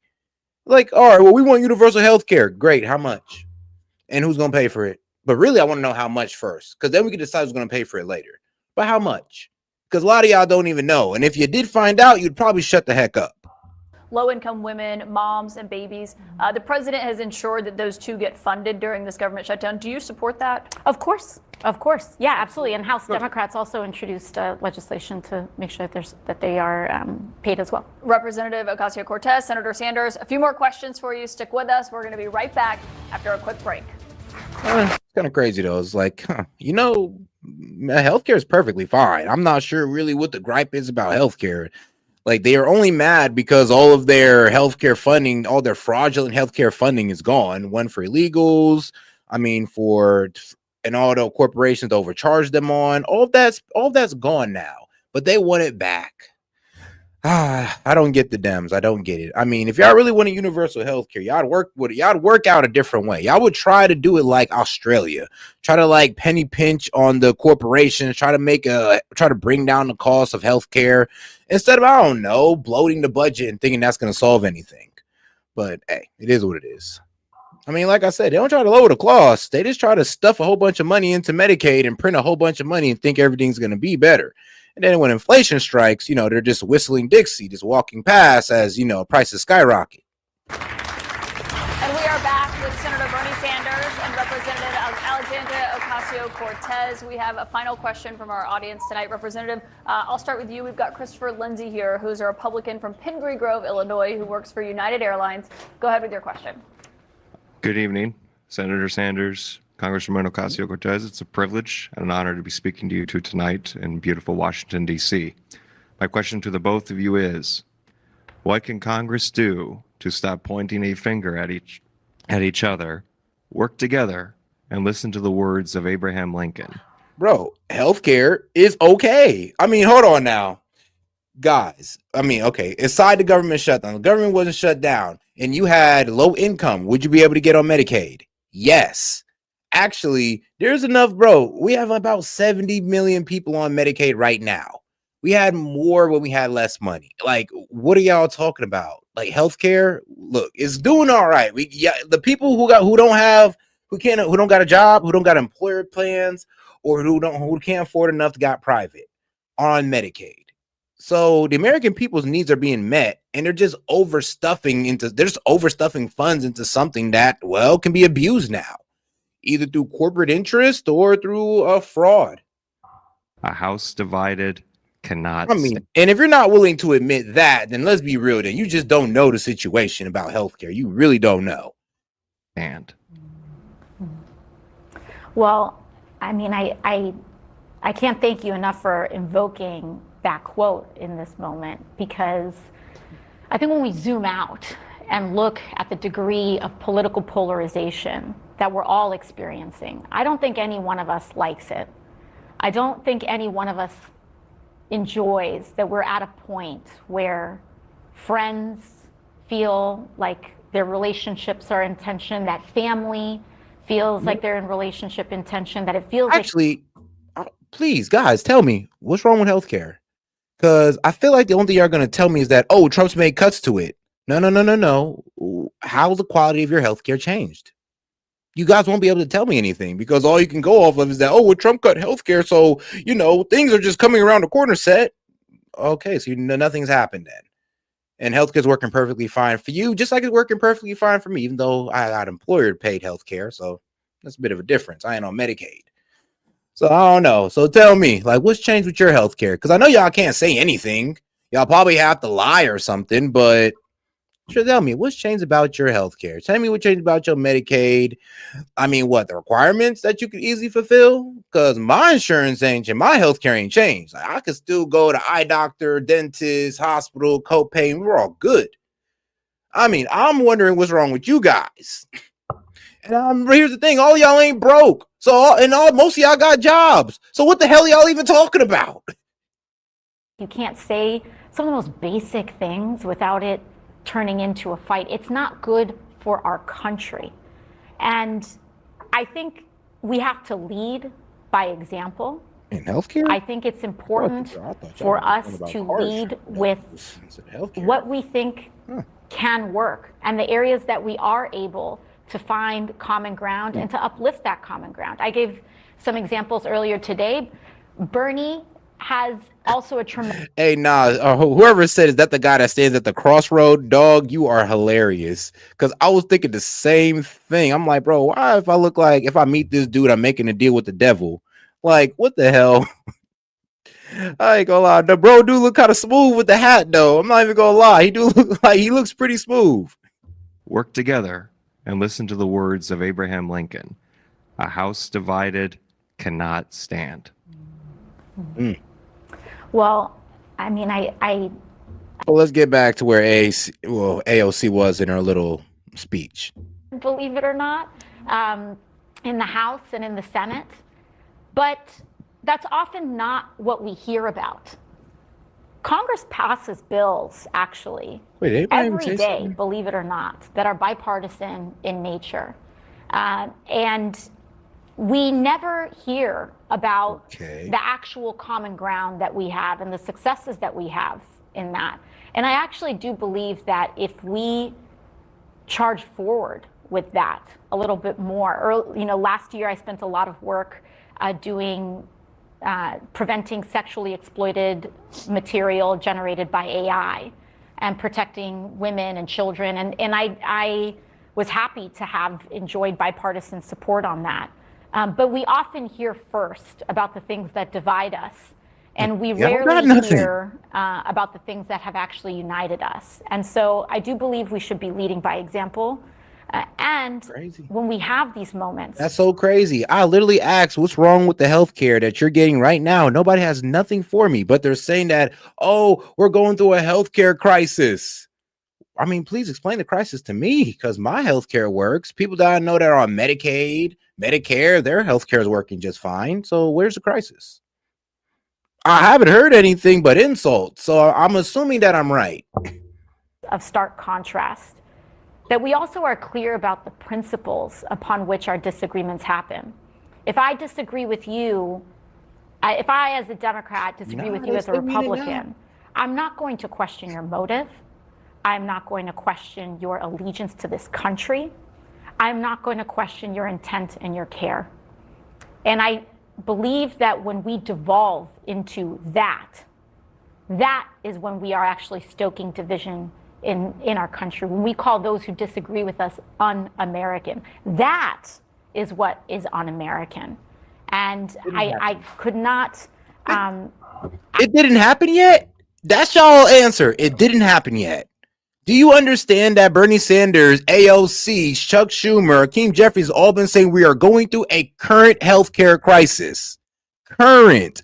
Listen to the words of y'all leaders, because y'all going against what they're saying at this point.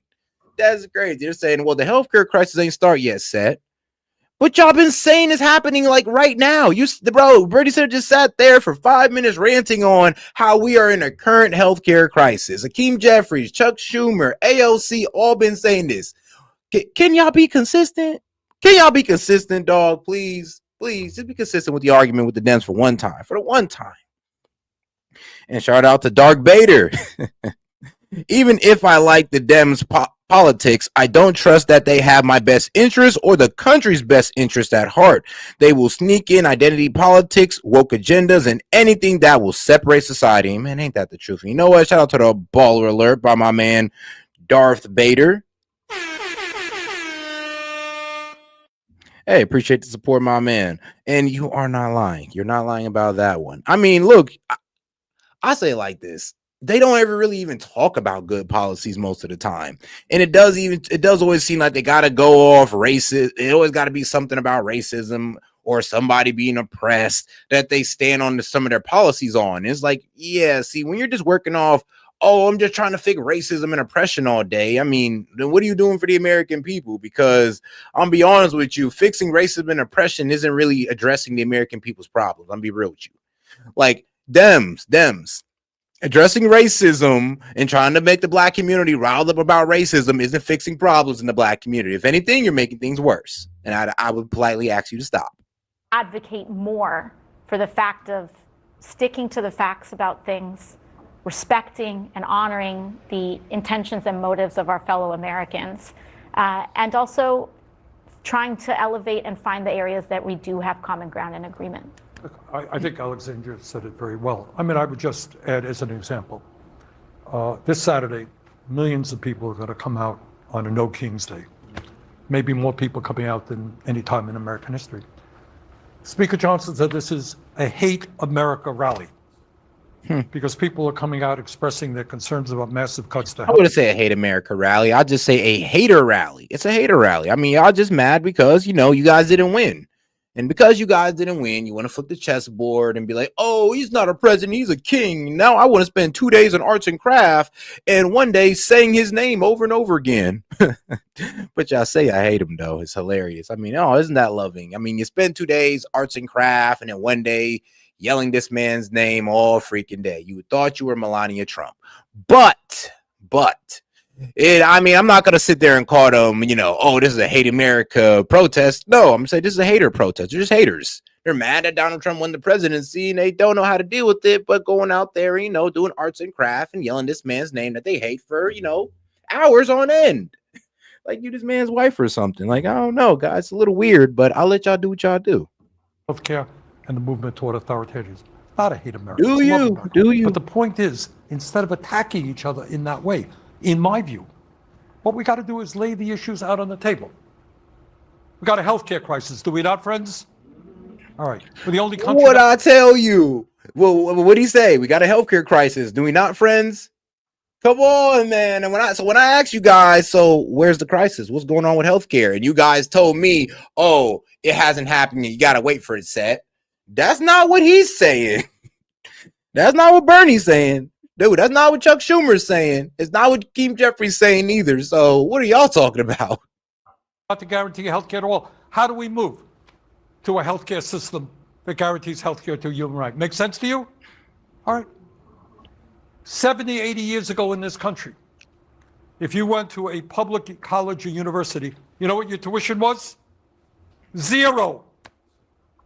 And yet you got all of this increased worker productivity, all of the technology. People can't afford to send their kids to college. They can't afford childcare. People are paying outrageous costs in housing. How do we build the millions of units of affordable and low-income housing that we desperately need? How do we save the planet for our kids? Link, come on, bro. You got to make better sense than this. The crisis is not a single. I never said it was single player. I mean, dog, if there's a healthcare crisis, you guys should be able to give me a list of common things that are going on in healthcare that constituted as a crisis. I'm not conflating anything.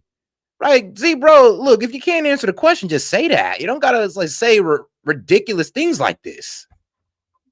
Like it's not a single player. I never said it was a single player. I'm saying y'all saying it's a healthcare crisis. I'm saying how. Y'all don't have an answer, but oh, it hasn't started yet. Well, the people who are telling you that you guys are in a healthcare crisis are saying that we're in it today. I'm asking you to answer that, and you guys have no answer. So that's all I'm saying. You guys sit here and talk about it's not a single player. I'm conflating 3 different topics. Really? Can you just answer the question?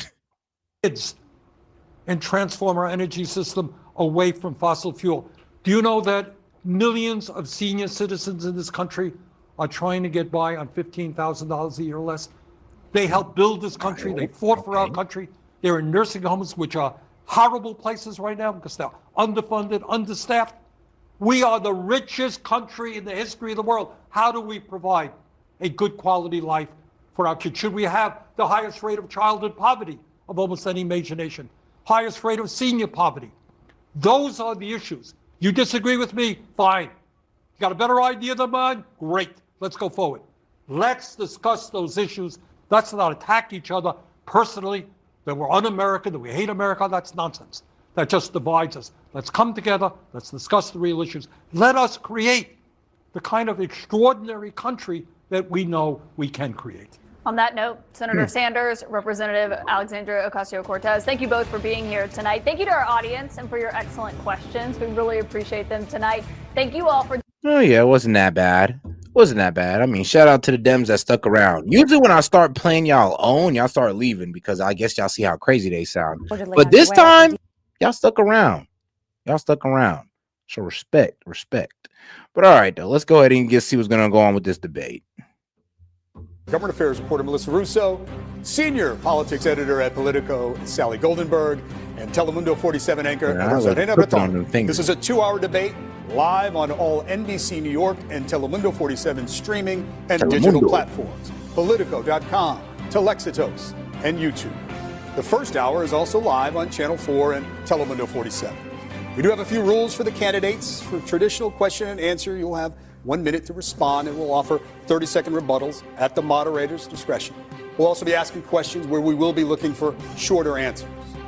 We also reserve the right to cut off your microphone if you ignore the rules, but candidates, you know we don't want to do that. The goal is for you to hear each other and for New Yorkers to hear everything you have to say. Good luck. We'll begin with Melissa Russo. Thank you, David, and good evening, gentlemen. Thank you for being here. We begin tonight by asking you to do what every mayor dreams of, and that is to write your own headlines. Imagine it's January 2027, and you have been in office for exactly 1 year. We would like you to quickly give us one headline about what you think your biggest accomplishment will have been in year number 1. We'll begin with you, Mr. Cuomo. First, thank you very much for sponsoring the debate and having all of us. The one headline, how many characters in the headline? You know, you're familiar with headline length. Rent down, comma, crime down, comma, education scores up, comma, more jobs in New York City. Now we're getting maybe a little over the average headline length, but optimism high. Thank you. Mr. Sliwa.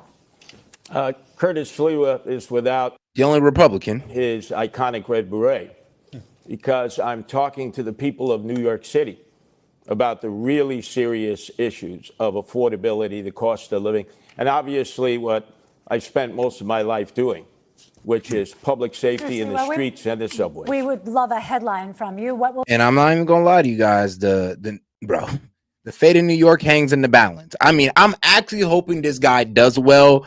Because, like, yo, New York, this might be your only chance to go to the right, man. Look, you ain't even got to tell nobody, man. You can vote in secret. It's okay. It's okay. But y'all might need somebody on the right, man. It's between Cuomo and Mondani. And if I had to pick, I'd choose Cuomo. But if I really had a choice, I'd go for the Republican and see how he does. Will your headline be your big headline and you're number 1 as mayor? Curtis Sliwa exceeds all expectations and looks very mayoral tonight. Mr. Mondani, you've had some time to think about it now. What's your headline? It's a pleasure to be here, first of all, and I really want to thank the moderators and the opportunity to speak directly to New Yorkers about this moment in time and our opportunity to transform the most expensive city in the United States of America. The headline would read in about a year, Mondani continues to take on Trump, delivers on affordability agenda for New Yorkers. Thank you, Mr. Mondani. Sally? Thank you, Melissa. That's a banging headline. We're going to talk about leadership. Voters have reservations about all three of you as chief executive of New York City, a city with roughly 300,000 employees and a budget bigger than many countries. We have questions for each of you, and Mr. Cuomo, we will begin with you. As a former governor of New York, you obviously have the management experience, but you resigned from office amid sexual harassment and COVID-related scandals. Why should voters now trust that you have the character to be mayor? Nursing homes. Good. Well, thank you very much, and thank you for the question. First, you are right. I left office. There was a report that was done that had allegations of harassment. I said at the time it was a political report and that there was no basis to it. It was then sent to 5 district attorneys. They all reviewed it. They found nothing. It was then litigated for 5 years. I was dropped from the cases. So none of that came to anything. When it comes to executive experience, I've run the Department of Housing and Urban Development, built housing all across the nation. I was governor for 11 years. The budget is double what it is in New York City, and I got government to work. I passed groundbreaking laws, minimum wage, paid family leave, built projects that had never been built before. This is no job for on-the-job training. And if you look at the failed mayors, they're ones that had no management experience. Don't do it again. Thank you. Rosarina? Shout out Mondani. In the theme of leadership, Mr. Mondani, you work as a foreclosure prevention counselor for winning seat in the state assembly. You have no substantial management experience. How are you ready to lead the nation's largest and greatest city in the world in one day? You have a minute.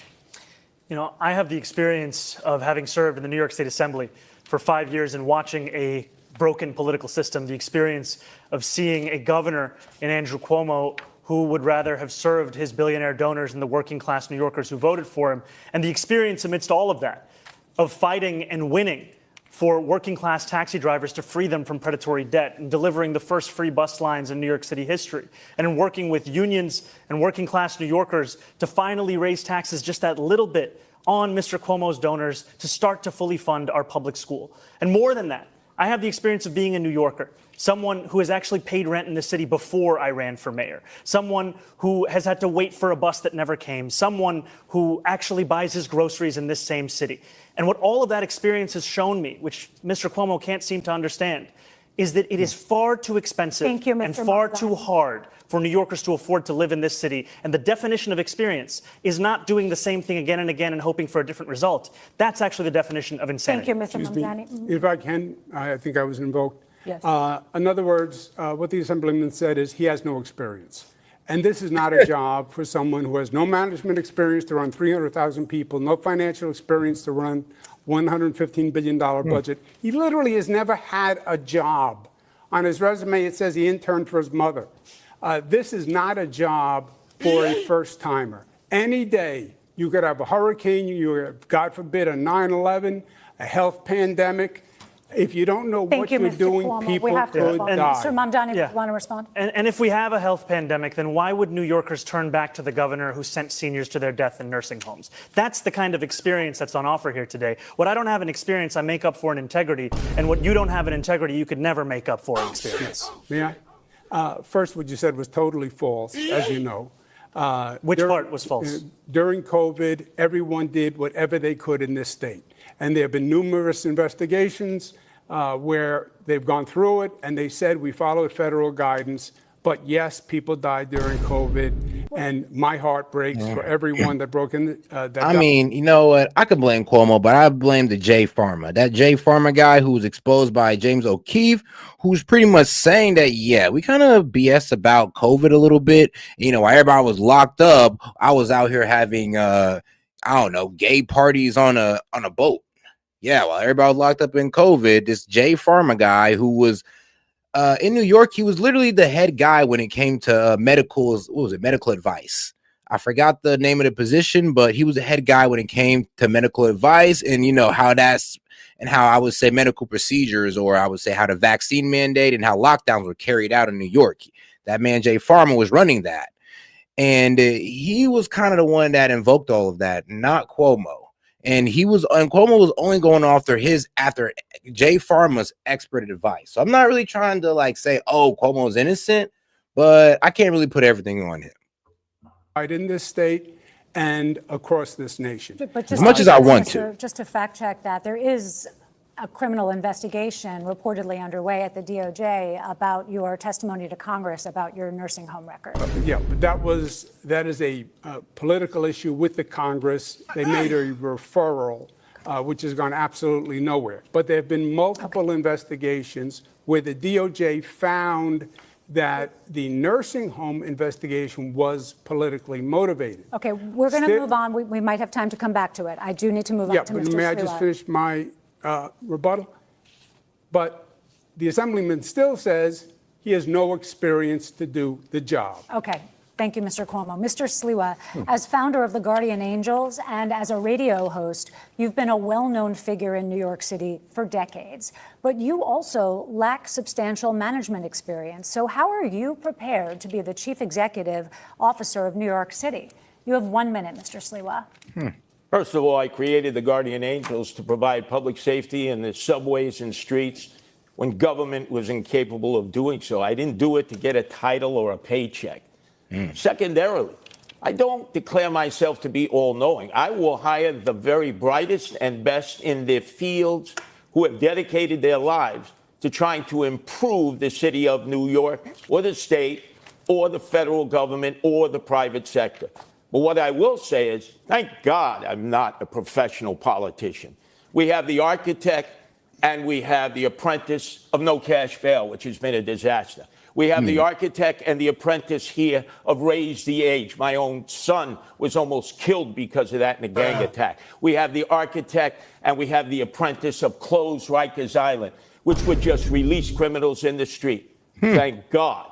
I mean, man, when you're the only guy when you're only conservative on the stage, I mean, it's pretty easy for you to take shots at both sides because That was pretty smooth. That was pretty smooth how he did it. I like how he did that. Because of that in the gang attack. We have the architect and we have the apprentice. The architect and the apprentice. I like how he did that. Of closed Rikers Island, which would just release criminals in the street. Thank God I'm not a professional politician because they have helped create this crime crisis in the city that we face. And I will Thank you, Mr. Sliwa. Thank you, Mr. Sliwa. Candidates, President Trump has expressed intense interest in this election and in all of you personally. Mr. Mamdani, the president called you, quote, my little communist. Mr. Sliwa, he said you're, quote, not exactly prime time. And Mr. Cuomo, he has been critical of you, but said you have always gotten along. The president has threatened to cut federal funds to the city. And just yesterday, he killed the Gateway Project, the tunnel connecting New York to New Jersey. You've all promised to resist him in some way. What would you say in your first official call with the president to set the tone for your relationship moving forward? We'll give you a minute for this. We'll start with you, Mr. Mamdani. I would make it clear to the president that I am willing to not only speak to him, but to work with him if it means delivering on lowering the cost of living for New Yorkers. That's something that he ran his presidential campaign on, and yet all he's been able to deliver thus far has been prosecuting his political enemies and trying to enact the largest deportation program in American history.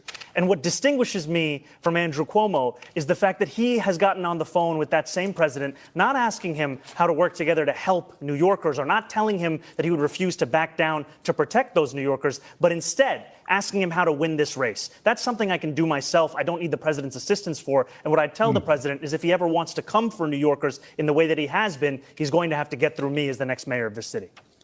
All right, Mr. Cuomo, we'll give you a little extra time, but I'd like you to answer this question as well, what your first conversation with the president would be like. Okay. First, I never had a conversation with the president that the assemblyman was talking about. But he has a distant relationship with the truth. I would say to the president in the first conversation, look, we have had many, many battles. We fought together every day during COVID. And the battles were bloody. And I'd like to avoid them. You know, if you come after New York, you know what I'm going to do. You know it's going to be ugly. And you know my chances are almost 50-50, even though you're the president. I'd like to work with you. I think we can do good things together. But number one, I will fight you every step of the way if you try to hurt New York. Unless he weaponizes the justice system to go after the attorney general of this state, in which case you'll issue a statement that doesn't even name the president. And no matter what you think about Donald Trump, you know that not even being able to name him is an act of cowardice. And that's what we would see from Donald Trump's puppet on the right over here. I do want to get Ms. Sliwa, but Mr. Cuomo, I'll give you 2 seconds to respond to that. I said political weaponization of the justice system is wrong. Both sides do it. It's wrong when Donald Trump does it. It's wrong when they did it to Comey. It's wrong when Comey did it to Hillary. It was wrong when it happened to Tish James. Thank you, Mr. Cuomo. I want to give Mr. Sliwa a chance to answer this. Mr. Sliwa, your first official conversation with the president, what would you say to set the tone? Well, first of all, there's high levels of testosterone in this room. I've had a love-hate relationship with Donald Trump that goes back over 30 years. But I know one thing. We have Andrew Cuomo. We have Zoran Mamdani. They want to take on Donald Trump. Look, you can be tough, but you can't be tough if it's going to cost people desperately needed federal funds. Zoran Mamdani, the president, has already said it's going to take $7 billion out of the budget right from the start if you're elected mayor. People are going to suffer in this city. People who need those federal funds. What I would do is sit and negotiate. I would say, look, Mr. President, we need that Gateway Tunnel. It moves millions of people from Washington, D.C. to Boston. But take away the Q train project. We don't need those 3 stations going from 96th Street to 125th. It's not a necessity. Sit with the president and whoever he delegates and try to negotiate. But if you try to get tough with Trump, the only people who are going to suffer from that are the people of New York City. Okay, Mr. Sliwa, thank you. Brief response, Mr. Mamdani.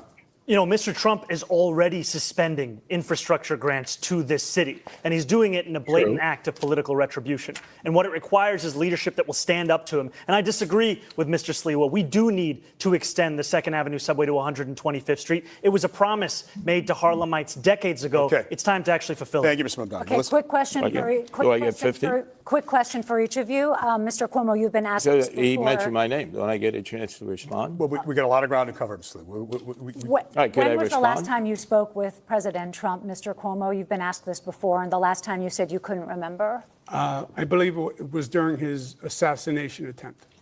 So last year in 2024. Mr. Sliwa, when was the last time you spoke with President Trump?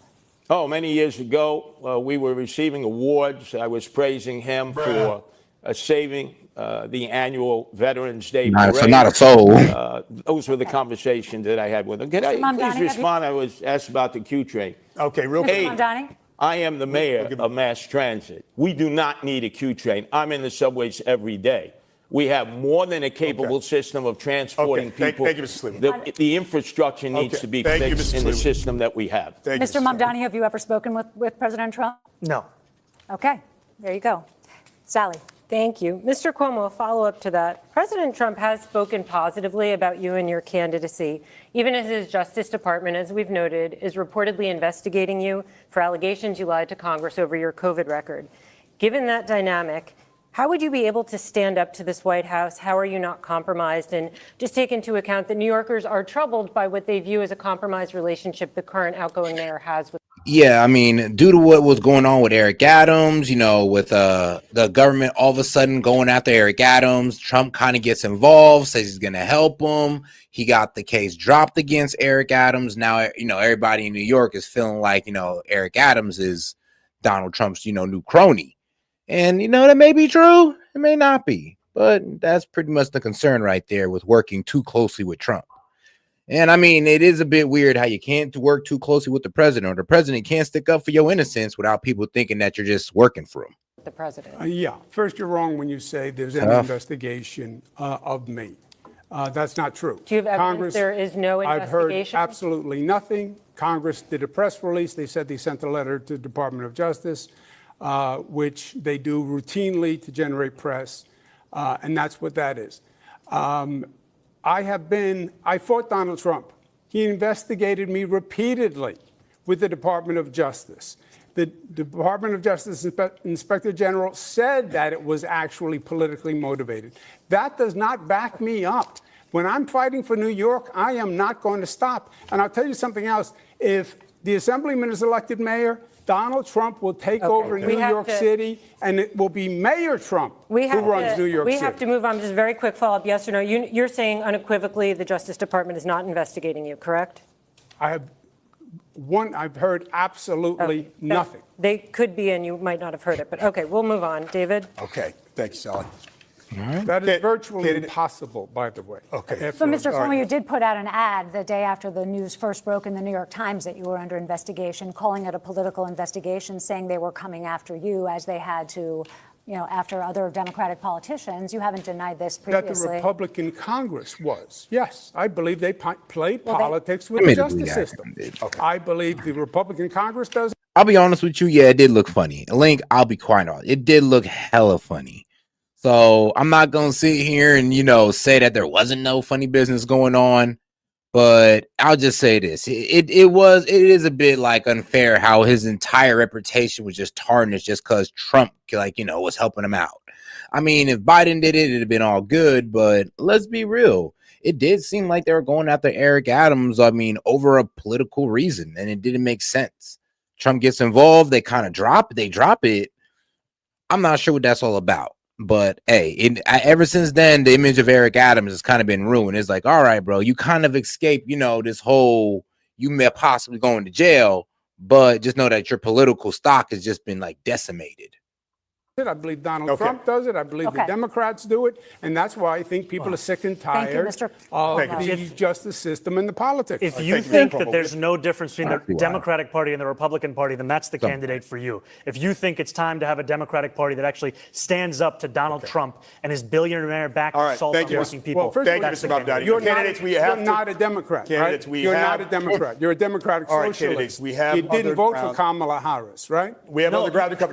We have other ground to cover. That's an incendiary charge. I want to be very. You may have a chance to address it, but we do. I'll be very quick. We have a lot of issues to get to with New Yorkers, Mr. Mamdani. I'll be very quick. You didn't say leave it blank in the Kamala I'll be very campaign? quick. I said leave it blank in the presidential primary because primaries are a place to air dissent. And like many Americans, I was horrified by the Israeli genocide of Palestinians. And if you want to look for me on the ballot, you'll find me as the Democrat. Mr. Mamdani. Okay. I mean, well, at least he stated his reasons. Shout out to Tove. Appreciate it, sis. A lot of people seem to forget Trump helped build much of NYC's business. Yeah, much of New York City's business built on Trump, and especially a lot of those nice buildings. NYC is his stomping ground. Over 500 square miles. Businesses got their funding from Trump. I mean, yeah, that will. I'm gonna be real with you. Trump was also pretty cool with a lot of the Wall Street guys, the big bankers. And if you're cool with the bankers, man, you can get whatever loan you want with a good credit score, of course. Or if you don't want to use your credit score, I mean, you can always get, your business credit up, and then you can kind of scapegoat off that. No, that was not financial advice. Thank you. We have to move on. This week, the world is reacting to President Trump's Israel-Hamas peace deal and the release of the hostages. And many are cautiously optimistic about a lasting peace. Of course, the mayor has no direct role in foreign affairs, and we certainly have a lot of questions for you about city matters. But this war has been a major topic in the campaign, and there are criticisms about your positions in the past and how you envision leading on these issues as mayor. So we have questions for all of you, but first for Mr. Mamdani, because of something you said that's been generating headlines in the news today as we come into the debate yesterday on Fox News. You were asked if Hamas should lay down its weapons, key to the peace plan and ceasefire. And some say they found your answer confusing. You said, quote, I don't really have opinions about the future of Hamas and Israel beyond the question of justice and safety and the fact that anything has to abide by international law. And that applies to Hamas and that applies to the Israeli military. So for the voters tuning in tonight, Mr. Mamdani, what do you believe about Hamas and how lasting peace will be achieved? We know it's a complicated matter, but we'd like you to keep your answer to a minute if you could. I swear to God, bro, they want Mamdani to say globalized intifada. Like, bro, they want him to go full on Islamist. That's what they really want. But let's see how he answers this.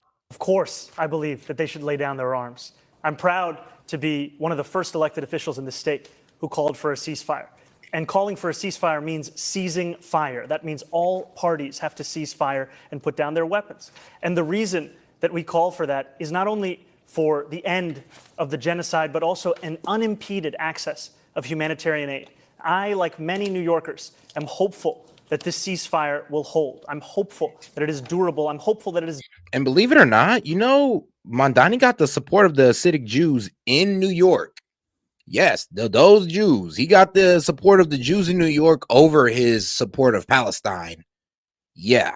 I mean, believe it or not, he literally got the support of Jews. So when people say, oh, you hate Jews and all that, I mean, I don't know about that, man. Jews love him in New York. Just. And for it to be just. Well, you can call them, oh, those are liberal Jews and all that good stuff. Well, I mean, y'all did say all Jews. We also have to ensure that it addresses the conditions that preceded this. Conditions like occupation, like the siege, and apartheid. And that is what I'm hopeful for. Yeah. If I may. That means from the river to the sea. I'm being marginalized out of this. I'm sorry. It's a debate of three. Excuse me, Andrew. It's a debate of three. Do we acknowledge that? Three people? Mr. Sliwa, go ahead, and we'll give you a second. Go ahead, Mr. Sliwa. The President of the United States should have been applauded by you, Zoran Mamdani, and you, Andrew Cuomo, on the day that he brought together that international coalition that met in Egypt, that came from the Middle East and the Persian Gulf. I certainly applauded him for bringing peace to Gaza and trying to end the hostilities in the war between the Israelis and Hamas, so there can be peace between the Israelis and peace between the Palestinians. But you seem, Zoran, to be incapable of praising our president. Okay. And Andrew, you were incapable of Now, praising gentlemen, our president. gentlemen, we have other- Give credit where credit is due. He's brought peace to Gaza. Yeah, gentlemen, we want to hear everything you have to say. We have other questions on this matter. Mr. Cuomo, please, brief response, because we do have other questions on this issue that you may be able to address. Go ahead. I did applaud President Trump and his administration. I think it was a great accomplishment. I hope the peace holds. The assemblyman will not denounce Hamas. The assemblyman will not denounce Hassan Piker, who said America deserved 9/11. The assemblyman just said in his response, well, it depends on occupation. That is code, meaning that Israel does not have a right to exist as a Jewish state, which he has never acknowledged.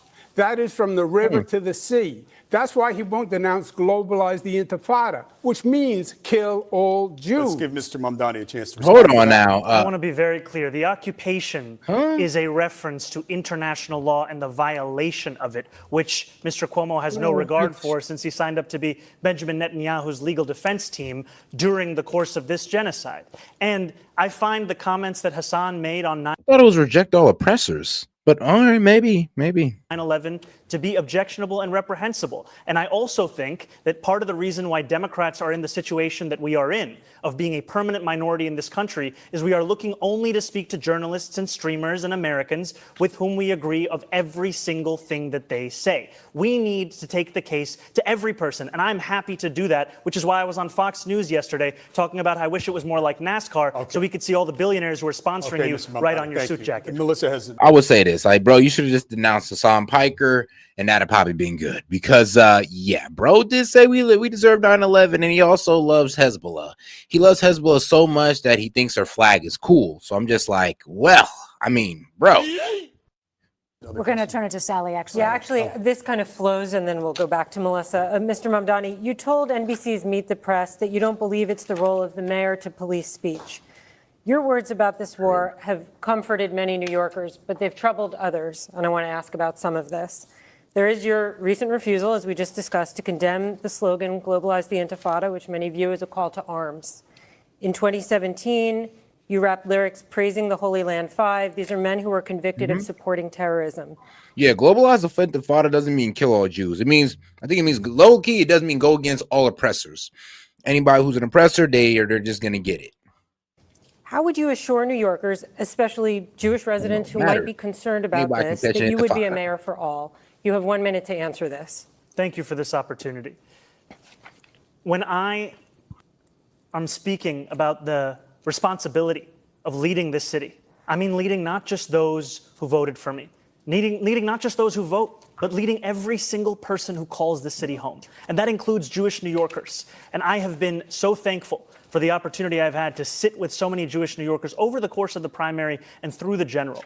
And it's in those conversations that I learned that this phrase evokes many painful memories. Memories of bus attacks in Haifa, of restaurant attacks in Jerusalem. And I heard from a rabbi about their roommate who was killed on one of those buses. And in hearing that and the distance between that impact and the rationale that some use of saying it, of speaking about the Israeli occupation of Palestinian land, is why I said that I would discourage this language that I do not use. And what I'm looking to do as the first Muslim mayor of this city is to ensure that we bring every New Yorker together. Jewish New Yorkers, Muslim New Yorkers, every single person that calls this city home, that they understand they won't just be protected, but they will belong. Mr. Sliwa, we will get to you first. I'm going to ask a question of Mr. Cuomo. While you are a strong supporter of Israel, you have also been slow to develop a relationship with the city's Muslim community. You have called Mr. Mamdani a terrorist sympathizer.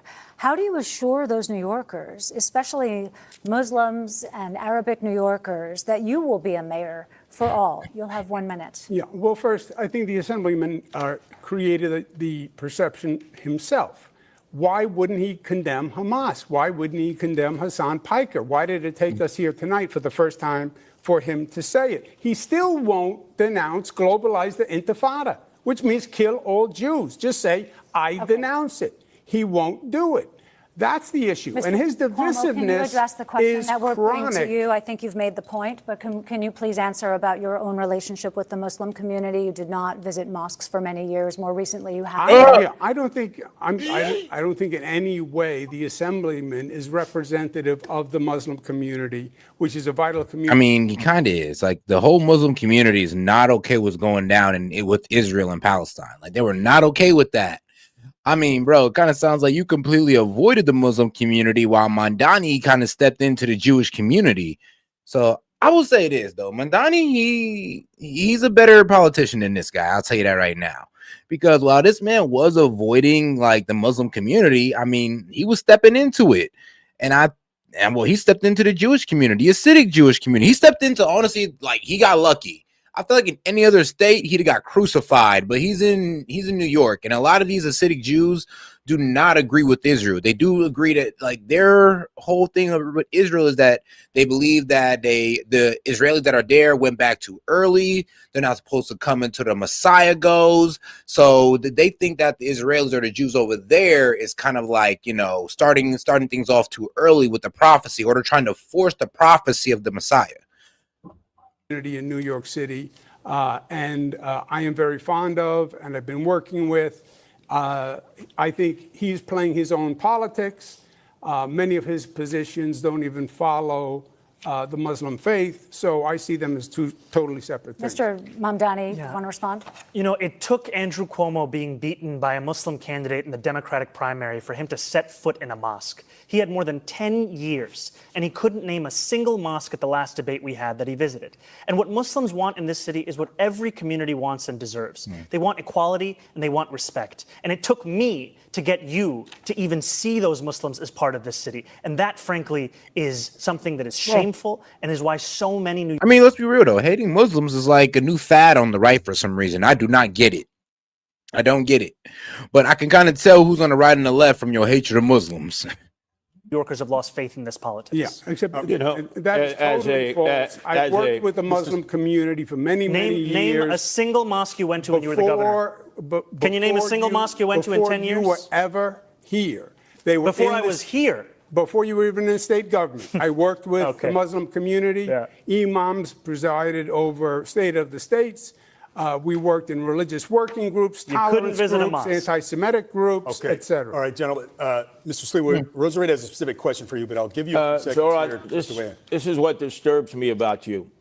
You will be celebrating your birthday this weekend. In 1991, I was in the streets of Crown Heights with the Guardian Angels for 30 days and 30 nights when the first Democratic Socialist mayor of New York City, that's right, David Dinkins, was a proud member of the Democratic Socialists of America, abandoned the Jews for 3 days.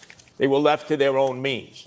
And we protected them for 30 days and 30 nights. Then your favorite mayor, Bill de Blasio, in 2019, abandoned the Jews again when they were being attacked in Williamsburg, in Borough Park, and Crown Heights. And I had to bring the Guardian Angels in for 30 days, 30 nights. Jews don't trust that you are going to be there for them when they are victims of anti-Semitic attacks. Okay.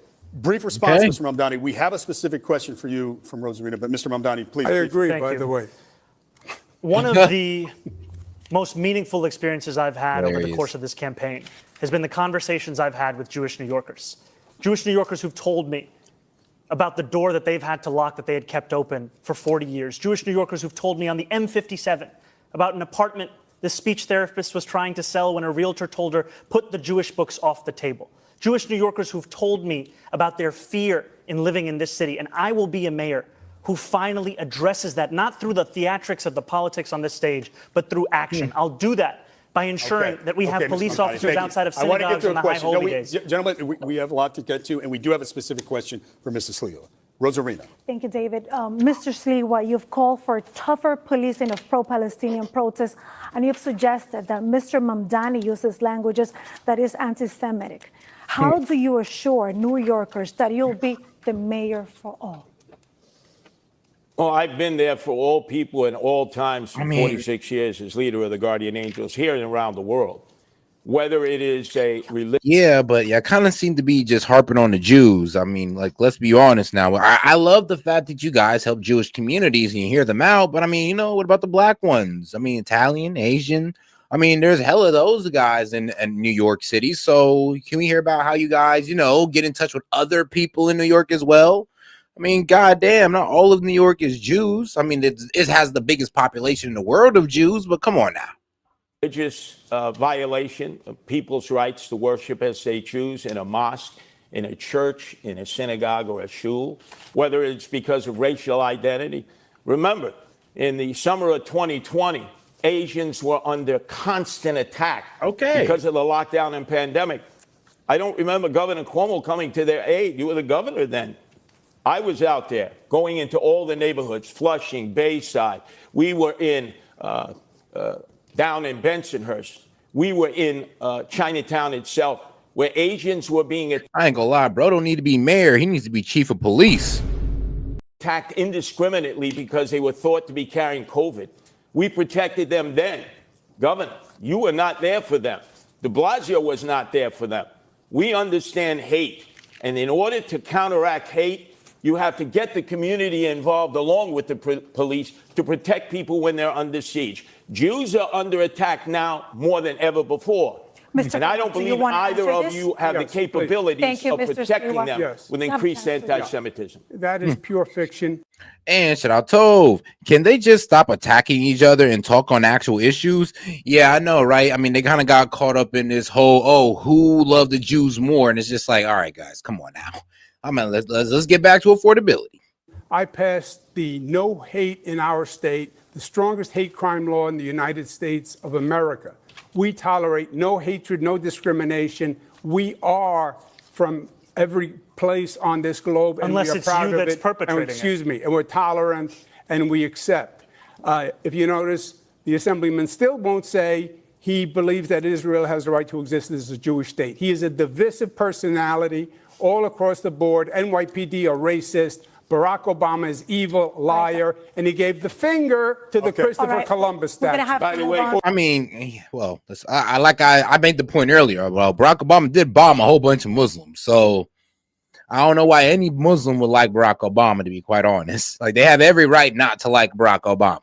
By the way, Cuomo, your laws And no Bush. cash bail turn the haters right back in the streets to violate and attack again and again and again. Thank you You're the very reason much. for that. No cash bail. You don't know what you're talking about. Thank you. Go ahead. There have been a number of absolutely unfounded lies that have been said by Andrew Cuomo. I would just like a moment to address them directly. I've said time and again that I recognize Israel's right to exist. I've said that I will not recognize any state. I said that I will not. As a Jewish state. If I would be allowed to finish, that I would not recognize any state's right to exist with a system of hierarchy on the basis of race or religion. I have made that very clear, and part of that is because I'm an American. Okay, then Mandani, you might as well just say, yeah, I don't recognize Israel as a Jewish state, because that's exactly what they do. I mean, yeah, they are supremacists. There is Jewish supremacy in Israel. They do think, well, they are the chosen people. They do not allow Palestinians in certain areas in their city. They kind of control where they go, and yeah, they do because they feel like they're better than them. So if that's why, if you're saying that you won't recognize a country that does that, then yeah, you don't recognize Israel. Who believes in the importance of equal rights being enshrined in every single country, whether we're speaking about Israel or whether we're speaking about Saudi Arabia. You can stand here and you can lie all you want, but New Yorkers know You answered the question. We want to address some issues here. All right, and we have another polarizing issue that we would love to discuss with you candidates. And let's talk about the National Guard here in the city of New York. Now, let's go back to Mr. President Donald Trump. One threat hanging over the city is the deployment of the National Guard troops, like he has done, as you all know, in other cities.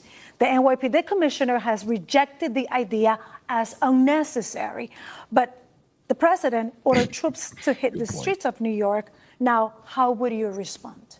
Mr. Sliwa, you have a minute.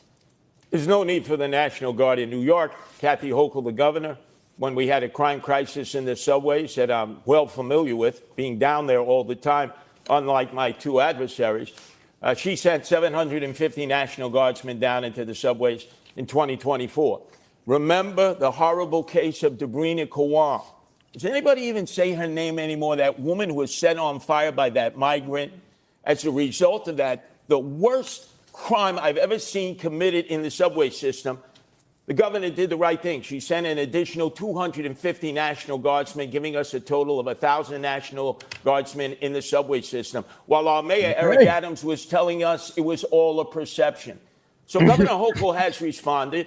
I would tell the President of the United States, since I'm familiar with cities all across America having guardian angels there, if you were going to send the National Guard, you don't need to send them to New York City. There are other cities that could desperately use their help in dealing with their crime crisis. Thank you, Mr. Sliwa. Mr. Mamdani, how No, will you Chicago. respond?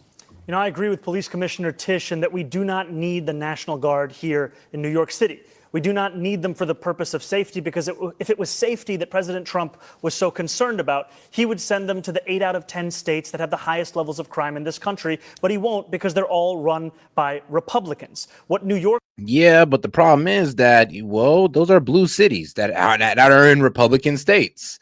Like the highest crime city in Ohio is Cleveland, or you can even say Cincinnati, or you can say Columbus. But guess what? Each one of them, the highest crime cities in Ohio, are all liberal, are all blue cities. The highest crime cities in Louisiana, all blue cities. So yeah, if it has high crime, 9 times out of 10, it's ran by a Democrat. Sadly, a black Democrat. Workers need is a mayor who can stand up to Donald Trump and actually deliver on that safety. When Donald Trump sent ICE agents on people in Los Angeles, Andrew Cuomo said that New Yorkers need not overreact. That is the furthest answer that New Yorkers are looking for. They are looking for someone who will lead, someone who will say that they will have their back, someone who will actually fight for the people of this city. And that's who I am, because I'm not funded by the same donors that gave us Donald Trump's second term, which isn't something that Andrew Cuomo can say. Thank you, Mr. Mamdani. Yeah, first, the answer in the subways is not more National Guard. I put National Guard in the subways also. It's more NYPD is the answer. But the National Guard is not, he's not sending in the National Guard to do any real function. It's control, it's power. He's trying to say these Democrats don't know how to run these cities, and it's a political gesture by sending in the National Guard. He has said if the assemblyman is elected, he will take over New York. Forget the National Guard. But this is he not has the said, question. I'm going The to take question the is, funds. if they order the troops to come here, what will Yes, you do? Well, I went through this with him. He sent the National Guard to 20 cities when I was governor. You know what city he didn't send them to? New York. Why? Because I said to him, don't you dare, we don't need it, and he backed down, and he will again. So that proves a good relationship Wait a with the second. president. The president is going to back down to you, Andrew Cuomo. I know you think you're the toughest guy alive.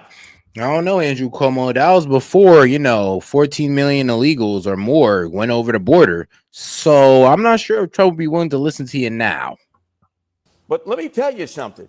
You lost your own primary, right? You were rejected by your Democrats. Why and didn't you have you a send the National difficult Guard? understanding that what the term no is. You're not going to stand up to Donald Trump. I agree with Curtis. You're not going to stand up to Donald Trump. Okay. And he can't stand up to Donald Trump, who knocked him right on his tuchus. You negotiate with him. You don't fight with him, because only the people of New York City will lose. We do have a follow-up to negotiate. We have a follow-up. I'd like to see a show of hands. Are there any circumstances where any of you would allow the NYPD to cooperate with the National Guard if Trump sent them to New York? Show of hands. Yes? No takers. Okay. Really? Moving on. If history is a guide, National Guard troops in the city could trigger protests. And we have questions for each of you about how you... Smart move, because I'm pretty sure nobody knows how their constituents feel about that. But I mean, damn, the fact that the Republican didn't even raise his hand says something. You would handle that.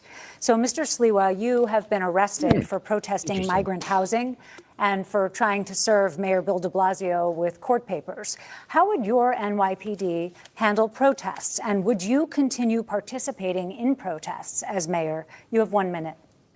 Well, I have been arrested oftentimes in civil disobedience. That is a great American right.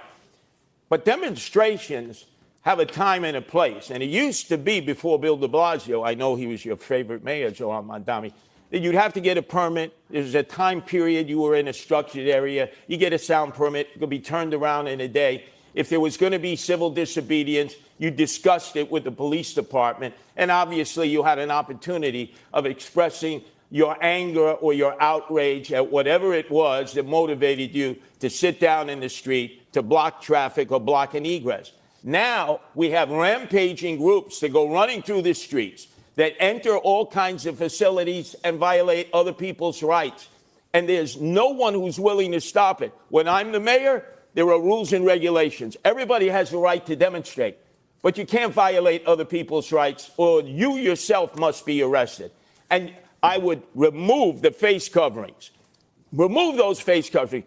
Antifa. Why are you afraid of identifying who you are as a demonstrator, unless maybe you're an agent provocateur? Yeah, that's Antifa. I mean, Antifa will literally go up there and, I mean, real with you, not only will they start agitating at the police, but they'll also start trying to hurt the people that they claim that they're on, or the people that they claim their side that they're on. So they'll go out there with the liberals at No King's rally or at the ICE protest and get violent with them. They'll literally get in their face and be like, oh, you guys aren't doing enough. You really need to go in there and try to take over the ICE facility. You guys are a bunch of cowards, and we'll start hitting them. And this is what Antifa would do. So, yeah, Antifa is a radicalized group of individuals. Like, it is a bit wild what they want to do. I mean, look, most of y'all liberals, y'all just want to go out there and protest and be cool and have y'all voices heard, and that's fine. But remember, there are guys in that crowd that want to hurt you because you're not going far enough. Been sent in here to cause chaos. Thank Be you. safe. Rosarina? The next question goes to you, Mr. Mamdani. You were arrested for blocking traffic in a pro-Palestinian protest, and you participated in a sit-in at Grand Central. Protesters offered block streets, bridges, and hubs like Grand Central. How much of that would you allow as mayor, and what's your line in having the NYPD arrest protesters? You have a minute. Protest is a part of what makes this city's history what it is. It is a part of the First Amendment. We deserve to have a mayor who stands up for that First Amendment, especially as we have a president that's looking to shred it at each and every opportunity. And we will continue to have protests in this city, as we should, no matter who is the mayor. And the line will be on the question of breaking the law. What we have today, however, is an attempt to intimidate so many who are looking to use that freedom of expression to share their opinions about the city and the world around them. And to be frank with you, what New Yorkers are looking for is someone who can show leadership in City Hall. Because when they don't see that leadership, that's when so many take to the streets. And if you had a leader like Andrew Cuomo, who was telling people not to overreact when they see ICE agents abducting girls as young as 6 years old to deport them, many New Yorkers will take to the streets. We deserve to have a leader who will actually be following through on the values of the city. That's the leader that I'll be. Mr. Mamdani, just a quick follow-up. If you're elected, would you still participate in protests? No, if I'm elected, I'll be the mayor, and I'll be leading the city from City Hall. But no participation in protests, right? The important thing is to lead from City Hall. That's what I'll be doing. Yeah. If I may respond, because I believe my name was involved. AKA, that man will be protesting from City Hall. Yeah. A very brief response, and then I have a question for you. I dealt with ICE. I stood up with ICE. I had a war with ICE here in New York when I was governor.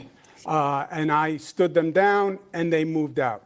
What the assemblyman is saying is, he doesn't believe in law and order. He believes in defunding the police, disarming the police, disbanding the police. That's who he is. Abolish jails. I have a question for you. Okay, 15 seconds rebuttal, Mr. Mamdani, and then we do just 15 seconds because we have a question for Mr. Cuomo. Mr. Cuomo lies again and again and again. I am not running to defund the police. I am running to actually work with the police to deliver public safety. Andrew Cuomo says that he has stood up to ICE. He has not said a word about the abductions that are happening right now. He's referring to a previous comment you made, and we will get back to this. But Mr. Cuomo, a question for you. It's a comment he made. Is the operative language. Yes, I understand. I said that. As governor, you put the National Guard on standby during the George Floyd protests. You didn't deploy them. As mayor, talk about how you would balance the right to protest with maintaining order in the streets. The right to protest is a sacred right. There is no doubt about that. But the law is the law also. And you have New Yorkers now who are afraid in this city.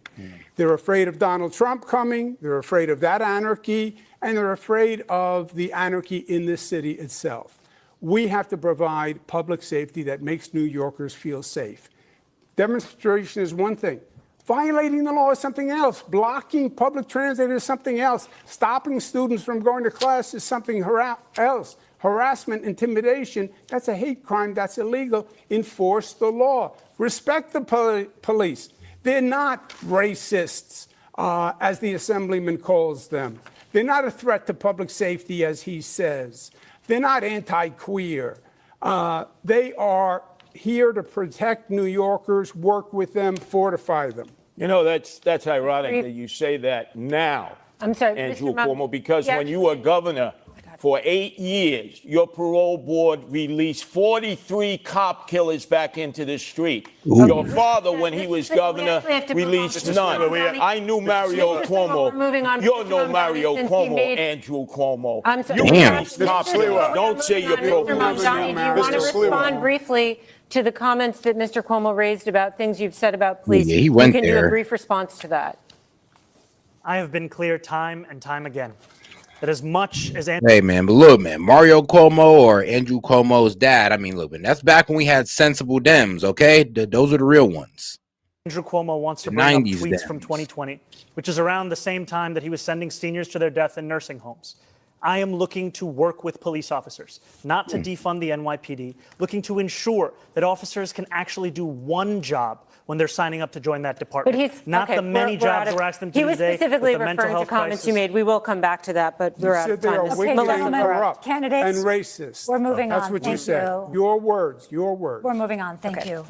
Despite record low crime numbers, polls show that crime remains a top concern for New York City voters. The three of you have very different approaches to crime fighting and how to manage the NYPD.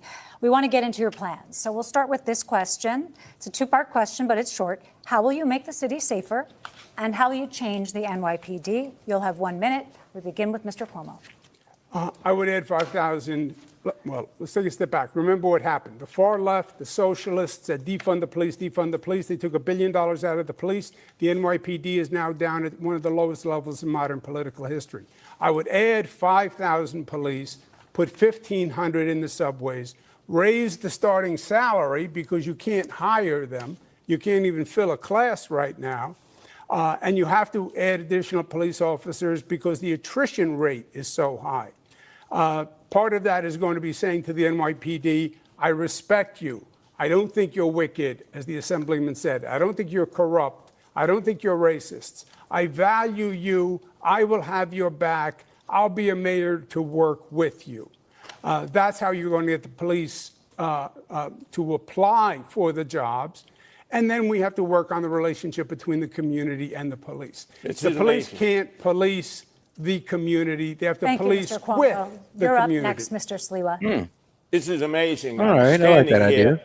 with my two adversaries, both of whom have threatened to defund the police. You, Andrew Cuomo, during the summer of 2020, you said, if you don't reform police departments, I'm going to defund you. And you certainly said that, Zoran Mandami.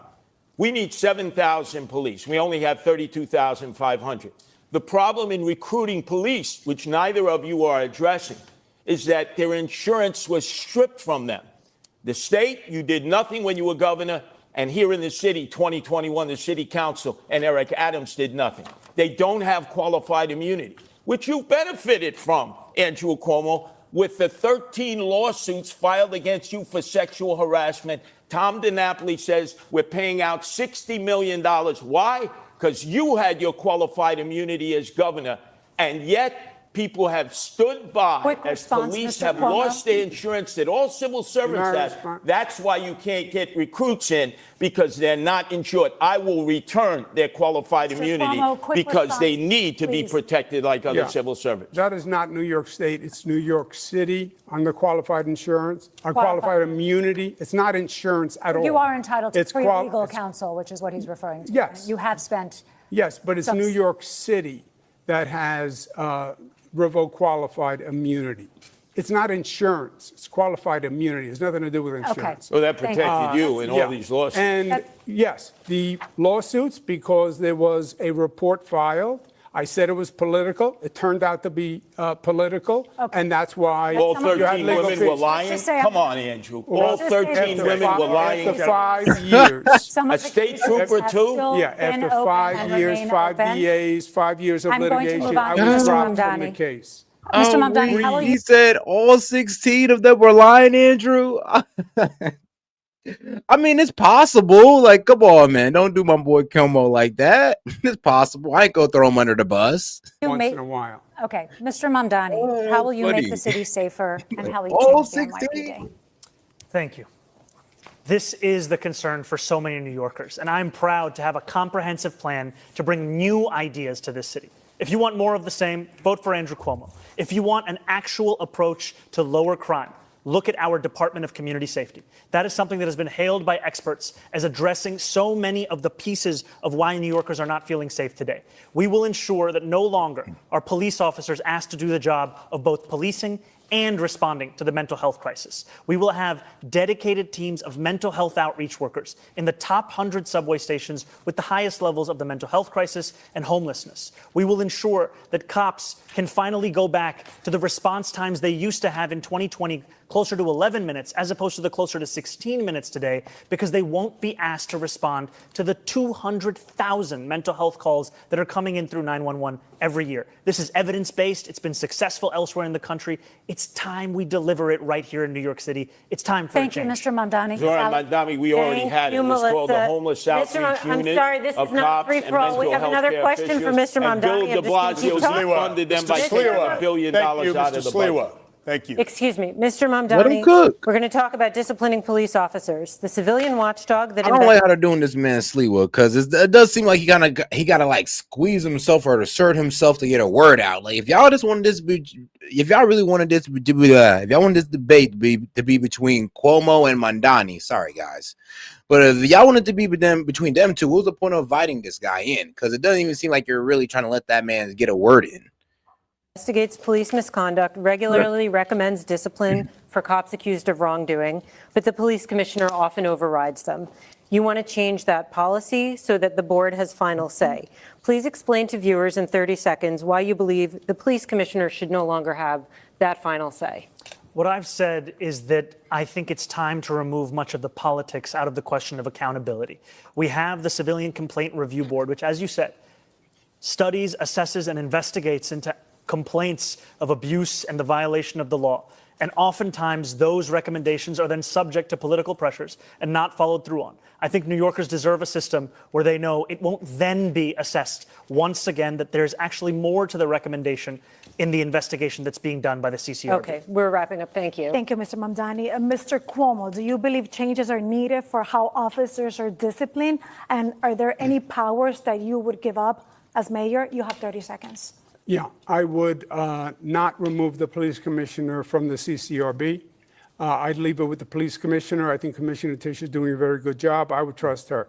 The difference between me and the assemblyman is he doesn't like the police. That's why he won't hire more police when everyone else says we need more police. He wants to use social work. And if you don't know what the CCRB is, it's a Civilian Complaint Review Board. So that's pretty much what it is. On domestic violence calls, which are very dangerous. And he's told you what he thinks. He thinks the police are racist, wicked, corrupt, and a threat to public safety. Thank you. Those are his words. Very quick. Mr. Mamdani, very quick. Look, Andrew Cuomo is a politician of the past, and all he can speak about are the tweets of the past in 2020. Those are tweets which I have apologized for to New Yorkers and police officers directly, and they are not what I am actually running on. No, but you're incapable of actually Mr. speaking about the platform that we have Mr. here, Mamdani, which is can one we that will just- keep New Yorkers safe. Can we just quickly ask you, because I think what some people feel they haven't heard from you, we hear you saying that you don't believe that anymore and you've apologized.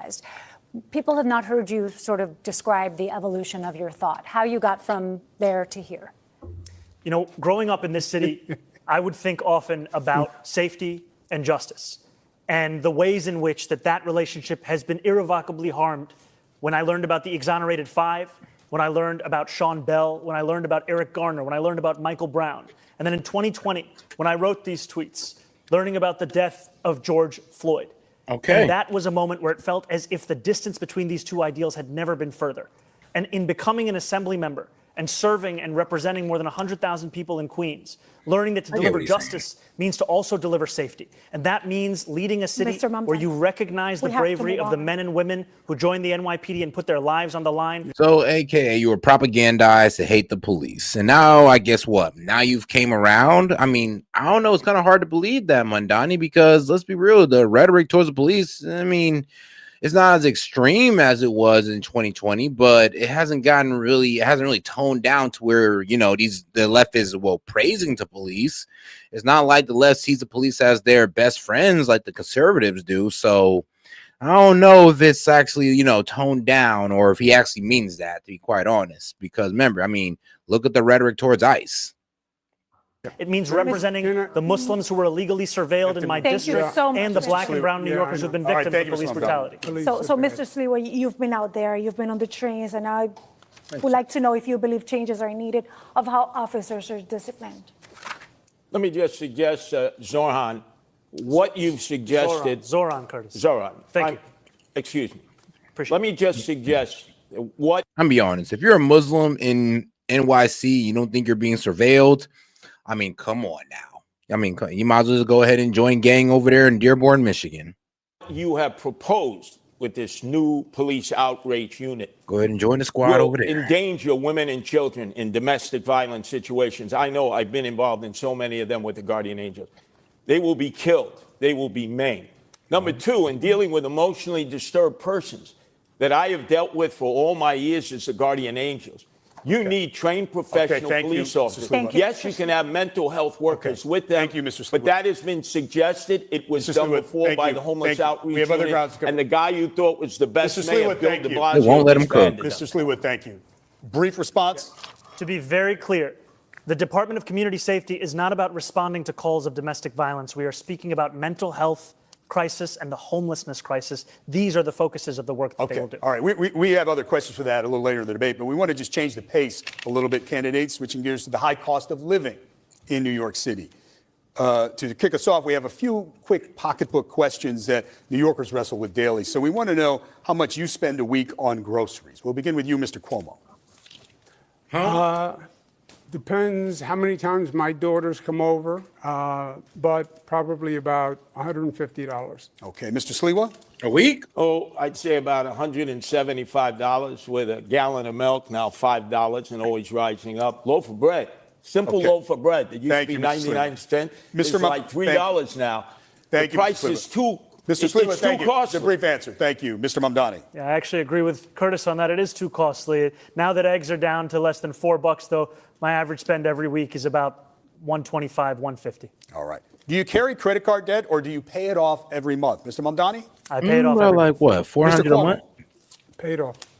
Mr. So Sliwa? what? All y'all spending about at least, well, what, $475 at lowest, which is according to Mondani, said about 125. So what, 4 weeks in a month? Yeah, about 470. Oh, my bad. Yeah, about $500. So yeah, that's sheesh. I mean, damn, for the entire month, the straight groceries, like $500. Okay, yeah, that is a lot. I ain't gonna lie, that's a lot. I know I'm spending less than that. I mean, gee, I'm like somewhere in the 300s, but I mean the crossover there into the 500 area is crazy. I don't have a credit card. I have a debit card. And for the record, what is your monthly rent or mortgage, Mr. Sliwa? About $3,900. It's not that makes sense. subsidized. That makes sense. Mr. Mamdani, what is your monthly rent or mortgage? $2,300. Mr. Cuomo? He has a rent stabilized apartment that a poor person's supposed to have. Mine is about $7,800. We are actually getting to We're gonna cover that subject. Sally? Thank you. We're going to talk a little bit more about the runaway rent in this city. Mr. Mamdani, you're pledging to freeze rent for nearly 1 million rent-stabilized apartments. That really affects less than half of all rentals in the city. What is your plan for those who aren't in stabilized apartments but are struggling to pay the rent? What are you going to do for them? Well, I'm proud to say that yes, will freeze the rent for more than 2 million rent-stabilized tenants. And I will also build 200,000 truly affordable homes across the 5 boroughs over the next 10 years to ensure that tenants, whether rent-stabilized or market rate, can actually... Truly affordable homes or truly affordable projects? because you never know what's going to happen. With rent freezing, that's what you create, projects. Actually have more housing such that they are not No, being with the priced ropes and the out ratchets. of this city. And Yeah. finally, I'm also going to make it easier for the Ropes and private the sector to build Rats housing and in this ropes. city. Because what we see today is that it's not labor, it's not materials, it's the weight that is often costing so much to actually build the housing we need in this city. Thank you. And a follow-up for you, Mr. Mamdani. The cost of maintaining a building change year to year for landlords. The Rent Guidelines Board is legally required to consider those costs when deciding whether to freeze rents. So how can you promise a rent freeze today before ever seeing that data next year? You know, we've seen the data time and again. It's But data next year's data. It's been data that's been overruled by mayors again and again. The last Rent Guidelines Board study showed that profits were up 12% for landlords of those units. And what did they do?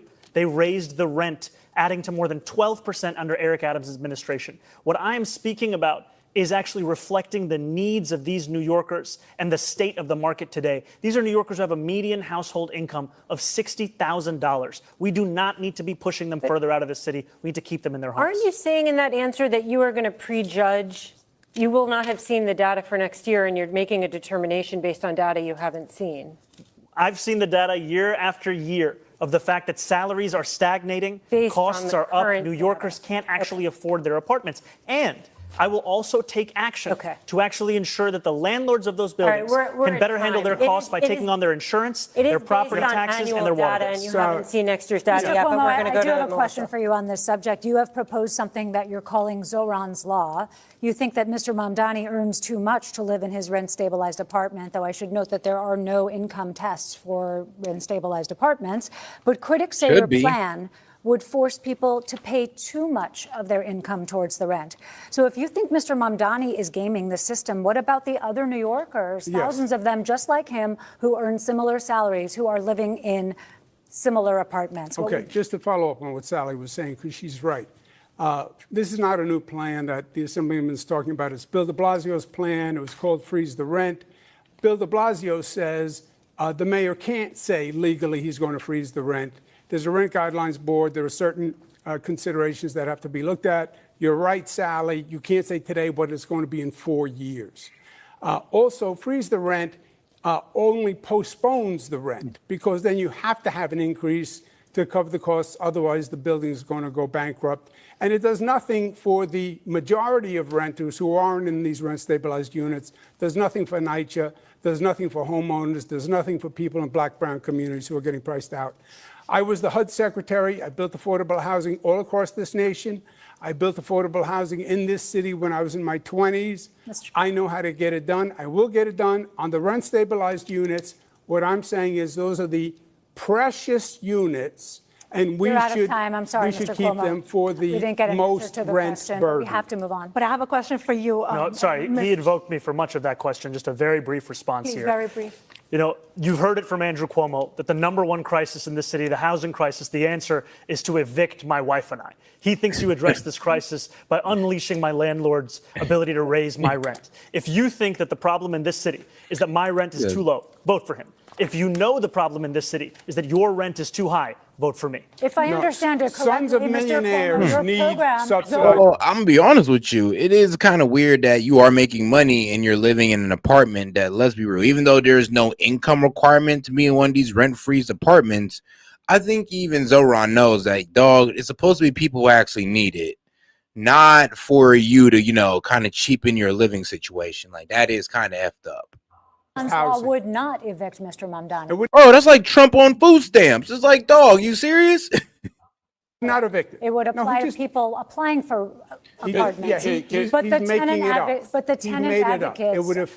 It would evict All right. no one. Like Trump on Section 8. Income limitation We have to move on on. the I rappers. have a Mr. question Sliwa. for Mrs. This is Sliwa. like Rosarina- a spat in the schoolyard. Let me No, suggest. Mrs. Can I Lee, please Rosarina ask has a a question? specific question for you on this. Yeah, well, I We wanna wanted to hear. talk about Well, you affordability can and use it. obviously address Absolutely. that Go issue. ahead. Yeah. So you've proposed, Mr. Sliwa, plans that would made a point of talking about the struggle of renters and property owners.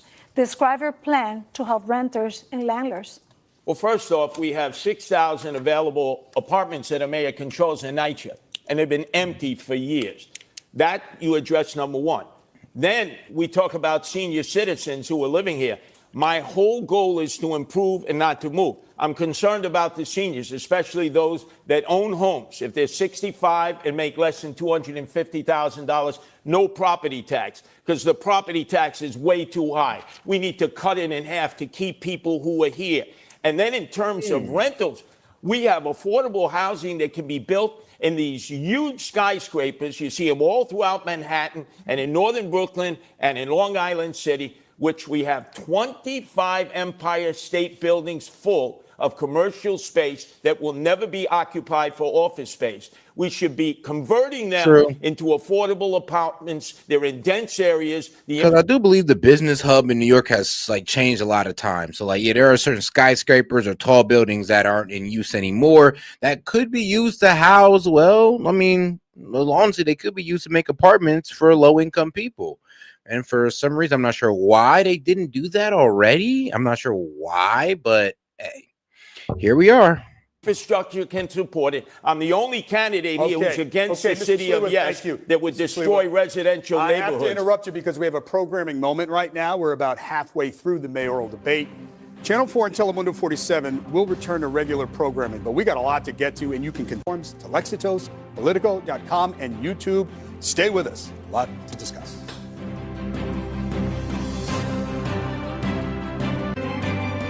Natural point for us to transition, and we want to talk now about transportation and getting around town. And we have a few quick questions about how you get around town. Show of hands, even though they're in their waning days, who has a Metro card or maybe uses OmniPay? Uses OmniPay? Yeah, OmniPay, yeah. Metro card, I mean, I have one, but you know. Yeah, man, to the last So moment. I still got you're my on the Metro subways, card. Mr. Sliwa. What do you use? I'm just curious. If you don't. OmniCard. In Oh, fact, I got a whole batch. Okay. I'm in the subways, I'm in the buses, and the express buses. Okay. The only candidate who rides mass transit every day. When you need to get somewhere fast and you can't take the train, do you hail a taxi? Do you use rideshare? Mr. Sliwa, what do you do? I try to avoid yellow cabs. As you know, I was shot in the back of a yellow cab in 1992 by the Gottis and Gambinos.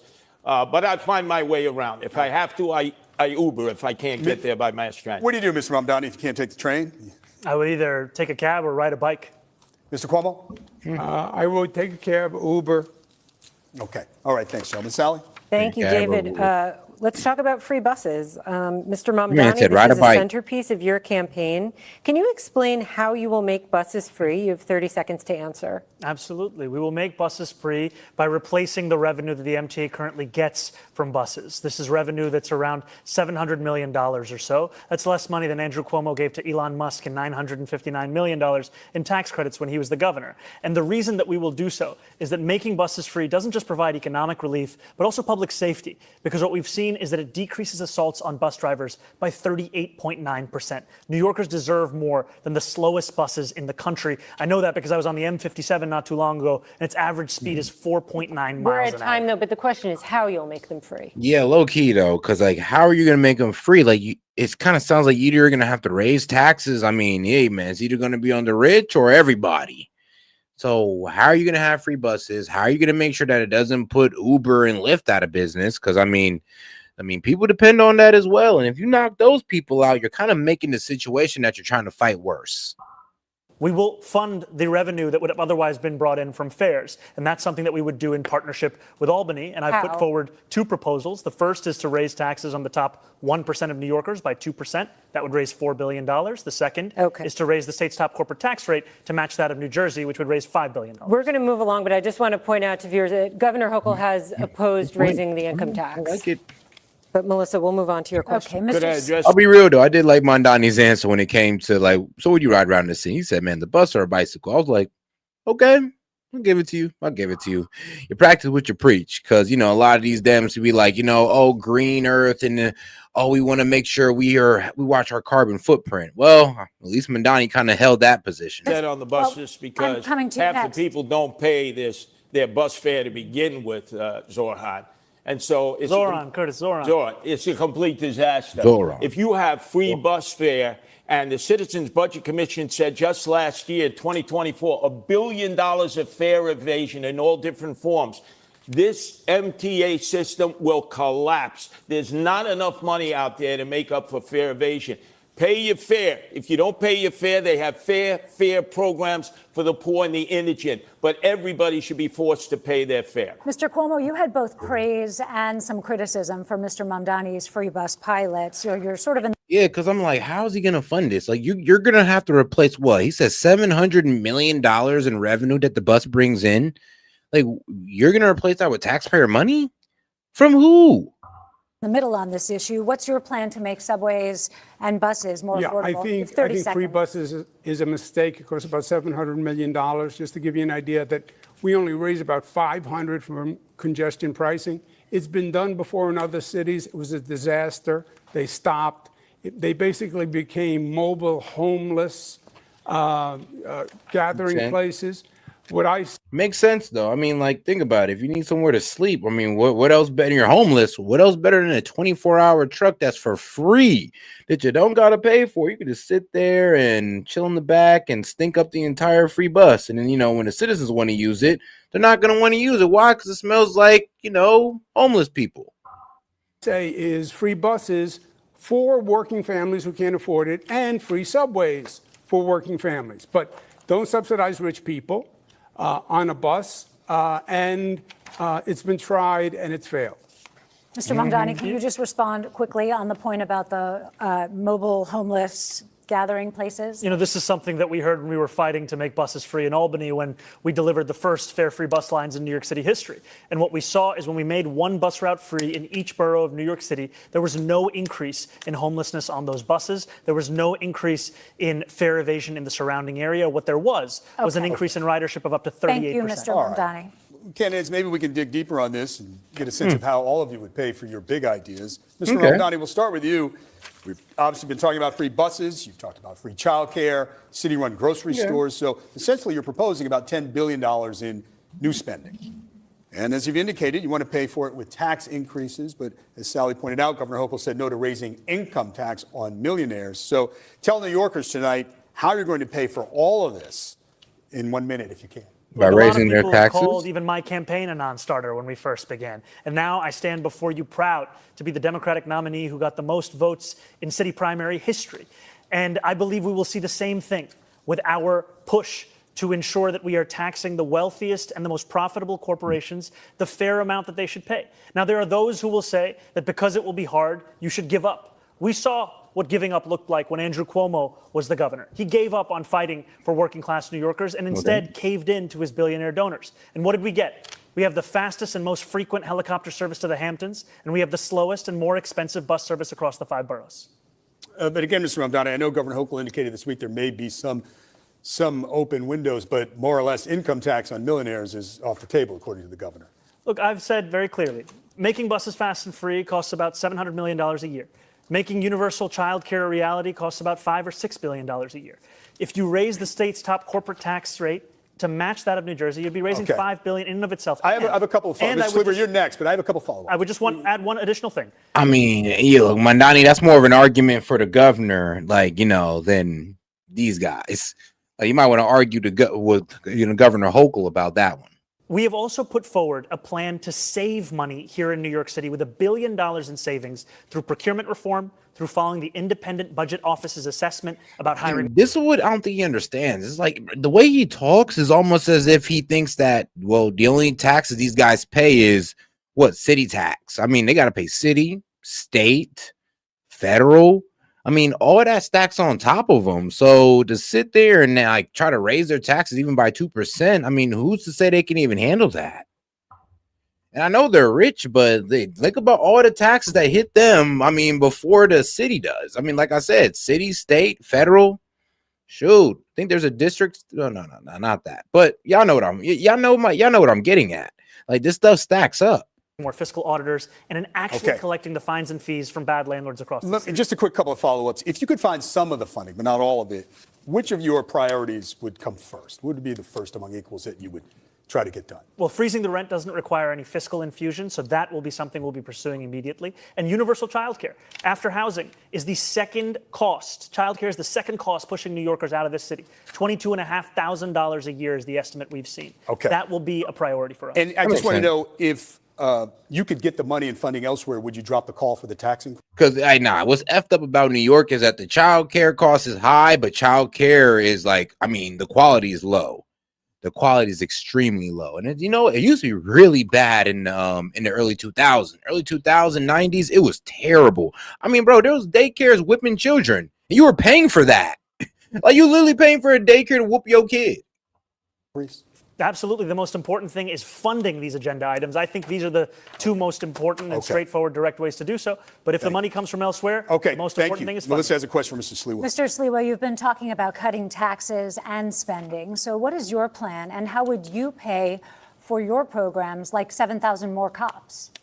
Well, Zoran, boy, your fantasies are never going to come about in terms of funding everything you want that's going to be free. It's a fantasy. Let's deal with the reality. 7,000 cops. You already have a plan in Boston where you pay for taxes in the future. This is a great plan in which universities and others who have bought up properties that are now taken from the real estate market and taken from property tax pay. We could raise $1 billion from Columbia University, NYU, that are in the real estate business, and Madison Square Garden, your friends, Andrew Cuomo, Jimmy Dolan, who pays no property taxes. That's how you raise $1 billion to get 700 police officers trained, vetted, and out into the streets. All right, now that is downright criminal. I will admit, that's downright criminal. Hold on. He's getting property tax, and there's no incentive. Like, what's the incentive for the American people? He's like, just because he got low property tax doesn't mean he can offer more jobs or make the stadium better. It's already there. So, okay, now that's effed up. Yeah, they need to take that away from him and start charging him property tax. Okay, now that's the way they can get more money. Now, see, but Silva's smart. Swaley, whatever his last name is, he's smart. I'll give him that one because I wasn't even thinking about that. In the 5 boroughs, and then the police will be on the subways and they will be patrolling the old-fashioned way where they're needed. Because, man, I have heard that property tax is outrageous out there. But, let's be real, though. It's just outrageous on the wrong people. It's like apparently the billionaires and the millionaires aren't getting charged enough from property tax, especially when they have huge assets out there, which they should be getting taxed on. Or at least be able to relieve some of the tax burden on the regular average New Yorker. You would hope that they would do that. You would hope. But all right, shout out Tove. She says they think they are just going to stay and be overtaxed. Yeah, they really do think people are just going to stay and be overtaxed, especially the business owners that already pay ass crap ton already. They're going to take their business and leave. Exactly. They're either going to take it directly out of NY or they're going to take it out the state if they can. A lot of people don't understand that you can make people run away. Like, you can make high income people go to Florida where they're not going to get taxed. You can make businesses leave and take their jobs with them because they're not going to get extremely taxed. They're not really taking into account a lot. They're not really taking into account. Like, that's why I like Silva's idea, because he's like, just raise property tax on the wealthy. And I'm just like, they're not going nowhere. If you make a guy pay more for having Madison Square Garden, or you make colleges pay more for having a huge campus that does take away from, potential living quarters, then, that's honestly fair. It's way better than raising taxes on your average New Yorker. And it's a lot easier than just raising taxes on every billionaire in sight or every millionaire and billionaire. It's just, I'll be real with you. That's just not going to work out. Going up and down the moving subway cars where people want to see the visual protection, especially women who are being assaulted, perved. And like we saw this morning on 86th Street, a woman with a gun to her head, an armed robbery because you don't have enough cops. I have a question for you in this topic, and let's talk about history, because as governor, you raised and cut taxes. Now you're proposing some tax relief. What's the price tag for your proposals, and where will you get the money for example, 5,000 new police officers? You have a minute to answer. I think Sally's question was very well taken. The Assemblyman's whole plan is based on a myth. He's going to raise taxes. Albany's going to raise taxes statewide on corporations, but the money's only going to go to New York City. That could never happen. It's not just that the governor wouldn't support it. It's impossible. He said he's going to raise the taxes the same as New Jersey, corporate tax. No, it would be double the tax. You would see New Yorkers on I-95 fleeing to Florida. We would be alone. I mean, I love how, Cuomo's addressing the fact that there are high net worth, New Yorkers who are going to Florida because of the outrageous taxes in New York. I mean, in California as well. Californians go to Texas, and, over here on the east side, Yorkers, they go to Florida. So everybody goes to their nice little warm state with low taxes. I think Florida doesn't have any income tax, so that's always a blessing. You have to be realistic with revenue. You have a $115 billion budget. You have to go through that city budget and find savings. I started the state, which is double the budget of the city, at a $10 billion deficit. I closed it and added services. And we can do the same with New York City. Governor, as mayor, you would not increase spending in the New York City budget? Yes or no? There would be, whatever additional spending would be revenue neutral. So it's impossible. You got to cut taxes for people to stay here. Thank you. Corporations are not going to stay here. Okay, Lord.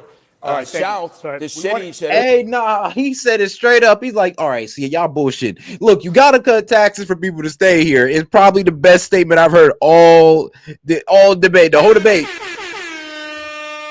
It's like, you got to cut taxes for people to be here. Corporations will leave. People will leave. The taxes is too crazy. And then they're paying them an exorbitant amount of taxes, and their city's a complete mess. Like, isn't that a slap in the face? Like, think about it. Think about it like this. Imagine paying all these taxes and you go outside and there's potholes and there's rats and roaches all in the street. It's like you're damn near thinking your money's getting tossed in the air by politicians with strippers or something. It's like you're thinking the worst at that point. And rightfully so. Because why are you paying taxes? Well, you pay them for the feel good of that you're helping out your community in your local area by throwing in your little share. But if you don't see that, then you feel like you're getting robbed.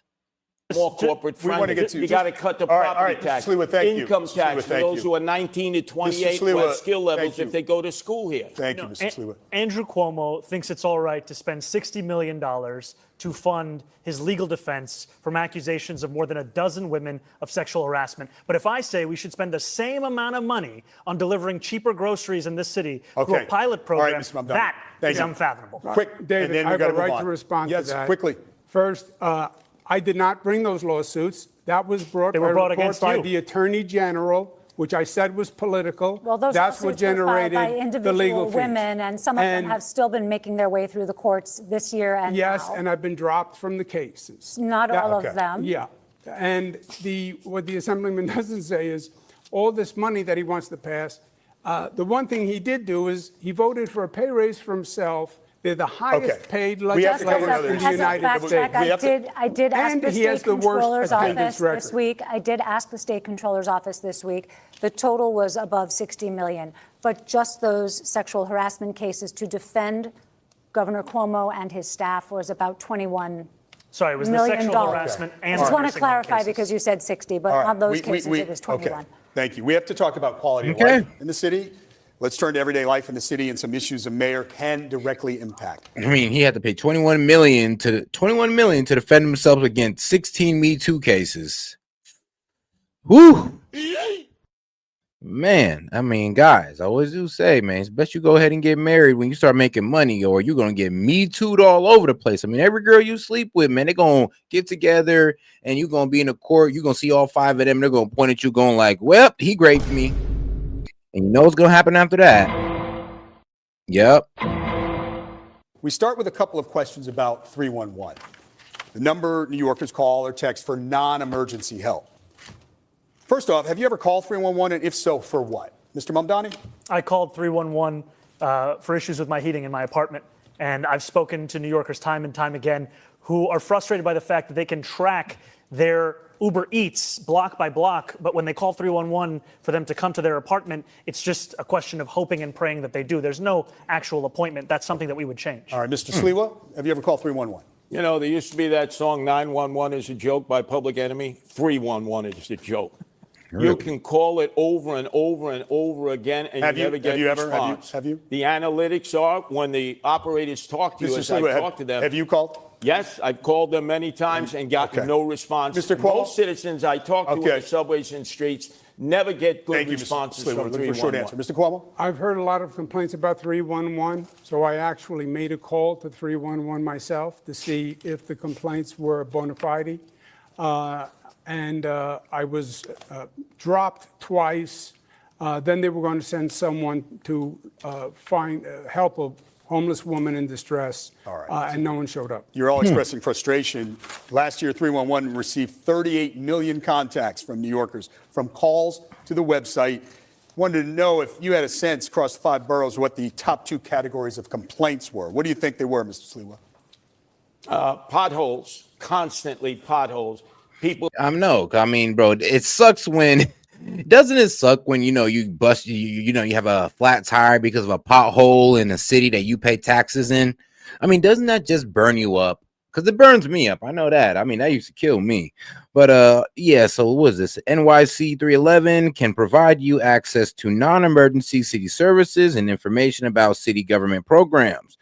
NYC 311 can help with a broad range of services, including things like homeless person assistance, pothole repair, and help understanding a property tax bill. I mean, dang, I mean, it sounds good on paper, only if it worked. I mean, if it worked, this would have been great. But since it don't, I mean, it's just a good idea that was never implemented correctly. Undercarriages ripped out, ball bearings, alignments. Second one, top 2? Rats. Rats, okay. Oh, the city is flooded with rats. Mr. Cuomo, what do you think the top Superhuman 2 rats. complaints were? Homeless and trash rats. All right, Mr. Mamdani? There was housing and noise. Okay, so the answer is noise and illegal parking. And we're going to stick with quality of life. Rosarina? That's right. And let's talk about noise candidates because they fall into these 2 categories. First of all, is the residential one. That's the neighbors and the loud music. And the second one is the street or sidewalk, everything with the loud construction and workers outside. So, Mr. Cuomo, as mayor, what can you do to help the city that never sleeps get a little bit of rest, Mr. Cuomo?